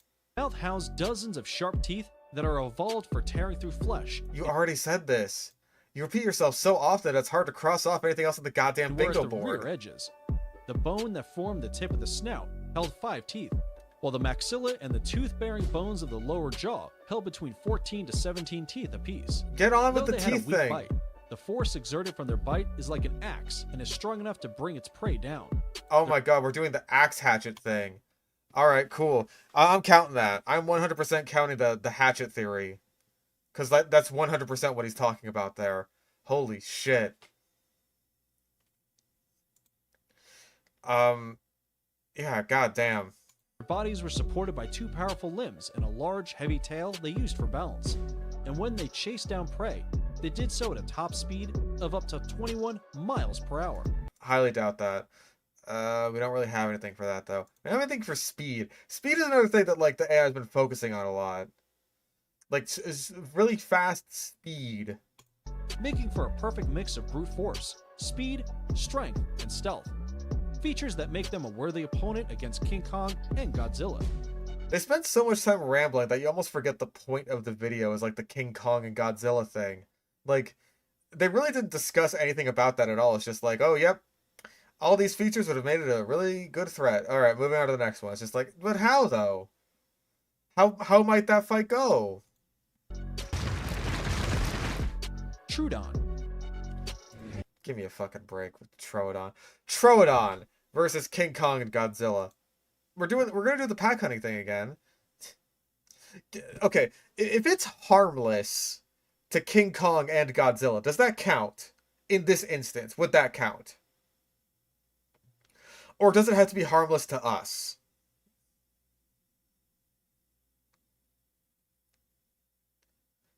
I'm seeing a yes, yes, yes, it counts. Alright, then I'm counting it. This thing would be straight up harmless to King Kong and Godzilla.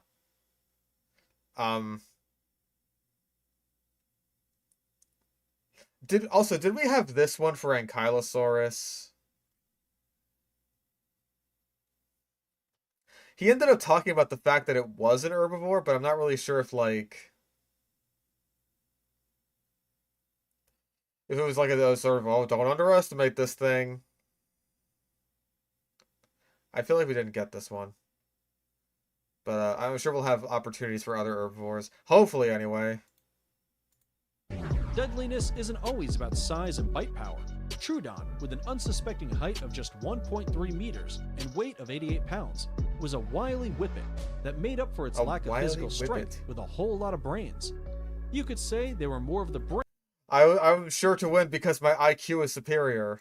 Brains than power. You just said that.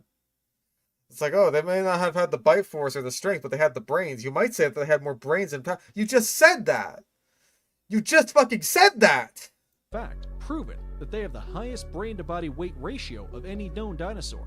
Further research proved that there were more neural cells in the same area, show more efficient brain functioning, which makes it the most neurologically advanced specimen too. If there were to be dinosaur to outsmart King Kong and Godzilla in a fight, or a chess game, it would be the Troodon. The remains of their skulls suggested they possessed huge orb-like eyes that gave them superior vision and the ability to see in low lighting conditions and hunt at Unrelated intelligence B-roll. Velociraptor for Troodon. That counts.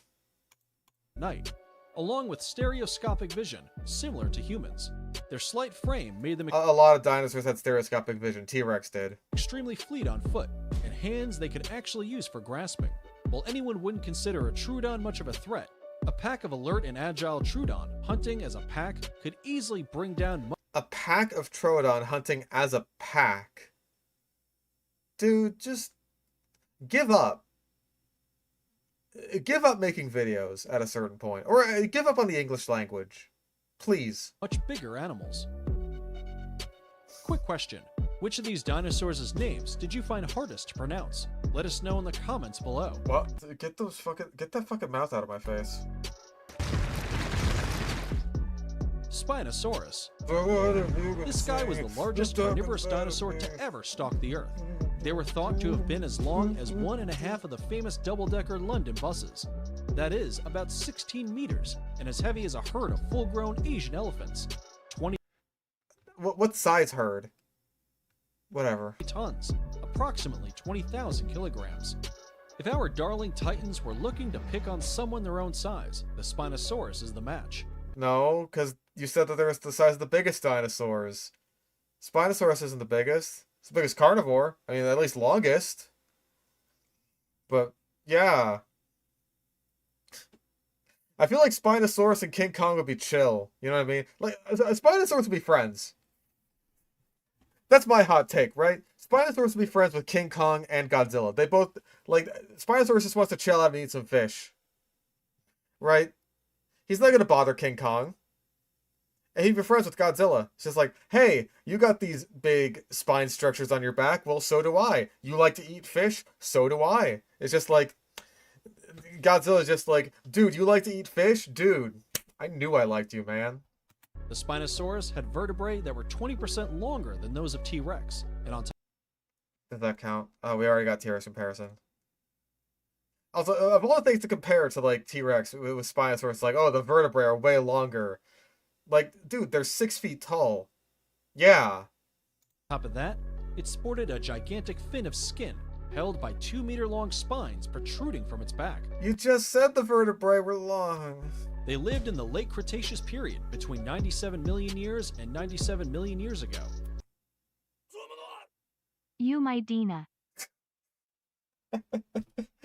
Thank you, and you mine. It lived between 97 and 97 million years ago? Is that what you fucking said? Lived in the late Cretaceous period, between 97 million years and 97 million years ago. Why bother saying anything? Why? But were wiped out following a massive climate change that increased the sea levels and rendered their core means of sustainability obsolete. Spinosaurus fed more on fish than meat, and was adapted... Fish is meat! Fucking weird-ass pescatarian motherfucker. ...for both worlds. They are believed to have lived in what is today North Africa, as most of their fossils were found in the region. Its crocodile-like jaw was equipped with smooth, conical, pointed teeth, well adapted to spearing prey, like Onchopristis, a 26-foot-long sawfish. Wow, I am shocked he pronounced Onchopristis correctly. That's fucking amazing. It also had unique structures that helped it detect pressure waves caused by prey moving underwater. In all, Spinosaurus were fast, strong, possessed a wicked set of claws, which means they could likely hold their own against massive predators that shared territory with. Like Godzilla and King Kong. Maposaurus. Basically just Carcharodontosaurus and Giganotosaurus again, which I'm going to say that's too much of one clade. That is our third Carcharodontosaur and our fourth Allosauroid. If the Spinosaurus thought its size meant he wouldn't be challenged by anyone, it thought wrong. The Maposaurus, a close cousin to Giganotosaurus, has a Giganotosaurus, give me a fucking break. Reputation for hunting some of the largest dinosaurs that ever lived, herbivores and carnivores alike. This enormous carnivore grew to lengths of over 40 feet, weighing 3 tons and hunted in packs. It existed from... We've already got pack hunting. God. Like, it's forever green. We should have known that we'd get this far, but, like, honestly, I was hoping for more. Especially by this point in the video. Like, this is 4 years ago. I think this is before he started using, like, AI and everything. So, that is a bit disappointing. 99 million years ago to the Turonian age, and lived in present-day South America, with fossils being found in places like Argentina. Maposaurus, or giant killer if you choose, had teeth... Or giant killer? No, his name is Earth Lizard. What? That were perfectly made like blade to tear off a large chunk of flesh. Keep going. Although a single bite from these dinosaurs isn't so fatal to the gigantic dinosaurs they so often attacked. A single bite from these giant dinosaurs isn't fatal to these giant dinosaurs. Dear God, man. This script is fucking agony. It was believed that they simply just took slices of meat from their victims without actually killing it. their victims would survive. Oh yeah, the flesh grazing theory. I've heard about this one before. I don't know about the validity of it.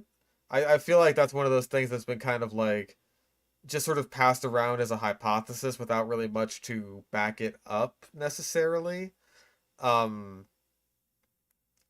Yeah, basically the idea is that they almost would have been parasitic in nature. Like, instead of actually bothering to take down a whole like a whole animal and feast on the carcass, they just like go up to a sauropod, bite off a chunk of it, and then just be good. They're like the cookie cutter sharks of big ass dinosaurs, right?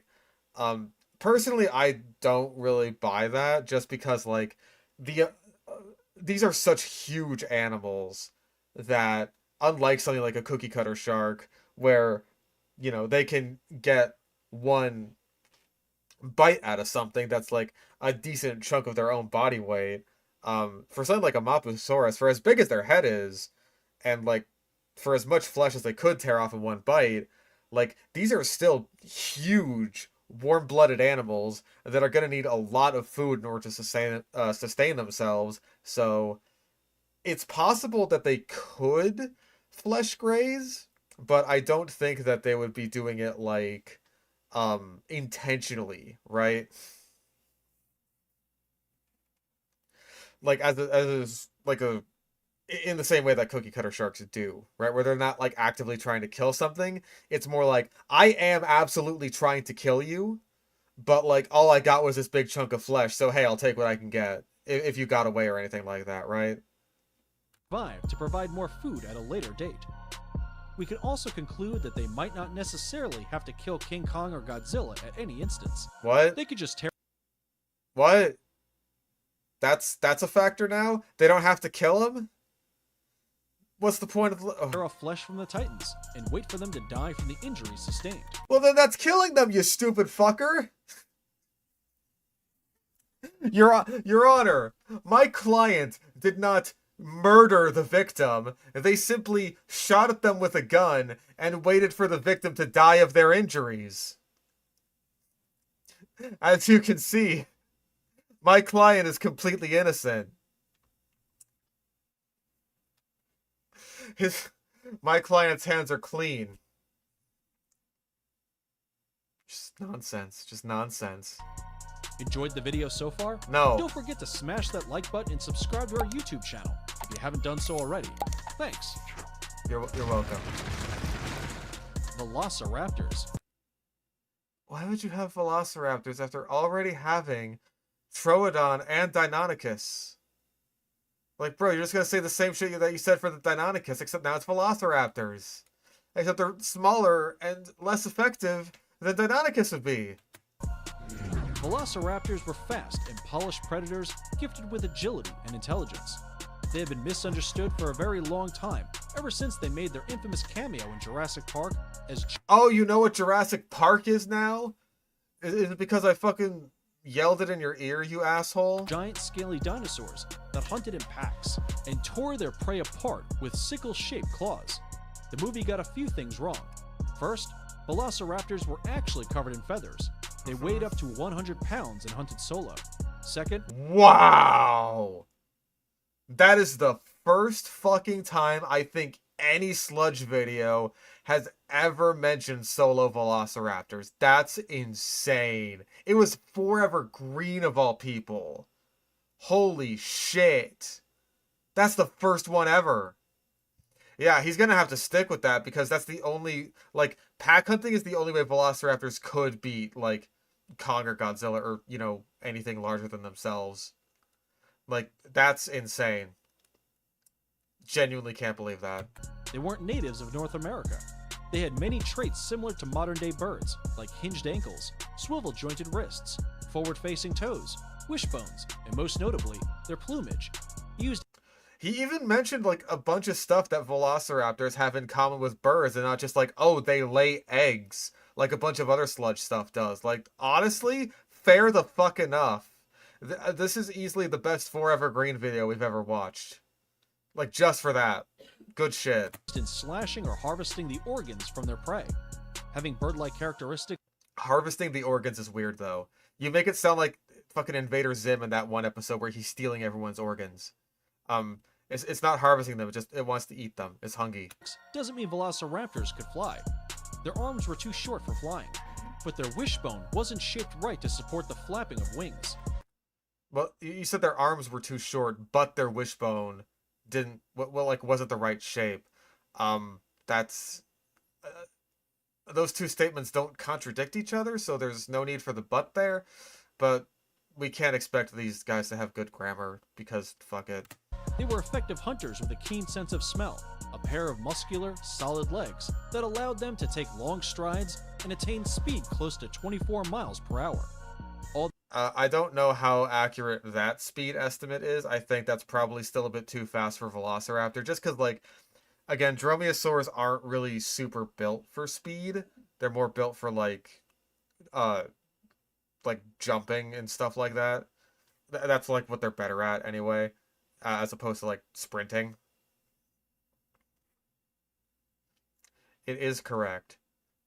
I'll believe it. Like, I honestly know that the estimates in Jurassic Park are outlandish. He describes them as, like, running at cheetah speed, which is insane. So, yeah. My understanding is that dromaeosaurs are not as fast as, like, you would expect from their names, but I'll look more into it later. I'm so exhausted right now. I just want this to be done. All that coupled with very sharp talons and a jaw filled with serrated teeth devour any prey or apex titan. What? Huh? Jaw filled with serrated teeth devour any prey or apex titan. You cut yourself off there. Apex type what? Huh? Is that another arc thing? That's got to be an arc thing. It has to be. What do you mean? Apex Titan?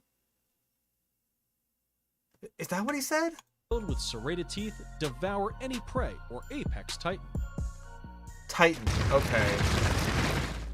Utahraptor. Utahraptor. You think the velociraptors were nasty and mean? Meet their cousin, the Utahraptor. We've already seen, like, we already seen Deinonychus and Velociraptor, and we got Utahraptor. Like, yeah, I mean, I guess we're considering that it's focusing on two clades too much. So, fuck me, dude. Are 3 times meaner and larger than their cousin. Utahraptors were the largest, most dangerous raptors to roam the earth, and would make light work off those close relatives, like the Deinonychus and Velociraptors. What the fuck was that animation? And make them look small. Their name was a direct result of where their fossils were first found. Yeah, Yuta. They were believed to have existed tens of millions of years ago in where is today known as Utah in the US. So it's like this Utahraptor. Crazy. They measured about 25 feet from head to tail. 25 feet is too big. We've already got size overestimate. And weighed within the range of 1,000 to 2,000 pounds, which is tens of times heavier than their relatives. Tens of times heavier. I'm so tired, A 30 centimeter long sickle-shaped claw on each hind foot. Utahraptors. I'm sorry, but just like gassing up Utahraptor as being so fucking deadly, while the image you're using is one getting fucking punted by a sauropod. The irony is not lost on me. Utahraptors were believed to kick, tear, and rip their prey apart. What's more, these big bad dinos weren't afraid to take down prey many times bigger than themselves. I really feel like we're completely losing the plot of the Godzilla and Kong thing. Like, they're barely getting mentioned as the video goes on more and more. Which they hunted in packs. Let's just say a duel with Kong and Zilla would be something they'd be up for. Oh, wow. Besides, from its bigger and meaner nature, velociraptors shared common traits with their relatives. Uh-huh. He's like... It's now time for today's subscriber pick. No. Today's photo was sent to us by a subscriber Please be wanting to know if it was possible that King Kong and Godzilla would have been apex predators if they'd existed in the times of dinosaurs. I love Godzilla's forever green tattoo on his chest. That's great. That's wonderful. Also, how big is this fucking Gorgosaurus? If, like, these guys are apparently biggest dinosaur size, and they're dwarfed by Gorgosaurus. If you come across or Kong, whatever, I'm tired. A mysterious photo online and want us to look into it, just send it over. A mysterious photo? We may even feature it in a future video. We've shown to you some of the deadliest dinosaurs to have existed, and if you think not one of them could defeat the Titans in a fair fight, and by no, I don't think they could. Fair fight, we mean without atomic breath and fictionized gigantic physique, then our number one has something different to say. Well, if it's without fictionized gigantic physique, then King Kong's just the size of a gorilla. So in that case, I think most things on this list could beat him. And Godzilla would probably just be the size of like a lizard. Or maybe a dinosaur. I forget, like, I think in the fucking Roland Emmerich movie, he was like a marine iguana or something. But in the original, isn't he a dinosaur or something? I don't remember. Tyrannosaurus Rex, or T-Rex for short, no way, needs no introduction. Its reputation as the supreme overlord of all carnivorous dinosaurs, and most badass dinosaur to ever roam the earth, precedes it. Its name, which means Tyrant Lizard King, tells the whole story. It stood at over 16 feet tall and 49 feet long, and weighed an astonishing 15,400 pounds. That's more than the average weight of a 2008 Chevrolet Collins school bus. They walked anything but the metric system. Walked on a pair of powerful hind legs and could run as fast as a professional athlete. Only they didn't have great balance. They may not have been the great balance? What the fuck? They did have good balance. Otherwise, they'd be falling all over themselves and killing themselves all the time. They probably just didn't have great speed because, like, they didn't need to be fast. Biggest, fastest, smartest, or heaviest. But the king was the ultimate all-rounder. Their impeccable sense of smell allowed them to track down prey over long distances and pick up scents of abandoned carcasses to scavenge. I thought he was going to say abandoned cars, like he's a fucking grizzly bear. And that's not even the best part. They had a phenomenal bite, which was the strongest of any known land animal to have ever existed. It exerted a force almost as huge as its own body weight with every bite. Other predators might have to take several bites to kill their prey. T-Rex only needed one. Well, clearly not, because of the evidence that we have of T-Rex hunting things and failing. And hunting or, you know, fighting things and failing, including but not limited to other T-Rexes. Like, Stan is the obvious go-to for that, where it's like, he got his neck broken by another T-Rex and he came out of it fine. We've come to the end of another exciting... You didn't even mention how T-Rex would do against Kong, or Godzilla, or anything. ...episode on Forever Green. In your opinion, what dinosaur would defeat King Kong and Godzilla? If you were... You didn't even mention how T-Rex would do against them. ...able to pick a tag team to battle the Titans, which dinosaurs would you pick? Drop your comments below. Thanks for watching. That was awful. Dear God.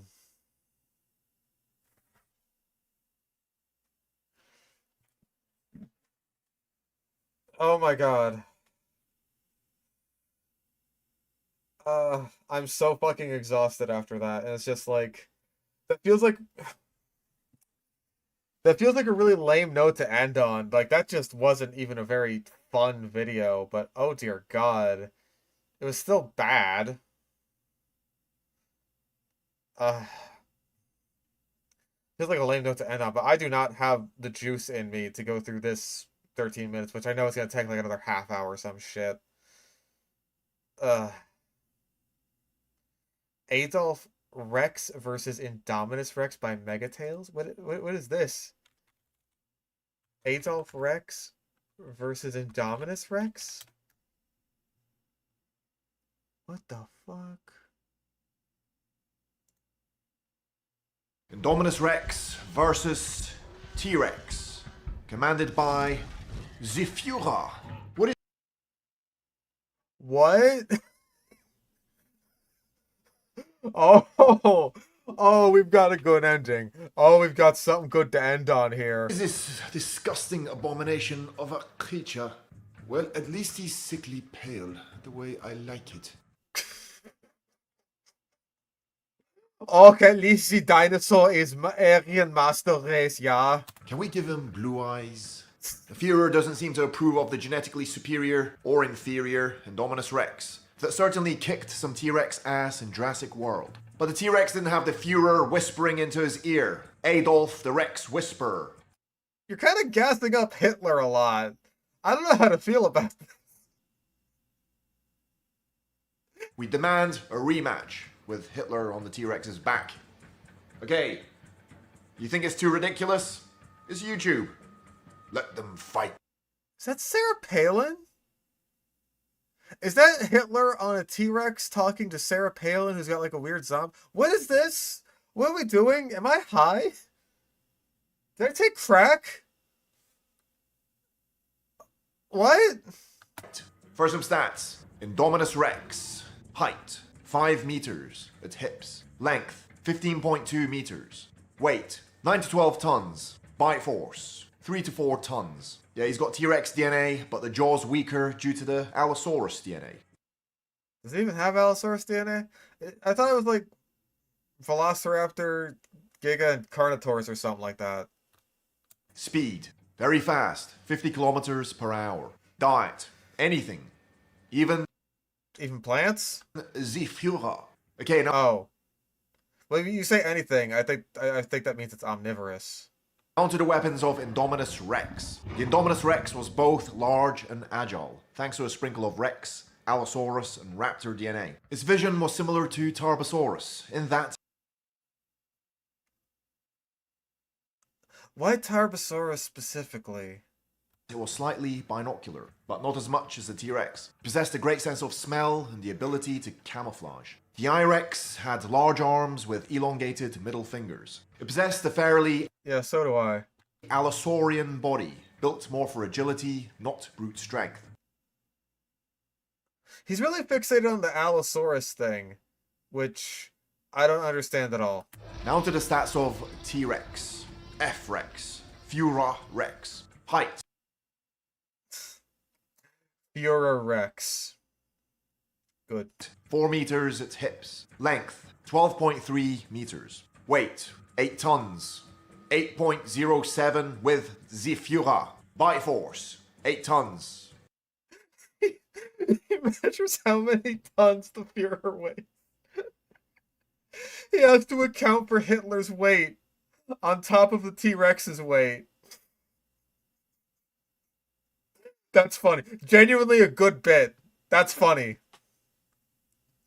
I don't know how fast 32 kilometers an hour is. I don't think that's especially fast. Also, sauropods are herbivores, so I don't know why you separated those two. Maybe less. Speed, 32 kilometers per hour. Diet, herbivores and sauropods. Also, I don't even think T-Rex would have been hunting sauropods all that much. That's more of a Tarbosaurus thing as far as I'm aware. Maybe Tyrannosaurus macroensis, if that's still Tyrannosaurus macroensis. I've heard people saying maybe it shouldn't be its own species at this point. I don't know, man. Of the late Cretaceous. Now to the weapons of Tyrannosaurus. The T-Rex had the strongest land bite of any creature ever, and had over 60 20-centimeter teeth lining his 1.2 meter jaw. The Führer's guidance. T-Rex be like, I'm sure to win because I have the Führer's guidance.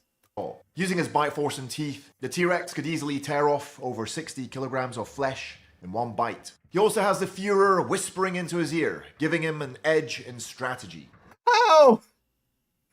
Can T-Rex follow verbal commands? Can he follow German commands? T-Rex speak German? Okay, now to the advantages of Indominus. The I-Rex was larger and heavier. The I-Rex could open his jaws very wide, like an Allosaurus, and would probably deliver several axe bites while keeping his distance. The Indominus Rex was possibly found... Are we doing the axe bite thing with this too? With Indominus? We didn't even see it do that in the movie. Faster in straight bursts. The T-Rex was just following orders. The fucking Nuremberg trials, there's just a fucking T-Rex there.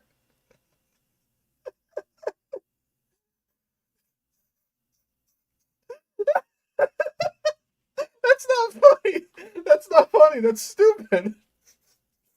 I'm sitting in a chair in a little courtroom. That's not funny. That's not funny. Why am I laughing? Oh. Okay.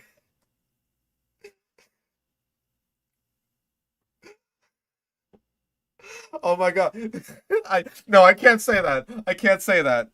I can't say that. No, I can't say it. I'm like, we're moving on. We're moving on. I-Rex definitely had more functional arms. The most significant advantage of the I-Rex is its ability to camouflage and surprise attack the T-Rex. And the Führer is also more aggressive and possibly more intelligent. Okay, now to the disadvantages of Indominus. Oh, I thought they were mating with each other there. Really edgy. It was...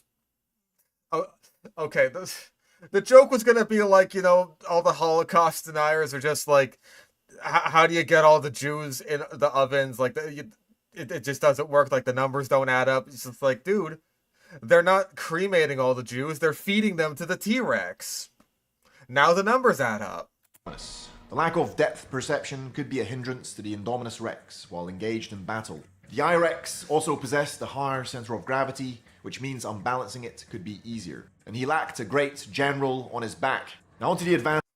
No Hitler. Disadvantages. Advantages of F-Rex. The T-Rex on his own possessed a powerful bite, and he was probably a little more balanced.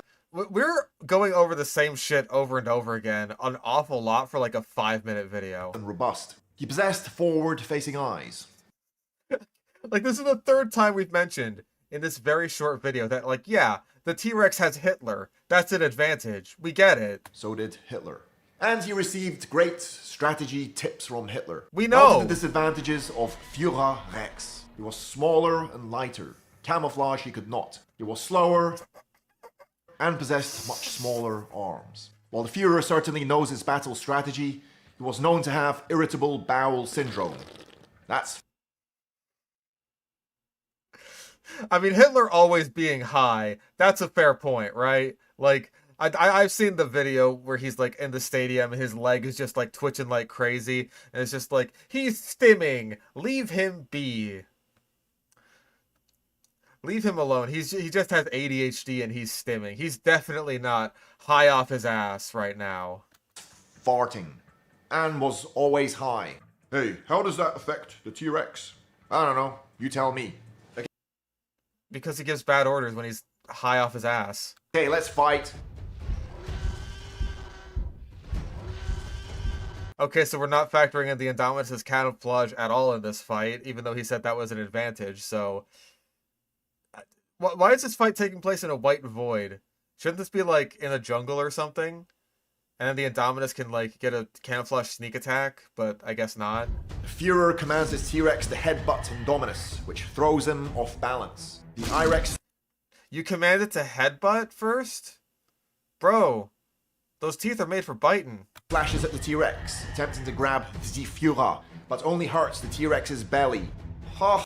But you smacked it in the face. Ha, you missed. The T-Rex commands Rexy to bite the Indominus. The I-Rex delivers a slashing axe bite. What? How did you get to the tail? Rexy headbutts again. Suddenly, the I-Rex sends the Führer flying. The fucking 180-degree roll, dude. What is going on in this fight? This fight is ass. Off Indominus's back. Ah! Führer, no! Delivers a fatal blow. Rexy and the Führer are finished. Okay, Hitler did nothing for this fight. Hitler provided absolutely nothing. I think he was honestly more of a detriment to Rexy than anything else.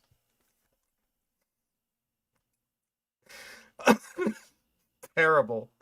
Verdict. I reckon the I-Rex would win, regardless. He's larger, faster, and has more functional arms, and more aggressive. The I-Rex would easily eat Hitler first, then go to work on the T-Rex. I mean, it's just a human riding a dinosaur in real... Yeah, it's like this was a really stupid fucking concept or something. Life, he's just gonna get eaten instantly. He doesn't have any way to dodge axe bites or incoming slashes. Why are we doing the axe bite thing? Why are we so hyper fixated on that? This doesn't even work. It's just stupid. This is stupid. But then again, why be logical in such a ridiculous situation? Anyway, 70% goes to the I-Rex. So which dinosaur battle would you like to see next? Certainly. Okay, what if it's two Hitlers fighting each other? One's on a T-Rex, one's on a Triceratops. Who wins? That's a fight. That's a fight I want to see. I don't know. The last Sludge we watched before this was honestly kind of lame. So Rosie suggested that we watch Adolf Rex versus Indominus. And I'm glad we did, because this was awful in the best possible way.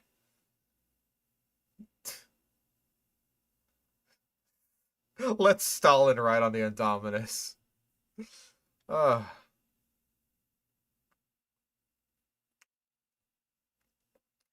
Like Tirzu, but worse. Bro, he repeated himself so many fucking times in this, like, 5-minute video. It's just like, think of all the advantages that the Fuhrer could bring. It's just like, T-Vex, I command you to headbutt the Indominus Rex. He's just like, are you sure about that, Hitler? You know, I've got this really powerful bite force here. No, you should headbutt it. FDR versus Hitler. But FDR's wheelchair is also a T-Rex.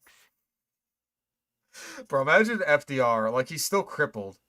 But instead of riding around in his wheelchair, he just rides around on a T-Rex all the time. People still have to pretend he isn't crippled, but, like, wouldn't you? If he's riding a T-Rex, just like... No, of course you can. I believe you can walk, Mr. President. I completely believe it. I'm not going to ask you to prove anything.